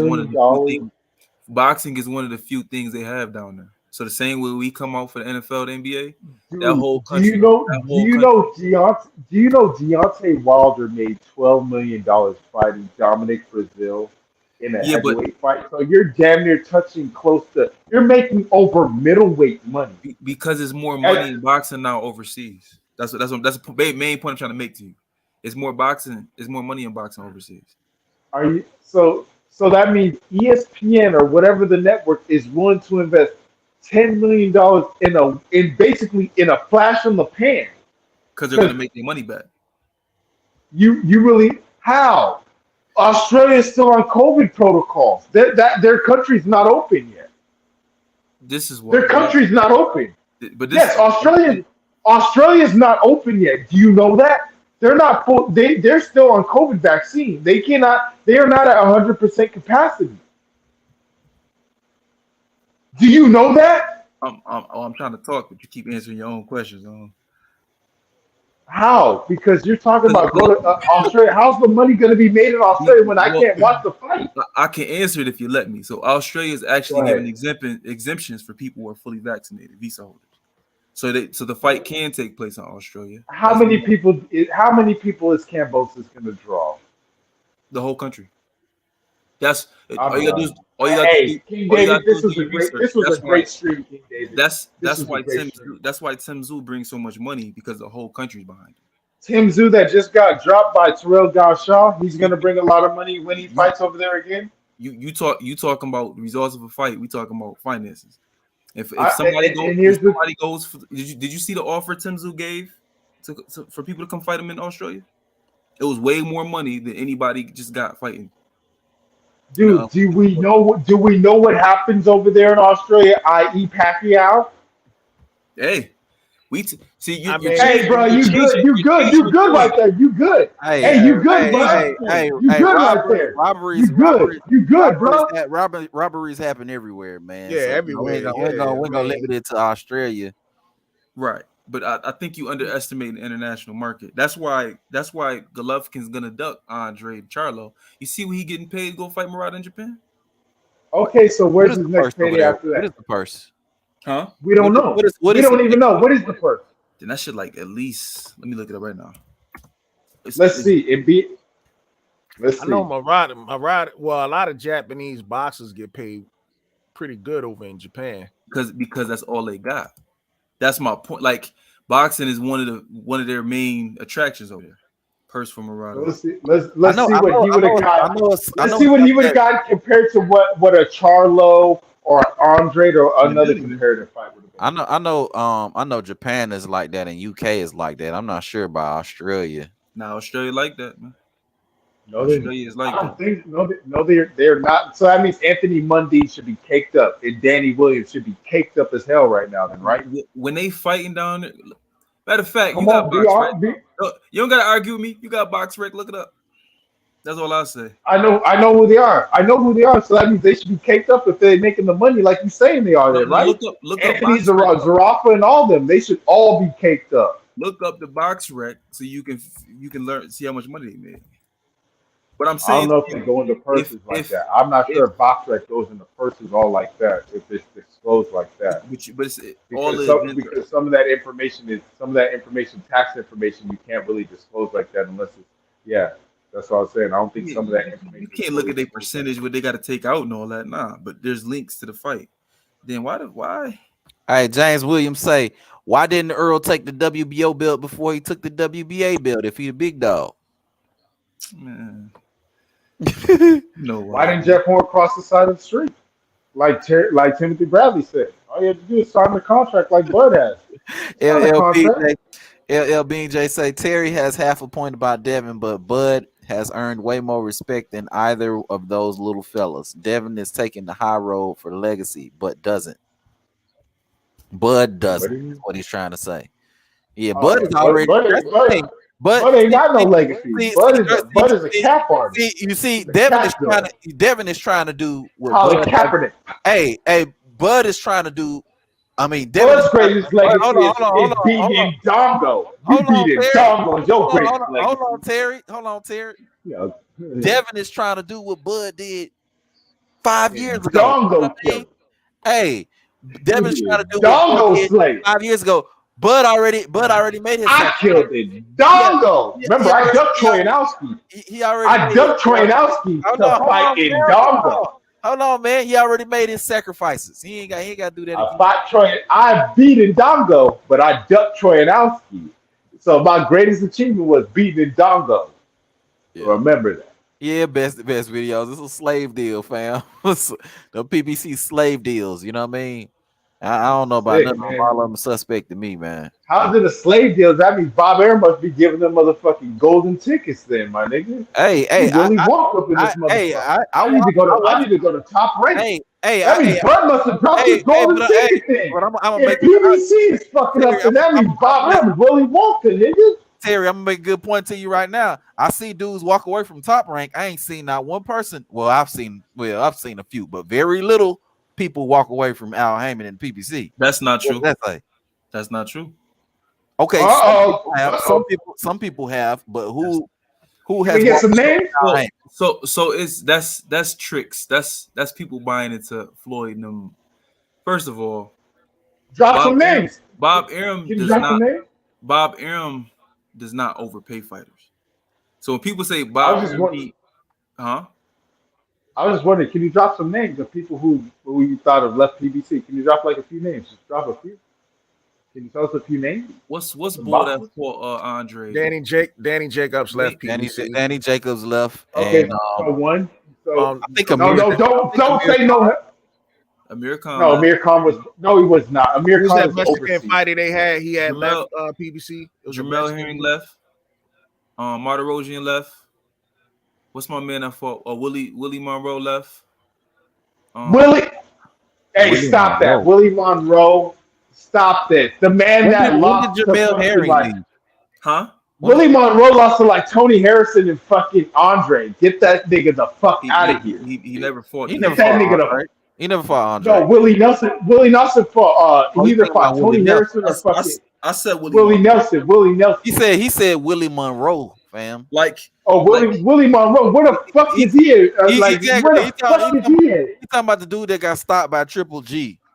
And where has he been? Where has he fought since then? That dude retired after that fight. So hold on. You can't mention that. Stop doing that. You're not going to save people. Hold on, Terry. Let him. Stop mentioning people that do that. Stop that. Terry, chill, fam. Chill. I just rebuttal. Yeah, I just want to be clear. So y'all asked a question, right? Well, who left? No, you cannot say I retired after that and then all of a sudden I'm done. Hey, Sean Porter left too. You see what I'm saying? But really? So what you're saying is you want top names that left? Yeah. No, I mean like if you want to say people who we know, like I do give him Bonis Marderosian. I do give him that. I do give him Danny Jacobs. I give him that. I give him Danny Jacobs. That's about all though. I give him Danny Jacobs, and I give him Bonis Marderosian, and I think he just said another name. I'll give him those. Also think about Bonis Marderosian. When last time he fought? He was at 154, and they brought his ass up to 160, my nigga. Like, be fucking honest, bro. Like, he's not being honest. You're not being honest, bro. Hold on, Terry. Chill. Go ahead. Watch this, David. You about to help me. No, nigga, you're not being honest. You're literally trying to get him like a boy. Hey, chill. Go ahead, Bonis. Let him make his point. Lying, bro. You a liar, bro. What did I say? Hold on. What did I say that was a lie? Bro, what you're doing is you're trying to say Bonis Marderosian has been like a career 154. When he fought on the PBC, he was 160. They brought his ass up. You know he was a unified champion at 154. Damn near close to being undisputed. Like, bro, we knew he was fighting out of his weight class and he was doing it for money. You make it Marderosian. I think Bonis Marderosian. Yeah, Bonis Marderosian. No, hell no. You thinking about the wrong person, Terry. I don't know who you're thinking about right now. Bonis Marderosian, who fought Triple G, used to be a unified champion. A unified champion where? I think he was a unified champion at 54. No, he's never been a unified champion at 54, fam. But the point I was go look it up. Go look it up. The point I don't even have to. He's never been no champion. All right. But the point I was gonna make, go ahead and go look it up. Is we gotta whenever we make a point, like right, let's make sure we add the whole picture to it. Bonis couldn't fight for a few years because the PBC would not allow him to get a fight. Right? He tried to leave. And they put him up on the shelf. Right now, watch this. David Benavidez recently tried to leave PBC, and he couldn't. They blocked him going to sign with Top Rank. So PBC's deals are 360 deals. They don't. Most of the fighters don't even control their own career. You're not leaving Al Heyman. Hey. Now what you now wait, Terry. Before I gotta read, I gotta read this comment. Ron says, "No, go ahead. Go ahead. Can I respond back? I want to respond back to him afterwards. Okay, for sure. But Ron is saying Willie Monroe was saying about a month ago that PBC was chokeholding and not paying him nothing. He said that about a month ago about Willie Monroe. And this is consistent with them though. It's Adrian Broner's the most famous fighter talking about the pay, but it's a bunch of fighters that actually Adrian Broner's going to mention. Adrian Broner was damn near. No, I said that I wanted to go back to. Hold on, I just got an email. Hey Terry, look at Gary Russell Jr. You mean to tell me that Gary Russell Jr. if he had a choice, he wouldn't leave PBC? No. Don't talk to me about Gary Russ. We see they doing that nigga bad like Body Jack. They doing that nigga so wrong like Body Jack. But they do most of their fighters bad. They do it, yeah. They doing it. No. What they doing to Gary Russ when they knew they could have had several unification bouts. They could have had several voluntary unification bouts with Gary. But fucking Al Heyman, because I don't know if he's on whatever bad side on Al Heyman. I don't know whatever wrong side you are on him. He will not line you up. Why do you think he only had like 6 fights? Literally, and the 5 fights were all mandatory. He did not have one bullet. Like that's what I said. Like I don't know what he did. Like how did you get on Al Heyman's bad side to where you won't even line you up with Leo? You won't even line you up with Robert Guti. But Terry, you know, and Bo, I want your opinion on this, yours too, David. Y'all do know what he describing, right? If we wasn't talking about Gary Russell, he really describing the whole PBC roster. They fight once or twice a year, maybe. Yep. They don't unify. No. And then they either get overpaid like Wilder or they get severely underpaid. And then you have a bunch of fighters that's complaining. Al Heyman has it in the contract that if you say anything bad about the PBC, he essentially has the right to put you on the shelf. Ask Chris Colbert. Like the contract's over. When people tell me they're PBC supporters, I go, y'all must not know what's going on over there. because it's more like slavery. Ironically, and it's presented as a black company. It's slavery by a black man and a black woman. Slave contracts. Even though he said basically this is a black plantation, basically. Hey, hold on, bro. But I mean, if you that's what he wanted. That's really what he wanted to say. Hold on, Terry. So before you call it a black company, think about the people, the fund. What is I was the just fund? about to say that. He didn't call it a black company. He called it a black plantation. This is a plantation. You called it a black company. So I'm saying it ain't no black company. Waddell and Reeves is the one who fund that company. I was just about to say that. That's why I don't understand all the pro black PBC stuff when they're not even a black owned company.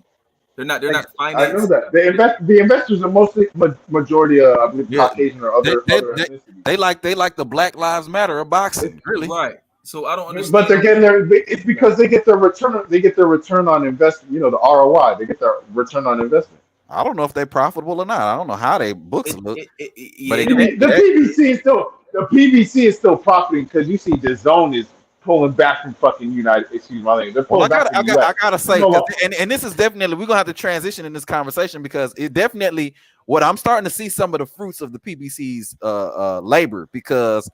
Essentially, it's kind of looking like they're getting ready to like corner the market on certain things. Like with Bud Crawford and Andrade signing to the PBC, they literally got essentially full control of everything from 147 up to 168. So like that's kind of a big move, right? They're gonna have all those belts right there in circulation. They're gonna have all those belts and all those fighters to the point where you can't even go to those divisions unless you're with the PBC. The PBC is losing money though, and the reason why you know that is how tell me about the Fox deal. Talk to me. I don't know about the Fox deal. They're definitely losing money. Modest, I agree with you, but it feels like I don't know about. I don't know about what. I know they're signed to Fox. And what is it? Fox PBC. I know they're signed to that. Look, check it out.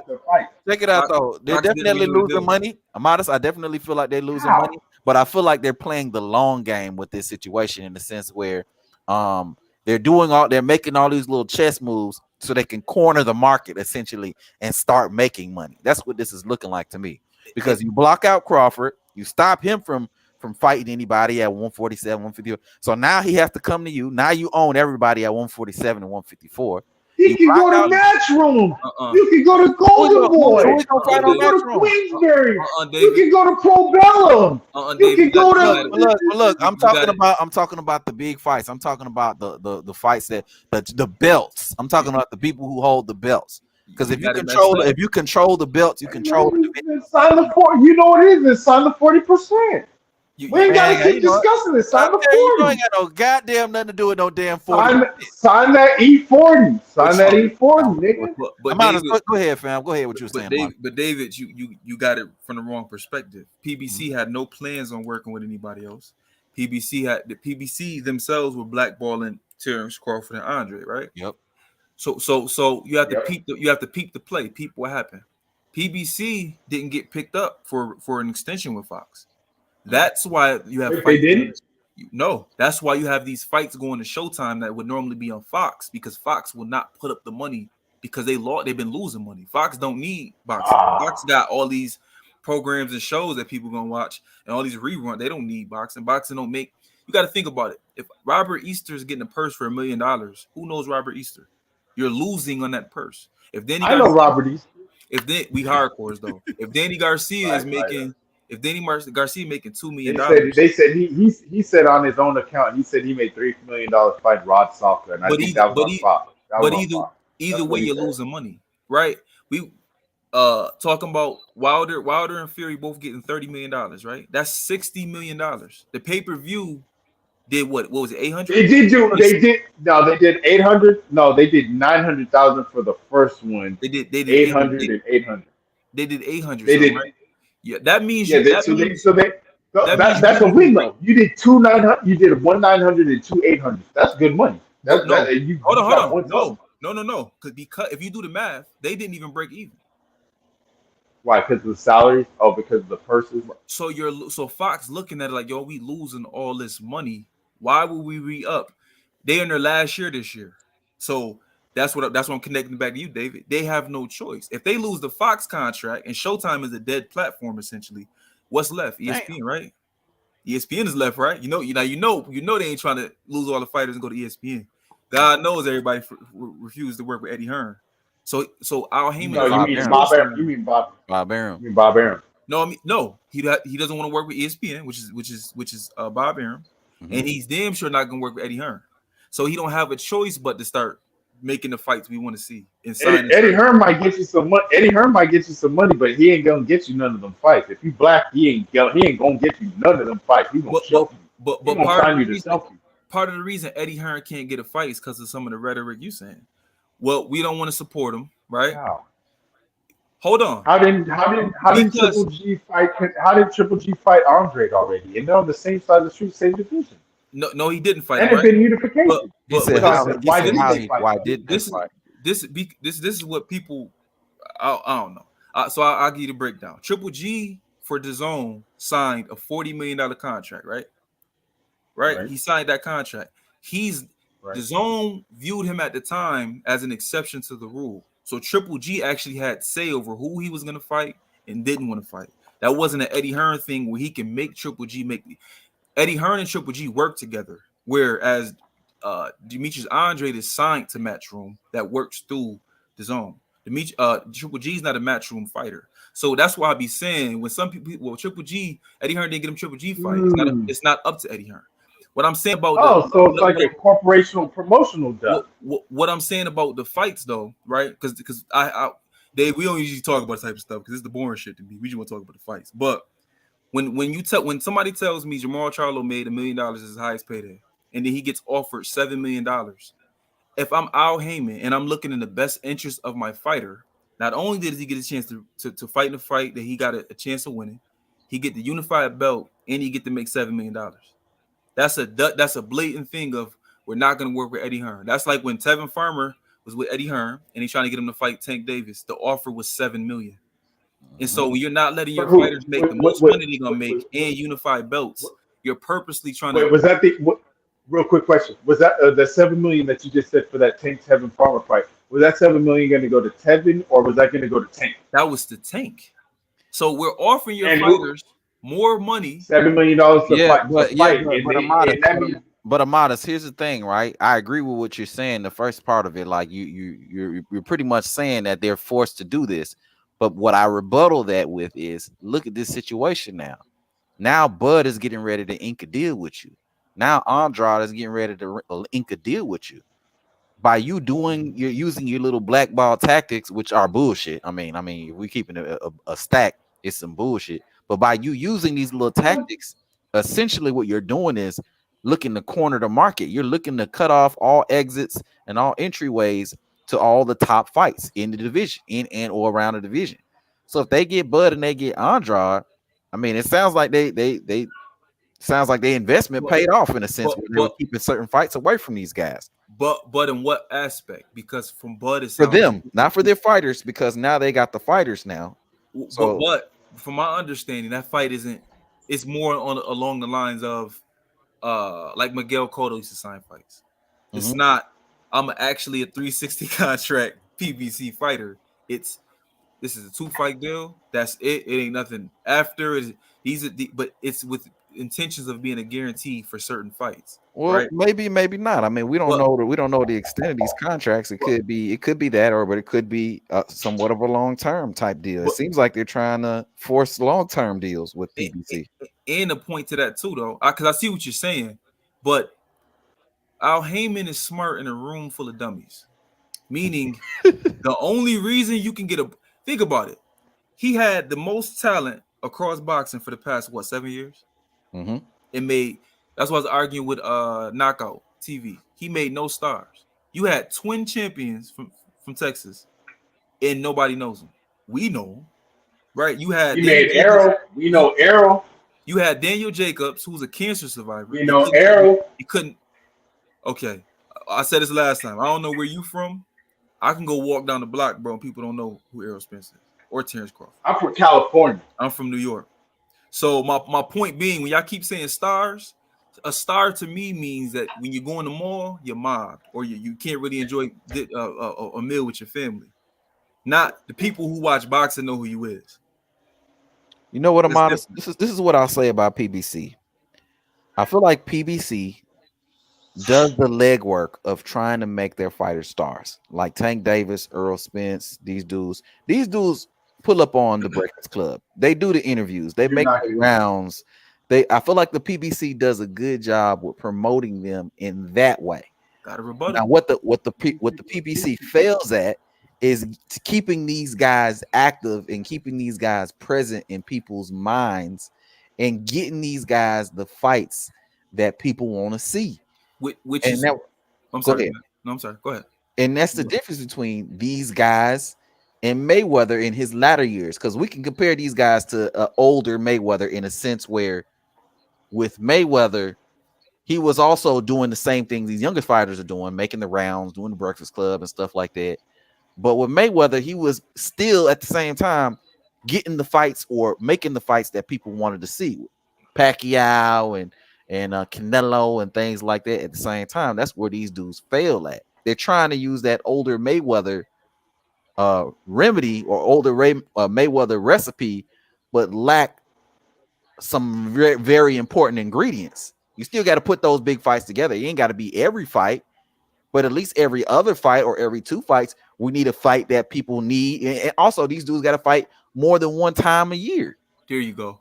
Yeah, fighting once a year. This is the part people miss about Mayweather. Mayweather was the best fighter in boxing post Roy, probably. I'm sure most people in the panel agree with that, right? Yeah. Mayweather, nobody cared about Mayweather. Mayweather became a star because of the fight with Oscar De La Hoya, right? And then he got lucky, right? Pacquiao comes out of nowhere. So now you got your if Mayweather's magic, he got his Larry Bird. So not everybody anticipating that, right? They tried to duplicate. But they had to let that fight marinate for like 4.5, 5 years with the whole Olympic style drug testing. They built it up. You know what I mean? The Freddie Rope shit. Stop! You gotta stop falling for the loophole, man. That wasn't. No, now that's a loophole. That wasn't. They spinning you for the loop. That wasn't marinating. That was seriously Bob Arum and Al Heyman, because Al Heyman came into the picture. Al Heyman came into the picture because he bought out Floyd's contract with Top Rank, right? Yeah, the $750,000. Right. So Al Heyman, see, this is what I mean by a room full of dummies. Al Heyman didn't put no work in with them fighters. Al Heyman went in. Say what you want about Oscar De La Hoya. Al Heyman went in, got in with Oscar De La Hoya, right? Who were all those fighters signed with or working with before they went to PBC? They was with Golden. The Charlos and Deontay Wilder and another person Leo were all signed to Golden. Danny Garcia, all these people fighting. They were all signed. They were all. Yeah, this is true. Deontay Wilder was first signed out of the Olympics to Golden Boy, and same thing with the Charlos out of the Nationals. That's true. And if you ever notice with Floyd always got smoke for Oscar De La Hoya, Canelo, anything that got to do with Golden Boy, right? Part of the reason for that is though. I thought that's because of the fight beef. I thought that's just the fight beef. Like, we would never let that beef go because of them years when I won by split decision. But it's not just because Oscar De La Hoya has made comments and said, I built all the fighters you got.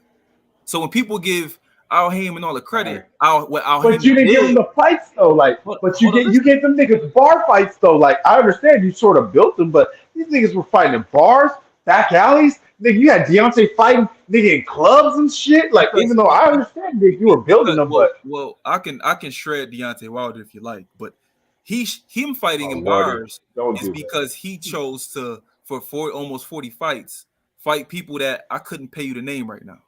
Like, literally for we're not gonna get into Deontay because then I got a whole this stream will be. You and me would need our own stream, and it'll be a nice stream, but we can go into that one because I'm gonna defend Deontay to the death. Hell no. The only way to defend Wilder is with emotion, not facts.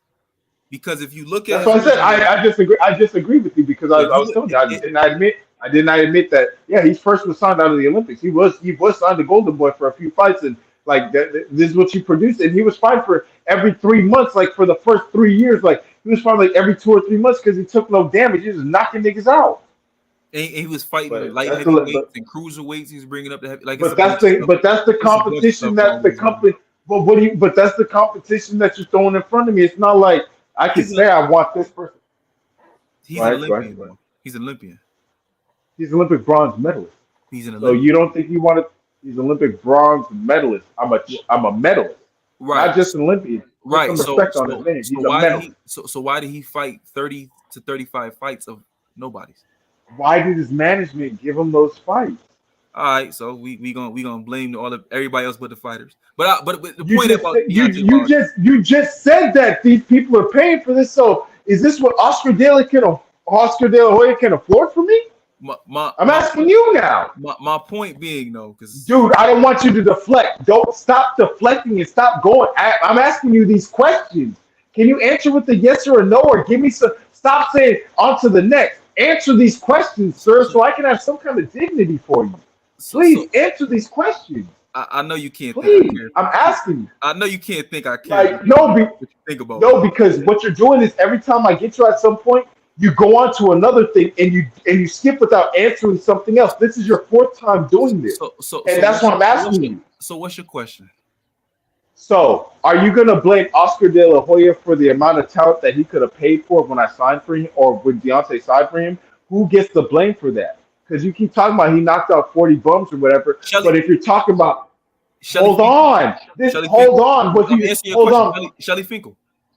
So Shelly Finkel was there from fight 1.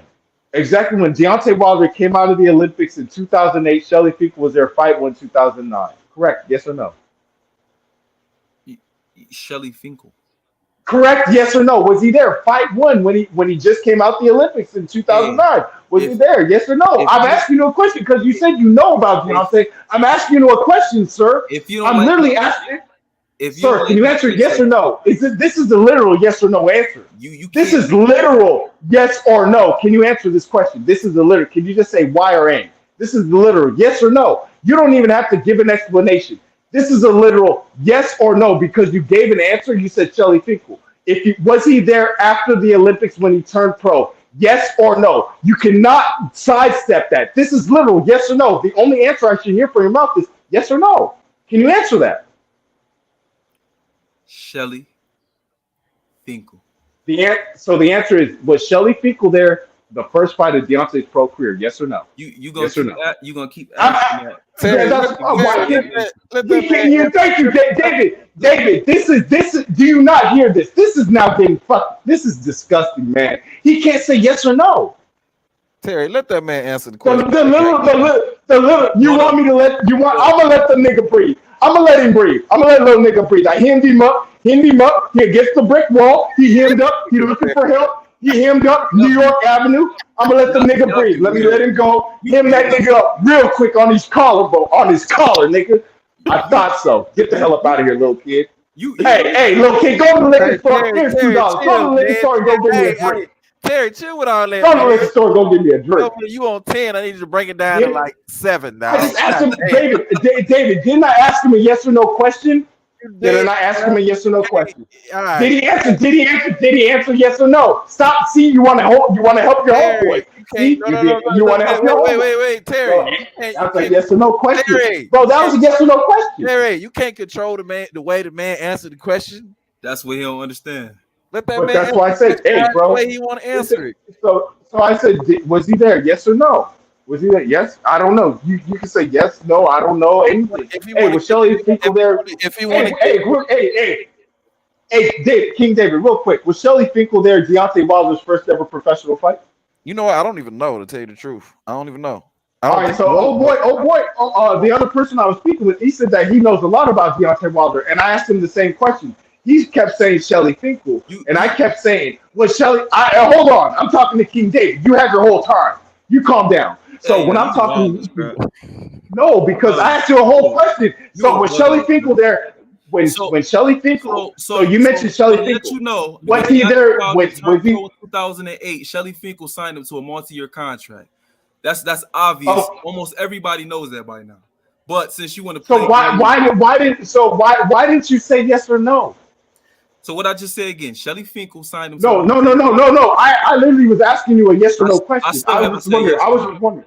I still haven't said why. Yes. Why not? Why not? Because that was a straight up question. Because you kept mentioning Shelly Finkel. I'm like, so was Shelly Finkel signed to him outside after the Olympics? Yes or no? Why do you keep saying Shelly Finkel? Like that's not a yes or no. I don't know. Like you kept saying Shelly Finkel. Like you. So why weren't you explaining that? So that was my question. So you got your answer now, right? You happy? No, I don't. No, I did not get my answer because my question is. Did Shelly Finkel sign him outside of the Olympics? Yes or no? Did you not? I want the yes or no now because you had to look it up on Google. So now let me get your answer. So apparently you didn't hear me. Out of the Olympics in 2008, he did sign him. After you looked it up, thank you. He signed with Shelly Finkel and he did go to Golden Boy. So now, well, I kept saying Shelly Finkel, but for some reason that didn't. No, because I was saying, did he sign them? Yes or no? Because I needed yes or no. I needed a definitive answer. And what did I say? No, it's not you. It's not you. It's because certain things on these YouTube streets, a lot of people they cap, they lie, they do a lot of this, they do a lot of that, and a lot of people they will say all this stuff and then they'll jump off panels. And it's like, dude, we've caught a lot of people several times. Not you. Not trying to say you or anything else like that. Not trying to disrespect you, but there's a lot of people I've dealt with this on certain. No, what did you say, sir? No, not like you. That's why I said not you. All right, child. So that's what I'm saying. Like, when you talk about, so my question is, when you're talking about all this stuff with Oscar De La Hoya and signing all these previous fighters in PBC and everything else like that, with them losing money, what does this have to do at the end of the day? Like, they're still going to be in business. I was explaining to David about David was saying he built the fighters. I'm saying no, he didn't. Al Heyman, if anything, Al Heyman is a good con artist because he damn sure took all his fighters though. But Oscar De La Hoya and Golden Boy built those actually to get a proper credit. What's my man with the Pro Bellum? Richard Schaefer. Richard Schaefer is actually one who built all those fighters for Oscar De La Hoya. That's the truth. But pause on this conversation, y'all. Pause on this conversation real quick, man. My guy AB, our Demetrius Barber, made it in the building, man. Salute to you, AB. What's going on with your family? Not much. What's good, fellas? What's good, panel? What's good, King David? What's up, Argentus? Argentus, my bad. The last time we dialogued, I was sipping a little bit. My apologies for saying a you few good. Words, you good. Bro. My apologies, sir. You good. And my apologies. I know I've been saying some flip words. I know I've been saying some flip words to the other individual, not King Dave, but the other one I'm talking to. So my apologies too. We just off work. We just chilling. We just relaxing, talking some boxing. So hopefully, please don't take no offense. Nah, I need to get like you. You ain't even said nothing. Get in the room, got people apologizing.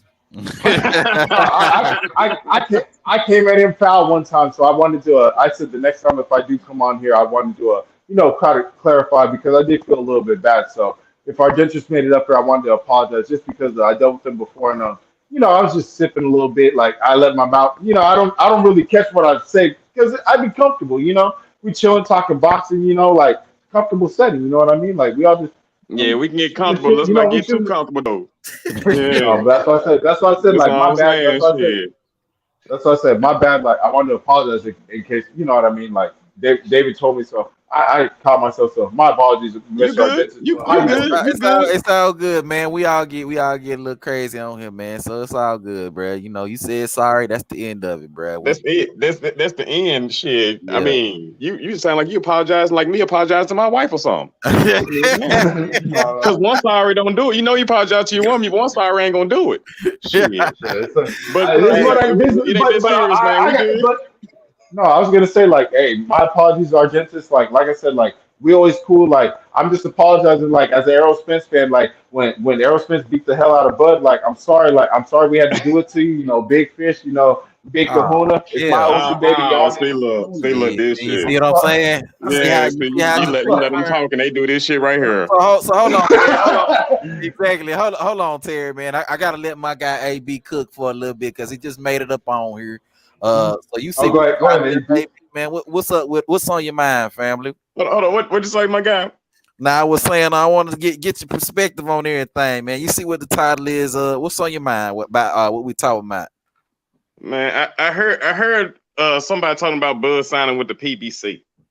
I mean, what good would that do? Him signing with the PBC? I'm just asking because Agent Brown ain't got no money. Well, yes, he does. He just doesn't know how to manage it properly. He doesn't know how to manage it properly. I'm just saying he ain't got no money. What's He got old boy name? money. Gary Russell Jr. crying he can't get no fights. I mean, shit. I mean, See, what? David, David, I'm trying to be respectful. Argentin's about to bring it out of me now. You're about to bring it out of me. Hey, I'm just telling the truth, man. What will be the end goal? So what if he do sign with them folks, and then he still don't get the fight? Then what?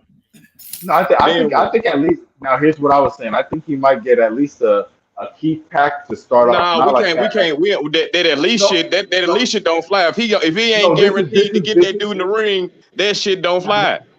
Now here's my thing. Come on. Are you gonna let me? Come on, work with me. Come on now. I'm your pusher, man. Come on now. What's your pusher?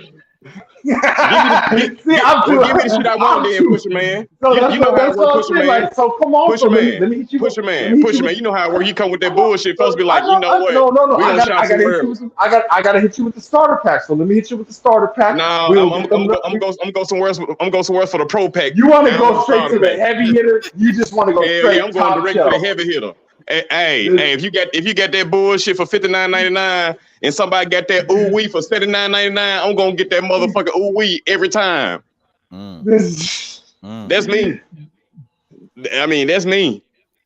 So so here's the thing. So the numbers have to add up right because here's the thing.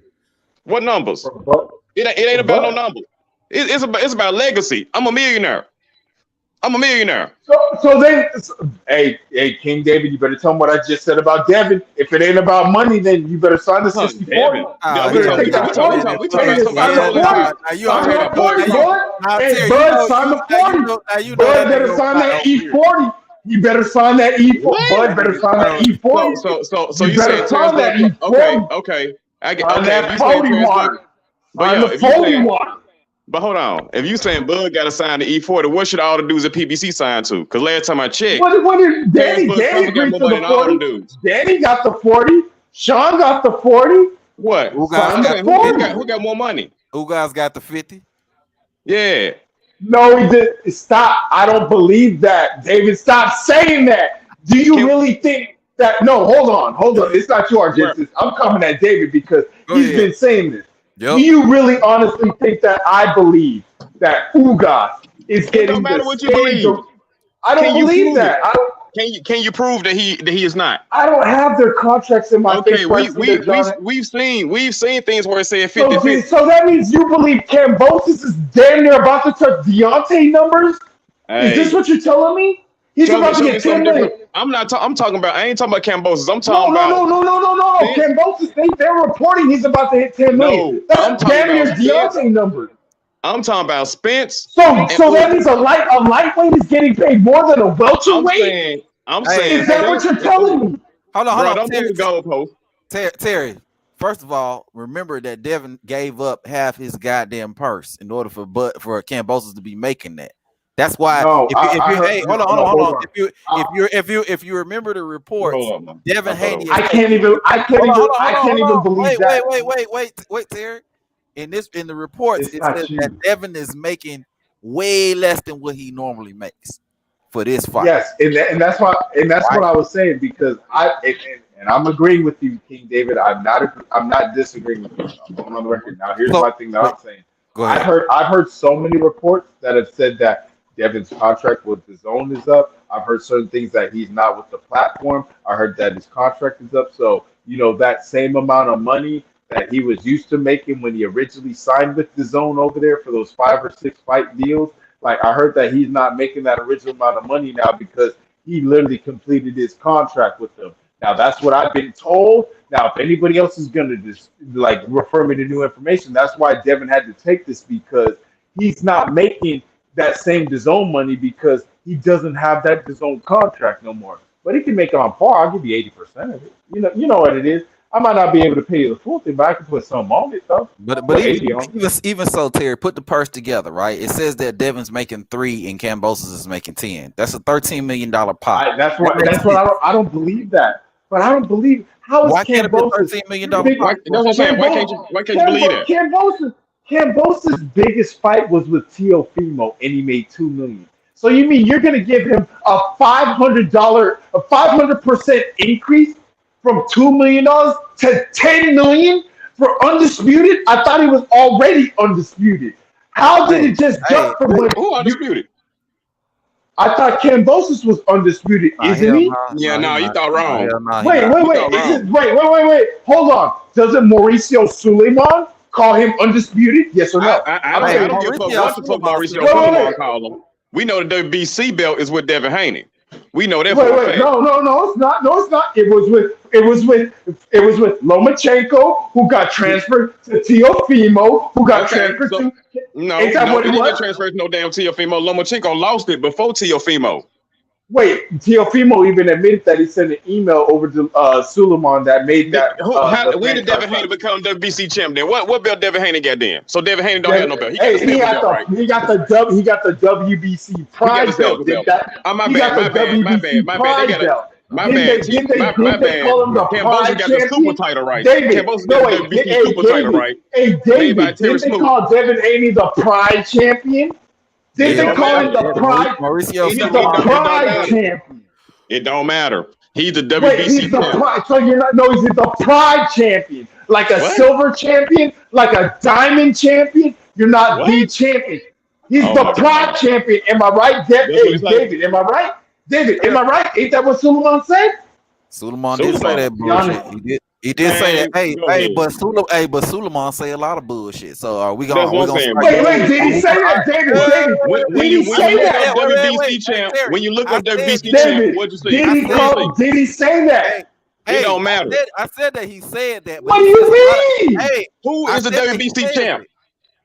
According to Suleiman, he's been saying that. According to WBC, according to WBC, who's the fucking champ? Exactly. That's Suleiman. Suleiman ain't WBC. He's the fuck you talking about? Suleiman said this. I don't give a fuck. Suleiman is go to the website. What's the WBC site? He's the commissioner of the WBC.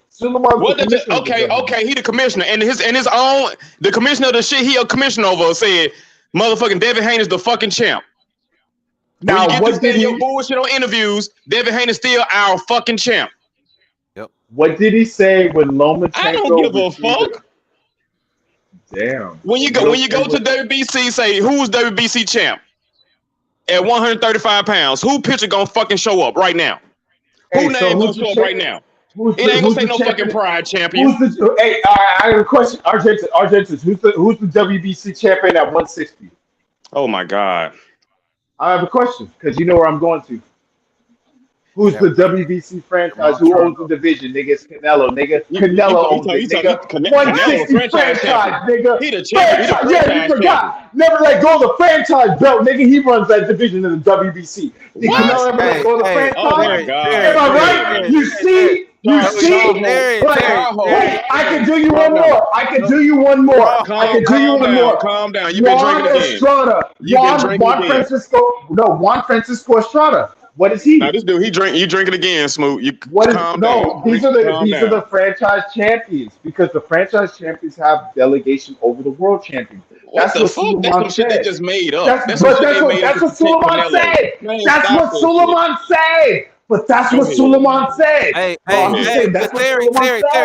Terry, you can't pick and choose the little comments you're gonna take from Suleiman because I could also play your interview where he said Devin Haney's the WBC champion. So which one we gonna do? Are we gonna use Suleiman? And here's the worst thing, David. I know the video that you're about to pull, and the worst thing about this is Suleiman he contradicted himself within 5 days. Because he said something, let the media spin it, and then he came back on live and had to go on another person's channel and tried to clean it up because he knew how bad it sounded. And then he tried to give praise to Devin Haney. He literally tried to clean up his own stuff within a week. Like that's why I said he tried to do a cleanup job, and it looked so messy. Yeah, and that's why we got to throw That's why we got to throw everything Suleiman say in the trash for the most part. Because at the end of the day, dude, he can't even make up his mind whether Devin's the WBC champ or the WBA. He don't know. He just saying whatever comes to his mind at the moment. So we got to throw it all in. He won't even include the franchise title in none of the other divisions. There's no franchise champion at welterweight. At any other divisions. Gary Russell wasn't even the featherweight, WBC franchise. He held the belt for 5 years. Deontay had it for like 5. They pick and choose. So I give that. We know what it is. We know the game. We know and that's how you know Terry be trolling, because you see how he was just like, yeah, he understood all that shit, but before he was saying the that's what I said. That's how I could troll to a point, but then at some point, some cute will have to come out of me. It's like I can't be all the way just troll. It's like, damn, I gotta say something. You heard that, AB? I'm just listening, man. My guy always keep me entertained, boy. You can't never say Terry boring. That's for sure. Not never.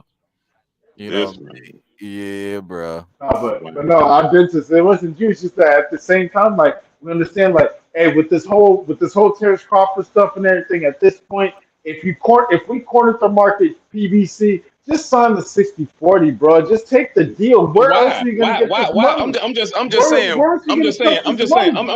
saying. Why does he, out of everybody in the world, why does he have to do that? Out of everybody. They ain't asking nobody else to do this bullshit. They begging motherfuckers like, please come to this weight class to fight me. But for this dude right here, bro, we need you to take a pay cut. We need you to come as a challenger. We need you to be the B-side. We need you to take whatever we give you. We need you to do this. We need you to wear these size gloves. We need you to wear this size ring. What makes them folks deserving to have a dude with Terence Crawford resume do that bullshit? Now, Floyd did it for Oscar, but these niggas ain't Oscar De La Hoya.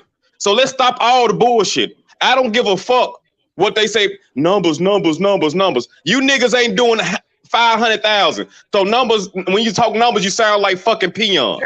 These niggas are not Oscar De La Hoya. When you get through, if motherfucking Earl Spence don't fight Terence Bud Crawford, he's not going to Hall of Fame. He is not. His career is shit right now. His best wins, Sean Porter and Kell Brook. I don't give a fuck what this is best wins. And Bud knocked both them bitches out. So I don't know what the fuck y'all keep talking this bullshit. Numbers, he gotta do this. Why the fuck does he have to do any motherfucking thing? First of all, who the fuck are y'all? Ain't that what your boy Spence said? When I told him he gotta do this, he gotta do that. We know we men, we got pride, man. We can't be doing that shit. If I was a man, so you want this grown man? He just said you want this grown man to do what the fuck y'all say. Which one of them niggas earned the right to dictate terms to Terence Bud Crawford? Give me the nigga with the accolades, with the money, with the title fights that earned the right to dictate shit to Terence Bud Crawford. I'll wait. That's the unified champion, Big Fish, my nigga. Top dog of the shit. Get the fuck out of here. Okay. The same nigga that was begging Mikey Garcia. That nigga. This nigga right here. That nigga right there. That nigga that can respond to Blair Cobbs. But when the motherfucker say, I'm looking for you, bitch, you can't say shit to him. He calling you bitch and everything. You can't even say this motherfucker name. That nigga turned his phone off. That nigga. You got folks making fake tweets and shit. Damn. A nigga can't even inhale. I know, right? But anytime anybody else say something, I know motherfuckers like Earl Spence. That's how I know he a bitch. I know motherfuckers like Earl Spence. Anytime somebody say something, he ready to fight. But let that one motherfucker say something. You gonna hear motherfucking crickets. You hear crickets. I'm smoking on some stuff. Now all of a sudden I'm calming down. I'm mellow now. Hell yeah, because that's what happened when Bud Crawford stepped in the motherfucking Earl Spence calm down. Don Julio again. I'll take a sip of this Don Julio. Reactivate up again. Yeah, I'm over here calm. I'm mellow. I just hit. You guys talking about it. I don't know. You guys just take the that man. I'm just for a payday, man. Just take a payday. I mean, shit, it's a payday for him too.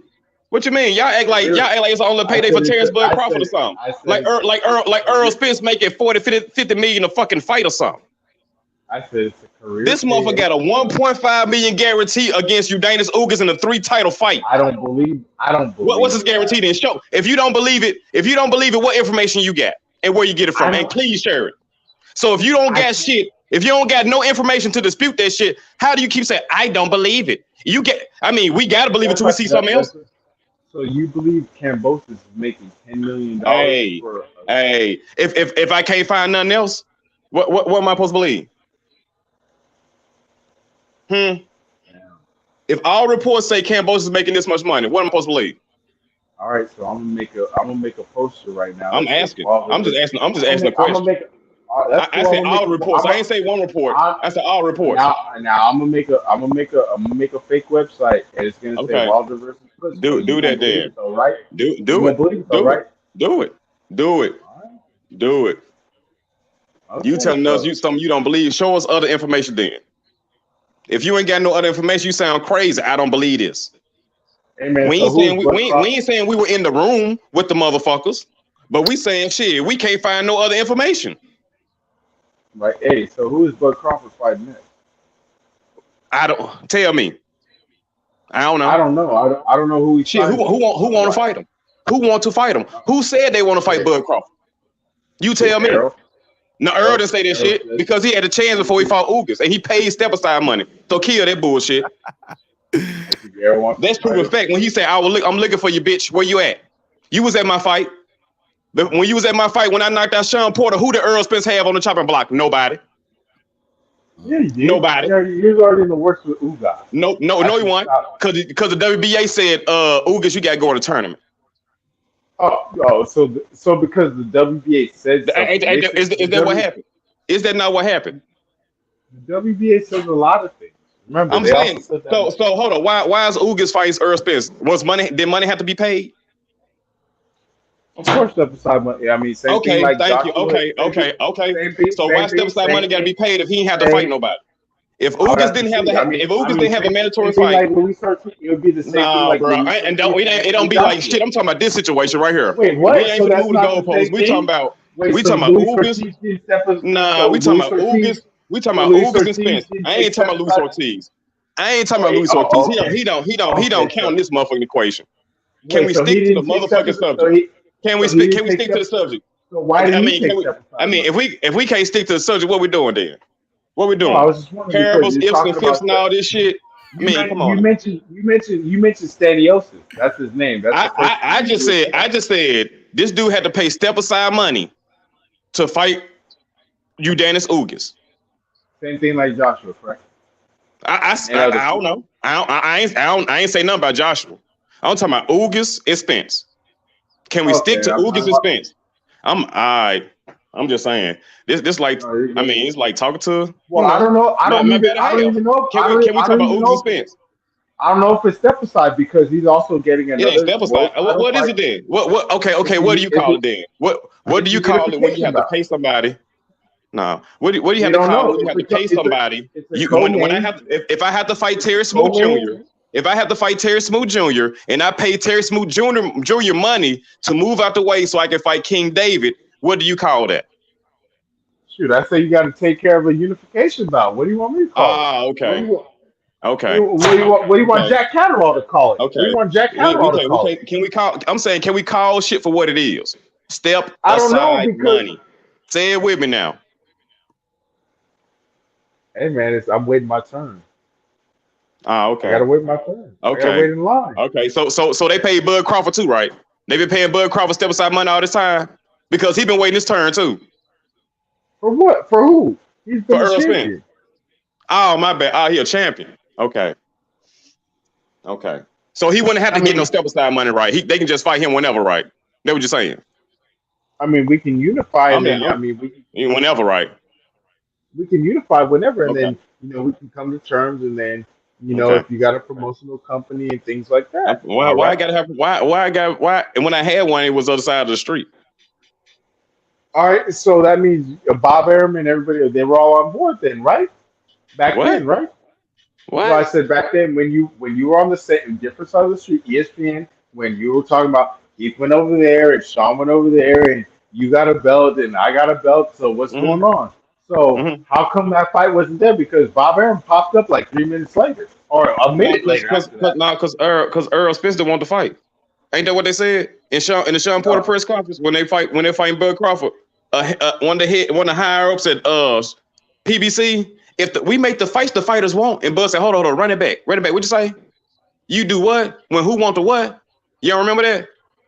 You remember that? I remember. Okay, all right. And this what the motherfuckers that work with or for Earl Spence said. So he ain't work for Showtime. He worked for PBC. I'm saying a motherfucker from PBC said this. So all this shit you saying don't make sense. So when a motherfucker from PBC said we make the fights that our fighters want us to make. Right. So now we got the fights that we want to make. So take the 40%. Okay.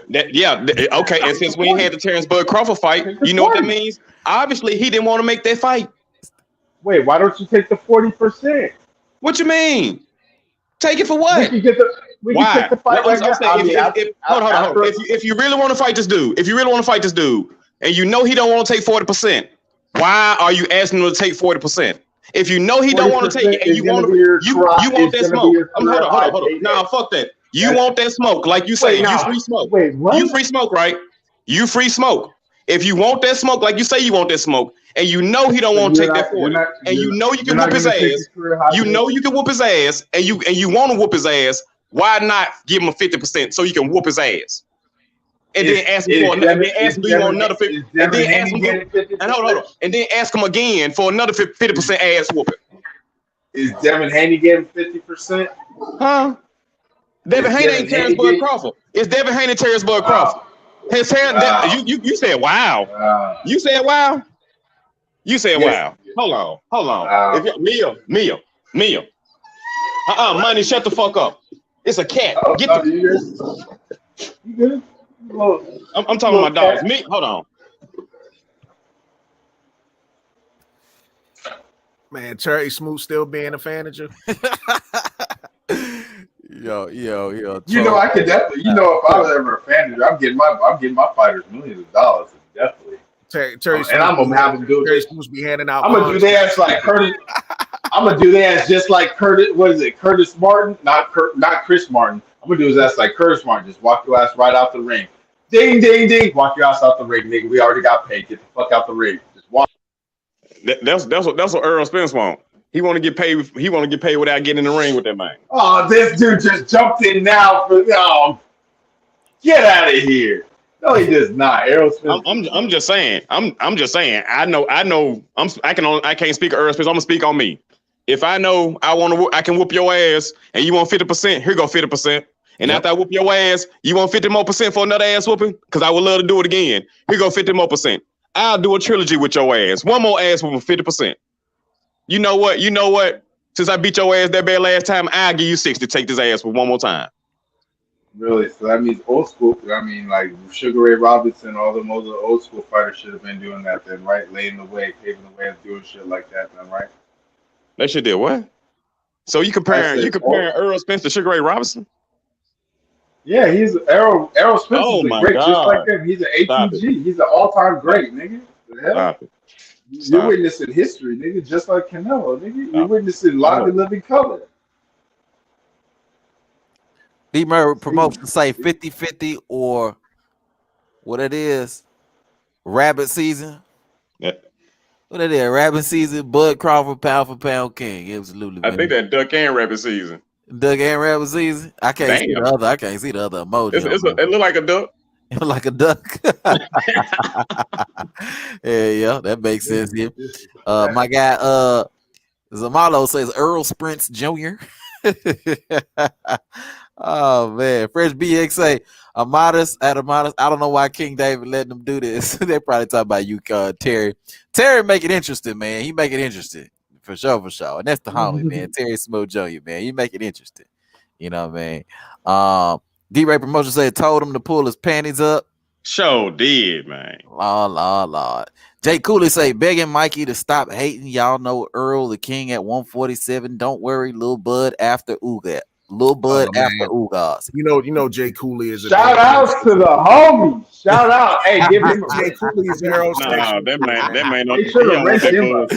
Terry say give him rinse him up. Terry, that what you say? What you started to say something, Bo. What you was saying? Jay Cooley and Earl sexual too, man. He tripping the other night on E Thriller joint. That motherfucker, he had so much hate for Bud, man. I said, God damn, bro. He came on the panel. Yeah, he came on the panel. Jay Cooley, you have officially been labeled an aerosexual, fam. If you want to come up here and defend yourself, I don't know if he be pulling a Terry Smoot or not, but Hey, some of them dudes be for real about it for real. I'm like, yeah. Y'all don't see this shit. No, this what Earl meant right here though. No, but he, you know, that's the plan, you know, no. Okay. He didn't just say that.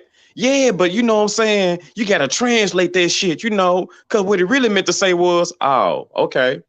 Jay Cooley say that the hate for Earl is real. Now I'm gonna tell you about Jay. Thank you. Right? You know, I was sitting in the cut while I was listening to him talking shit. He started off saying, "Well, let's just wait and see what happened." Right? He was like, "Well, I do like Bud. That's you know, y'all Bud fans don't like Spence." And then at the end of the day, he said, "Fuck Bud." I said, "Oh my goodness, bro." You got him to share his real feelings on him, huh? Oh man, it came oozing out of him. Hell yeah! I said, God damn. See, that's the thing y'all understand. Okay, if you say Earl Spence can whoop this dude, okay, cool. But y'all shit on this dude like he's not a great fighter. I mean, that's the shit I understand. I'm not a Bud fan. I'm not a Spence fan. Those are two best dudes at 147. Hey, the two best. Zamula say no. He's so great, then go fight Booth then. Hey, Zamula say no. The bitch and Earl is real. You heard? Yeah, the bitch and Earl is real. The bitch and Earl is real. It is real. He ain't called himself the boogeyman since that day. Oh yeah, that's another one. Why? We the top dog in the division. No, he said I'm the boogeyman. Ever since that day, ain't no boogeyman. We don't have to no more. I know, right? I know, because you got somebody chasing him. Somebody been chasing this dude for 4 years. 4 years? How? You 4 years. How?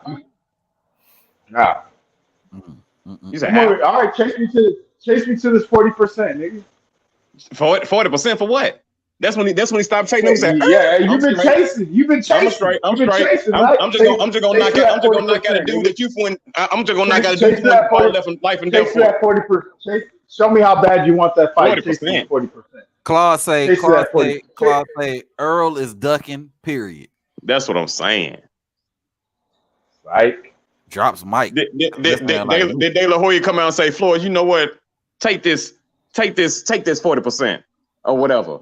But then Earl Spence ain't no fucking De La Hoya. What am I saying? To even put them in the same sentence is blasphemy. Yeah, he is. Yeah, Oscar De La Hoya was unified. Yes, he was. Yeah, Oscar De La Hoya was unified champion. Oscar De La Hoya was definitely unified champion at that time. Oscar De La Hoya was definitely unified champion at that time. Oscar De La Hoya was definitely unified champion at the time of Floyd beat him. He ain't De La Hoya. You said Earl Spence De La Hoya.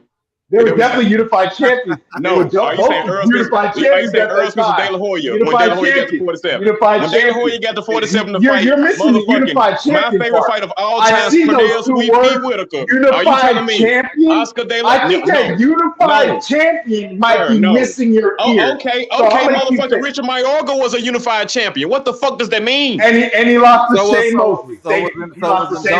He lost to Shane Mosley. That's Bud's best win. That's Bud's greatest win. That is Bud's greatest win. It's in Dongo. That's your greatest win. It's in Dongo. We're unified world champion. Was in Dongo. That is his greatest win. That is Bud Crawford's greatest victory. What has was in Dongo? Hey, what has Earl done that in Dongo? He knocked out Troyanowski. You forgot he knocked out Troyanowski. I'm saying what fucking Bud Crawford ducked. I'm saying he ducked Troyanowski. Man, no nigga, Bud ducked. He ducked Troyanowski. Mute that dude. That dude wilding.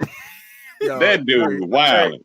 This dude said Ndongo was Bud Crawford's best win, even though Bud Crawford knocked out Sean Porter. So is he saying? Hey, I ain't never heard for AB to tell me to mute somebody. Mute this dude wilding out. This man's what? Bro, he knocked this dude out that Ndongo didn't knock out, and Bud Crawford ducked that nigga right there. And man, bro, calm down. Calm down, man. God damn. Terry Smooth's troll game is on tonight, bro. He said he was with that Don Julio now. He said he had that Don Julio now. I got him that shit on my counter. Hey.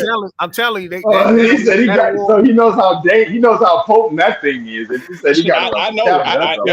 That's why it's still on my counter. Yeah. That's the killer. Yo, that Julio should have been fucked with. That award. Don Julio will get you. It is a warm chest. I'll put it like this: it is a warm chest, and that chest is warm still right now. God he turned up. You get turned up off a shot and a half, or maybe 2 shots. I haven't seen some alcoholics put that shit down. Do you hear me? No, you do like a cup, like a glass, a shot and a half, and then you just feel the burn. You feel it course through your veins. I'm like, dude, I feel like I'm low key like what's his name? What's that nigga like Tom Hardy in that movie where you gotta turn your dial up, nigga? Like what's that nigga? What was he? Bane, nigga. I feel like Bane low key where you can feel that shit going through your shit, nigga. This nigga, like Bane, nigga. Hey, Jay Cooley defending himself. Jay Cooley say nobody shit on Buds. He talking to you, Bo. Nah, he shitted on Bud. He shitted on Bud because he came. Thank you, Jay. Y'all got to wrench up Jay Cooley. No, he came on there talking that shit. No, he came on talking that shit, talking about it's war. It's war. What the hell? Hey, Jay Cooley, if you want to pull up, fam, you more than welcome, bro. Cause you know. Hey, Jay Cooley, jump on. It's all friendly. This is a good stream. It's all love over here, man. But go ahead, Bo. What you were saying? Nah, he was like, it's war. I was like, damn, dude, is it? And then he tried to act like he liked Bud, but then ended off saying fuck Bud. That's why I was just like, come on, man, like. This dude is funny. He came subtle like a sheep. He came subtle like a sheep in wolf's clothing. Oh wait, everything good. You know, I just want to see, the fight gonna happen. Fuck Bud. You know what I'm saying? I thought it was Terry Smooth's cousin for a second, man. I said, "Oh man, he got the Julio too." Damn. Okay. Yeah, man. Let me read some more of these comments, man. My guy Zamulia say Earl dancing. And what did it say? Shit twerking his hips and the highs with light skinned niggas. Yellow Beezy. He know where Yellow Beezy is. This is boo Yellow Beezy. This is sick. I ain't even know who Yellow Beezy was until that moment. I was like, who was this nigga he grabbing? Yeah. That's Yellow Beezy. That's Yellow Beezy. You guys ain't never seen. I understand. Now I see. Y'all niggas ain't never went to college. See, at times when you go to a party, I was in the Navy when the Ramones was in that motherfucker looking at motherfucker's dick talking about, hey, bro, your dick kind of long. Like, hold on, nigga, we ain't with that shit. Whoa. Whoa, we not doing no link, man. Whoa, I just said I was in the Navy when motherfuckers doing that bullshit. Cause the motherfuckers. That's an automatic. Yo, I'd be like, dude, you got some red flag right there for me. I'd be like, I switch me over. But if you're in the military, shit, hey, what the fuck you gonna do? What the fuck you gonna do? Especially in boot camp when you down there in prison. He say, I heard about boot camp. I heard that. Yeah. Jay Cooley say, damn, I told you, bro. Fuck Bud and Earl. If they don't fight, you leaving that part out. Hey, you left some information out. He's saying you left some information out. He's saying that shit now. But I tell you what, if you go listen to E Thriller joint the other night, my man sound like the Earl sexual was sweating out his pores and stuff. Man, I said, damn, man. I'm just listening. I'm like, yo, he said sweating out of his pores. Damn, like, we gotta do it. Dude, we gotta go hit the playback. What's going on, Jay Cooley, man? You want to hop on here and defend yourself, bro? Because I mean, according to what I'm hearing, bro, what did you say, Bo? You say he a aerosexual? What you didn't just call him any aerosexual? What'd you say? I said, man, this dude got to be trolling because I'm telling you, he started off talking about it's war. Like, I was just like, war. What the I wouldn't even, and that's the thing, me, I don't even come off like that. I don't even. Come on now. You should know I don't. Come on now. That do sound like you thought it was me. I was about to say, really? I would go, it's war, nigga. I ain't Marvin Hagler, nigga. What the fuck? It's war. Come on. War. Hey, B, you got a request. Austin Collins said he wants you to rant about Charlo. We talking about Charlo again. That nigga Jamel Charlo. I'll let AB, man. I'm tired of, man, this dude right. No, man. Is it Jamal or Jermel? Which one? It could be either one on. It could be either one on. It's Jamel really, but it could be either one on. What do you got a problem with Jamel? He's about to fight for Undisputed. What? I said, what do you have a problem with Jamel for? He's about to fight for Undisputed. No, he ain't. That's the motherfucker that keep. And they asked him again about the shit. Again, he did the same shit. Damn near. Man, take care of your business with Earl Spence. Bro, you fucking for real. I heard it was a. He's telling Bud. Yeah, hold on. That's where you fucked up at. That's where you fucked up at. I didn't know you were talking about. I didn't know you were talking about the Brian. Like dude said, the Minister of Society. You know you fucked up right. You know you fucked up right. Wow, the Brian. What you're talking about? The Brian Custer. You're talking about the Brian Custer interview. I'm talking about the one after that one. It was damn near the same thing. You know you fucked up right. The Brian Custer video is the all one. That's where he said it on the Brian Custer. It was another one where he was jumping rope. Yeah, where they asked him again. No, I didn't hear the one. I saw the one where I saw the one where his belts were in the background and he was on there with Brian Custer. Like I said, "Hey, bud, you better take this little bit of money." Or whatever you meant. When he said, I was asking, hey, bud, you better do this. I was talking about that one. I was talking about that one. You lying. I was going to say, then you know what interview I'm talking about. Then you know what interview I'm talking about, where he said that, bud, you better humble down. He said you better humble down and you better take this little. Stop lying. Stop lying. That ain't what he said. Stop lying. Quit trying to make it sound harder than what he stopped lying. Go on, play this shit. I ain't gotta say what he said. Go on, play it. I ain't gotta say it. I'm gonna let him say it. Don't say it. Don't say it. King David, do you got it? King David, my G, you got it. So, hey, King David, was he in the gym when he said it? Wait, hold on. Was he in the gym? No, because you said he was in the gym. You said he was jump roping. Terry, hold on, fam, hold on. Do y'all really want to go down this path again, dog? He brought it up. He brought up that interview. So please. I ain't gonna say what he said.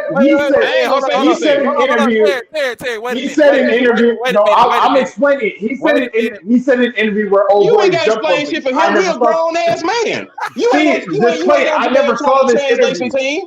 Are you Jamel Charlo translation team? Are you his translation team? Are you at every press conference saying when Jamel Charlo said the bike is blue? Now what it really meant to say was I'm gonna beat your ass. No, nigga, that's not you. My bad, that's not you, bro. Hey, run that shit, King David. I said I saw the custom. Go down the path. Hey, he did another video too. Damn, we might get a part 4, 5.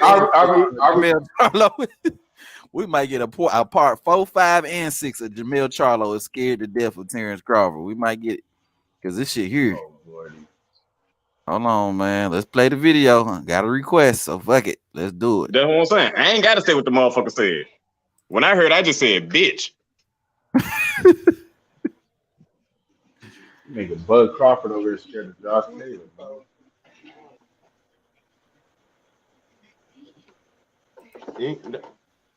See, Mia done jumped up and shit. Actually, hold on. I got to redo that. Let's do it. I'm just saying, I was like, user. Man, I never seen this one. And then the crazy. Hold on, you never seen it. You talking about it? I said I'm talking on the Brian Custer one. Yeah, the one when he did the interview with Brian Custer. Is this the one we're talking about? Where he's in the background with his belts in the background. That's why he bring it up. Okay, that's why he sound like a real bitch. You said you never seen that one, Terry? No, I said I watched the last Stand podcast with Brian Custer. Correct? Yeah, that's this. But there's another one that he did when he was jumping rope, which is hella weak as well. So I mean, we haven't even talked about that. I was only talking about the last Stand podcast with Brian. Yeah, that's what I'm saying. We can go to that one. He sound like a bitch in that one too. Why? Yeah. Because he told Bud to accept the terms of agreement. It's what he said and how he said it. But go ahead, run this shit. And you tell me when he starts sounding like a real motherfucking man. He just sounded a little. When he played, hold on. When he played, you just tell him to pause when he sound like a real motherfucking man. Go on, play that shit. I'm gonna be quiet. Just because he sounded a little aggressive. I'm gonna be quiet. Go ahead. Weak now.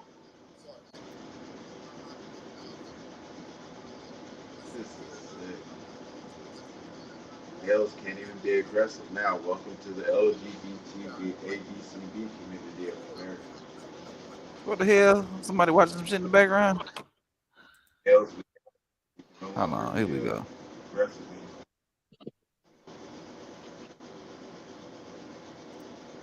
All right, Terry, this is just for you now. Hold on, share screen. Goddamn.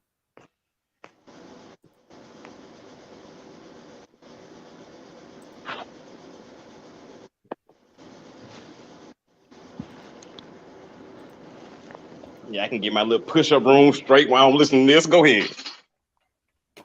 All right. Hey, I can easily make 150. Can y'all hear good? And I'm listening on him. Hold on. I'm not here to chase that. I'm here to chase one thing, and that's to become undisputed champion of the world at a high weight division. Now, I don't know if I'm going to do it at 160. I don't know if I'm doing it at 154. But right now at 154, I'm that guy.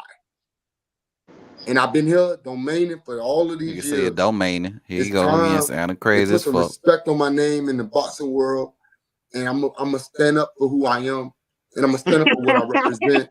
Now listen, I sure wish I could be the guy to fight Canelo. So you talking about Canelo? Okay, let's get that shit. It's coming up soon.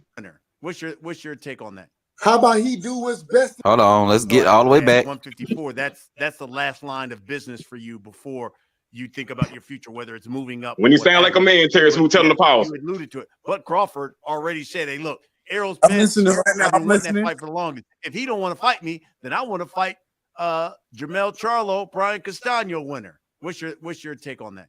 How about he do what? Okay, so first of all, did you yeah, we're gonna let it run. But Terry, I just heard how. Wait. Before you even go to him though, did you hear what the question was? Let's go back and listen to the question again. Hey, but you saw? Did you see Jermell Charlo face? Yeah. Like how he always shed a tear. Nah, if you listen to this whole interview, the only time he reacted in that way is when dude brought up Terence Crawford. Every other question, he was cool, calm, he was chill, very collected. Terence Crawford,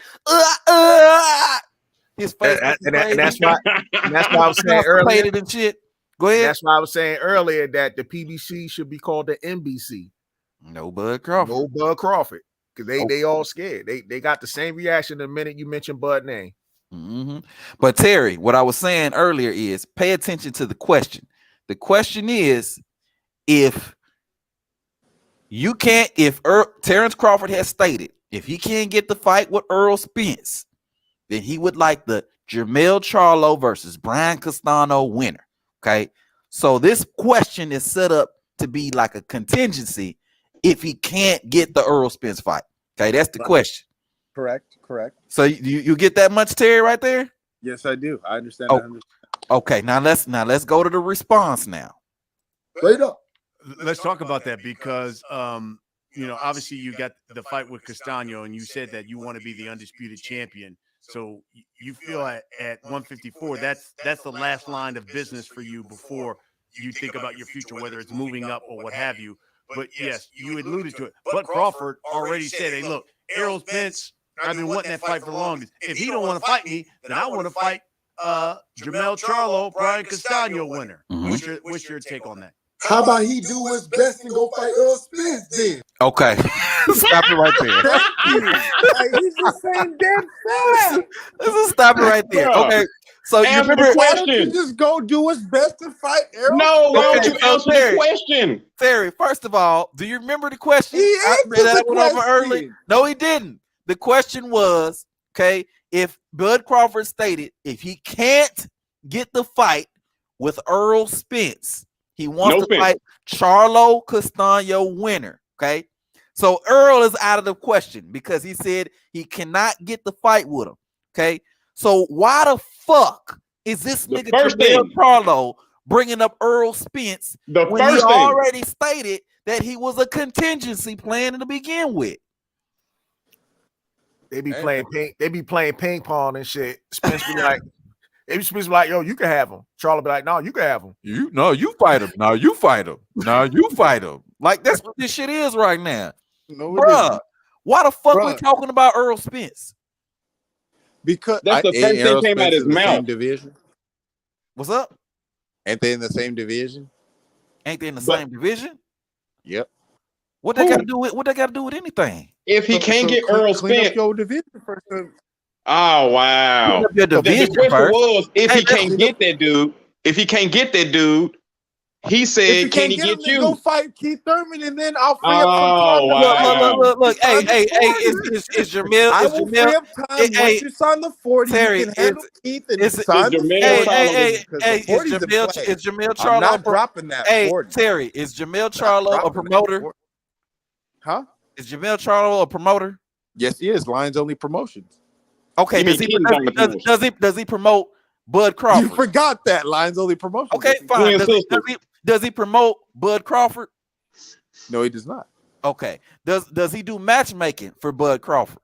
No, he does not. Does he advise Bud Crawford in any kind of way? No, he does not. So why is he giving Bud Crawford advice on who he should fight? Because as a promoter, I feel like he knows what's best for boxing, seeing how he is actually I got him. I got him right here, AB. Does Oscar De La Hoya give Earl Spence advice on who he should fight next? No, he does not. Or does Bob Arum give Earl Spence advice on who he should fight next? He might have insight, maybe. Okay, he might have an insight, just like you and me. But does he say who he should fight though? No, he does not. Okay, so why is Jamil Charlo giving his insight or giving his opinion on who Bud Crawford should fight when, first of all, the question is about a fight between him and Bud Crawford? Well, because there's unfinished business on this side of the street and in this area. That ain't got nothing to do with Jamil Charlo. Hell no. I mean, once you clean up it's like this. Go ahead, finish it. I want you to finish it. Once he clean up his side of the street, you were gonna say that, right? You was gonna say it. Go ahead and say it. I wasn't gonna say once you clean up your side of the street, I was gonna take it to a little kid sense. Once you clean up your mess, maybe I'll give you a treat. Oh, here we go. Wow. You pretty goddamn well you want to say once you clean up your side of the street. You know pretty goddamn well. You don't even have a majority of Jamil Charlo. a majority of the belt. Jamil Charlo. Who is Jamil Charlo gonna fight? Who is Jamil Charlo gonna fight that's gonna give him Terence Bud Crawford money? You got one. It don't matter. It don't matter. He got more money than Jamil Charlo. You got one. Hey, let's listen to the rest of this. Hey, let's listen to the rest of this bullshit. Come on. Shut up. Take a little bit less money. Take a little bit less money. Quiet. So now. Yeah, thank you, Jamel. Charlo's a financial advisor now, huh? He's a financial advisor. Jamil Charlo telling somebody to be humble. Ain't that motherfucking hilarious? Hey, he was speaking real fast. Why don't Jamil Charlo less money? Be quiet. Hey, ain't that funny? Hey, why don't Jamil Charlo shut up, take less money and fight Bud Crawford? But I'm saying, why don't Jamil Charlo shut up, take less money and fight Bud Crawford? No, why doesn't Bud just clean up his side of the clean up the side of the street? You gonna say no? Just clean up the division. This dude is 154 pounder. Already been doing everything. This dude 154 pounder. Don't want to fight 147 pounder who came up at 135. I've never seen a person who they say pound for pound number one duck Errol Spence. This is duck Errol Spence? This right here is disgusting. He's in troll mode now. Hey man, Go ahead. Troll game Go ahead. My bad. You know what Bud Crawford paid the WBC. They need to clean this up because I don't want this around for me as a black man. I wouldn't want this kind of hate and disrespect and onus in the air in Juneteenth. So Terence Crawford better accept this. This is getting disgusting. Black men are giving him an opportunity, like Devin Haney has the opportunity to make millions of dollars, and you about to let millions of dollars to sit. Oh my goodness, man! Terence Crawford, this is disgusting. And you're going out like a Showtime. You're going out like a Showtime. Worse than like a Sidney Poitier. Stop this dude. This dude here is wilding. That Don Julio got this dude wilding the fuck out.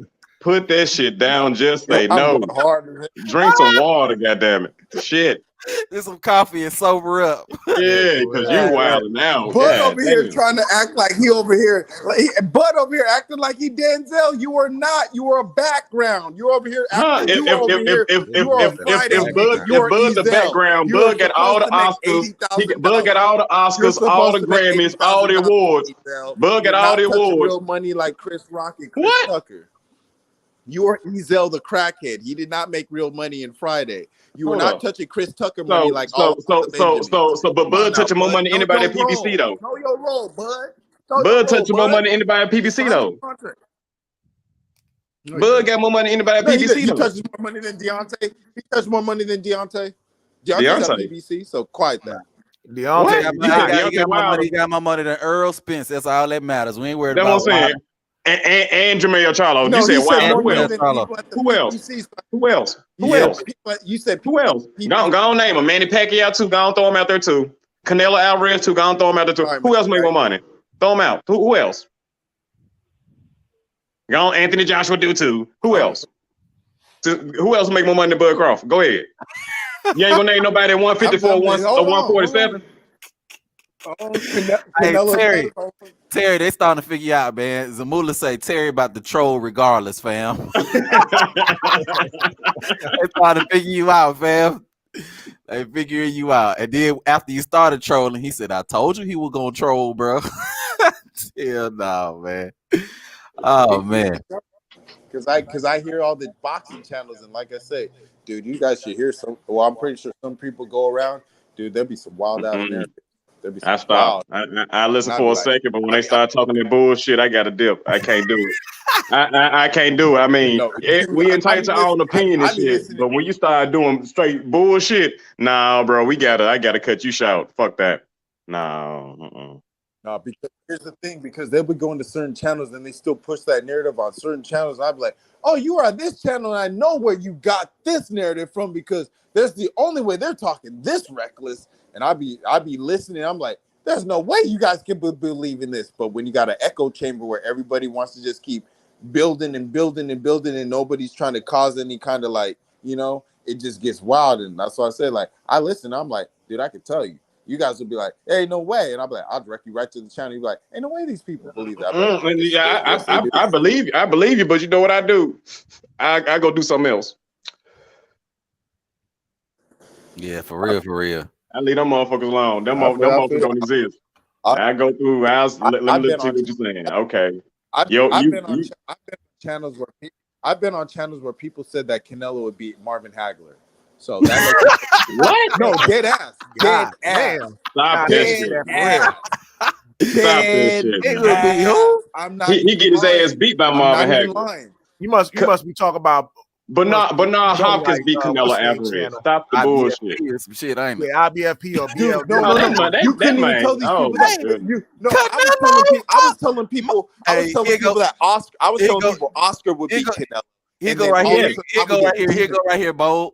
Marvin Hagler ducked Canelo Alvarez. No, this is what they say. They say Andre Ward ducked Canelo.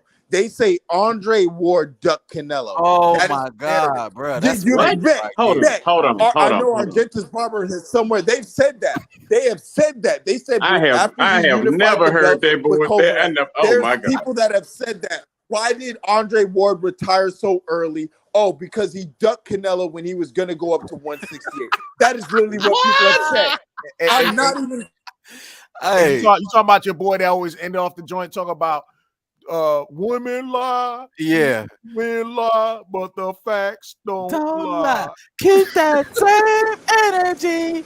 We all know Marvin Hagler ducked Canelo Alvarez because men lie, women lie, but the facts don't lie. You be like, what? What? What the see? Look, see, that's what I'm saying. I don't fuck with. I don't listen to motherfuckers like that long.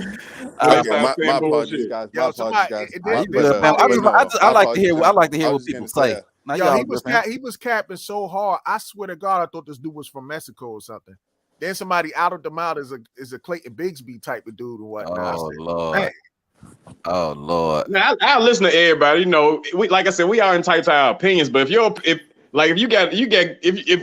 you know what I'm saying, I might not agree with it, but know what I'm saying, if your shit makes sense, hey, I gotta respect your motherfucking opinion. I gotta respect where you stand. That's exactly where I come from. But when you just start doing all this crazy shit, flip flopping and all this, lying and all this, I'm like, huh?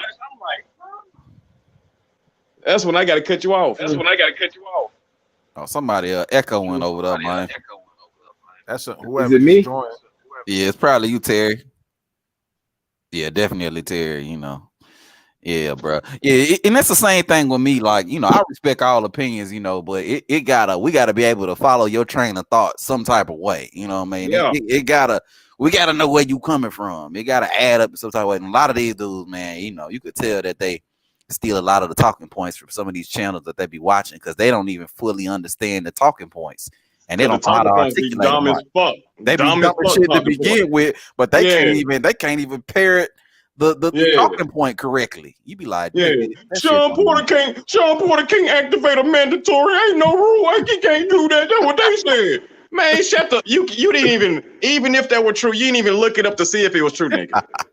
And I know it's true. I know it ain't true because I looked it up and saw that he can activate the mandatory. What the fuck are y'all talking? See, that's what I'm saying. Shit like that. I'm like, look, huh? Hey, my guy Zamola said, shaking my head, I told you, man, look, soldiers are as strong as they leader. All that bitch energy. Mm-hmm. Yeah, man. Play this mother interview so we can hear this bitch. Yeah, that dude got his head all twisted up and shit. This man sound like a straight hoe. My nigga Straight Ducket said, shout out E Thriller and Mac Mob. Okay, shout out to both of them dudes, man. They doing their thing out here on these streets. You know what I mean? Shout out E Thriller, shout out Mac Mob. Subscribe to both of them boys. You know what I mean? But yeah, let's finish up. Let's do this interview here with Jamel. I can't believe we doing this shit again, bro. This is the third week in a row. We didn't have to go to the same video. This shit crazy.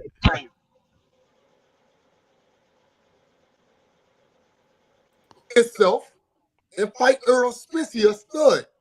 Do what he say, and then you might be the challenger sometimes. Yeah, he's preaching facts. Hey, big facts. He said Big Charlo. He said Earl Spence stud. Hey, Big Charlo, big facts. Hey, you might be the stud. You gotta be the challenger. He said Earl Spence is a stud. He is. He's a big top dog in the division. Hey Terry, how long Bud been the champion, bro? Not long. I don't know. What you mean you don't know? You know good goddamn well it's been over 10 years. 2018? What, 2018? 2018 since the welterweight division? Goddamn 2018. Since since the welterweight division? Since 135. Oh, you didn't say all that. You didn't say all that. You didn't say all that. You didn't say all that. Been on the pound for pound list then. How about that one? That's a better question. Oh, wait, who's pound for pound list? That's subjective. I don't have Terence I'm talking about who on everybody pound for pound list. You don't know mine. He's been on everybody pound for pound list. You don't know mine. You don't know mine, so that's subjective. If you look at Terry Smooth's top 5 pound for pound, it'd be like Spence, and no, unfortunately, no. Unfortunately, I got Usyk. I got Josh Taylor. Jermell Charlo. He just lost to Catterall. He got his ass whooped by Catterall. Ain't no way. And I got anyway, all unified champions. You gotta be unified champion. Did you just say all unified champions got to be my top 5. You got to be unified in the division. Unified in the division to be my top 5. You done. I'm done. He's unified, right? Stephen Fulton unified, right? You done. Wait, Stephen Fulton is unified, right? So Cambosis on your pound for pound list, and Bud Crawford is not. So George Cambosis on your pound for pound list, and Bud Crawford is not. All right, I forgot Better Biev is on my top 5. Better Biev too. Shit, he only got 2. Yeah, he's unified, right? Okay. I said unified. Okay. Also, this man says Stephen Bud Crawford is on his pound for pound list. Yeah, so Spence, Better Biev. You know, we got Stephen Fulton. Oh my God. Yeah, he's trolling. Up there. Yeah, this Motorola shit right here. What? You want me to put? I got Canelo. There you go. Top 5. Canelo number 1 all time. Canelo's number one because he's undisputed. You can't beat that. I mean, When you can't said beat that. Stephen Fulton, man, I was like, What? man, He's unified. So you're gonna leave Stephen Fulton? He's unified champion. okay. I don't think anybody got So Stephen was Fulton Julius in their top 10, Ndongo. let Did you alone have top 5. Ndongo in your top 10? Bud was also unified at the same time, correct? Do you want me to have both of them up there? I could put both of them at that time. They were both unified. Am I right? If you're gonna They put were both everybody, unified at that time. if you're gonna put everybody unified, go ahead and put Ndongo up there when he was unified. I mean, I had him. I mean, shoot, I had. What's the board? What's the board name? That Canelo was gonna fight Junior. He unified. Macaboo. Macaboo. No, Macaboo. He only got that WBC. He only got the WBC. I thought he had two on. Well, I will put him up there. He'll be number one because that's a 5th division cruiserweight. So he will get that 5th division cruiserweight title. So you got to put Canelo. He remains at number one after that Bivol and Triple G fight. He gonna get Macaboo. So he gonna be, still remaining number one pound for pound. Got 5 division champion, holding a WBC. He gonna be the most overrated, watered down motherfucker of all time. How? He just went up and he is a champion of 5 divisions. You dug all the best opposition. Jamal Charlo. Hey, you can say what you want. Canelo was not undisputed at 54. Why? Andrade Charlo had built. He was unified. He was not undisputed at 160. Why? Unified. Yes, he was unified at 154. He was unified at 54. Why wasn't he undisputed? Why he just stopped at 2? He stopped at 2. At 54. At 54, because dude, it was hard to make 154 fights. Why do you think he had Canelo weight? Okay. He was fighting at catchweight. So you fighting Canelo? You fight Amir Khan at catchweight. Yes, you fought Amir Khan at catchweight. Yeah, he fought like 3 times at catchweight. He fought 4 times at catchweight. I know, right? Yeah, he fought 4 times. But one fight at 160. So he couldn't make 154, but he could make 160. So he was fighting catchweights for 2 years. I mean, hey, man. He was just trying to test out the weight to see how he get acclimated to 160. Ain't nothing wrong with that. Errol Spence fought at 154 for the first 2 fights before he went to 147. So I mean, it is what it is. So hey, man, it is what it is, man. I just got to get acclimated to the weight. Oh, I can lose this weight. Or hey, maybe I feel comfortable at this weight. Let my body get natural. Shit. Ammo Williams caught a growth spurt in the motherfucking training camp. And he had to go cancel a fight because nobody expected he couldn't lose 3 pounds because the nigga grew 1.5 inches. Nobody expected a growth spurt. So it is what it is, man. You can't expect the body functions weird. Yeah. So that's why Canelo can go from 160 to 75, back to 160 to 68. Think about 200, but say, you know what, let me go to 75, and I might drop down to 160 again. I mean, he's doing the Tank Davis. So, I mean, hey, man, he's just trying to find out where he's comfortable. He wants to find the comfortability at the weight, probably add on a little bit of muscle, but then burn the fat. So now his body is completely filled out now. He's a full, good 168, 170 pound. Filled out now. Canelo's 5'8", a solid maybe 170 some pounder. Maybe you got to lose a little bit of spit weight, water weight. But now he's filled out. Now he knows his divisions. He was still growing. Nigga's been a 14-year pro, 16-year pro. Come on, man. 14-year pro. Nigga, I mean, his body, at some point, I got to eat a cheeseburger and some tacos. Like, fuck. I mean, I could only be disciplined. Can I grow? Can I add some weight? I'm getting older. Like, goddamn. Hey, y'all, hold on. We finna wrap up the stream, bro. I've been on this motherfucker 5 hours and 20 minutes, y'all. So, yeah, goddamn marathon on this bitch. So I'm gonna get y'all final thoughts. I'm gonna start off with you, Terry. Gonna give you final thoughts. I'm gonna move on to Bo, and then I'm gonna go to AB, and then we gonna wrap this thing up, man.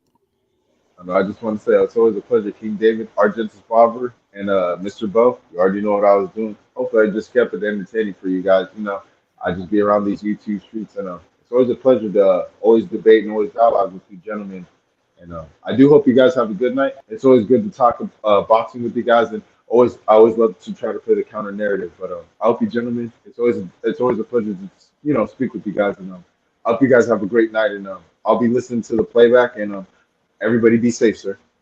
Yes, sir. Yes, sir. Hey, y'all, for future reference, man, I think I'm gonna be doing these shows on Wednesdays now, man. I think Talk Your Shit Boxing is coming back And we're gonna be doing them on Wednesday. So like y'all look out for that. It ain't permanent at this point, but like Wednesdays, I'm gonna be coming on. So like if y'all like the show, pull up on Wednesday around 3:30, 4 o'clock p.m. You probably gonna see your boy live. You know what I'm saying? But I'm gonna go to you, Bo. This on you, family. Final thoughts. Hey man, another great show. Definitely good talking to y'all. I know Terry Smoot like to keep everything spicy and whatnot, you know what I'm saying, with this troll game he got going on. But anyway, man, it's good to talk boxing, man. You know, definitely had fun with y'all, man. Everybody, make sure y'all subscribe and hit the like button on King David's channel, Box or Die. Appreciate that, man. All right, AB, it's on you, family. Man, once again, it's a pleasure. Once again, hit that subscribe for my guy.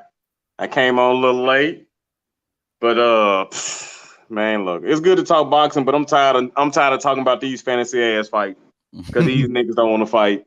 And once again, we got fanagers, fanboys. Whether you want to say I'm a Bud Crawford fan, I'm an Earl Spence fan, fanagers. We on here debating about these fantasy ass fights instead of looking at these motherfuckers saying, "Hold on, bro.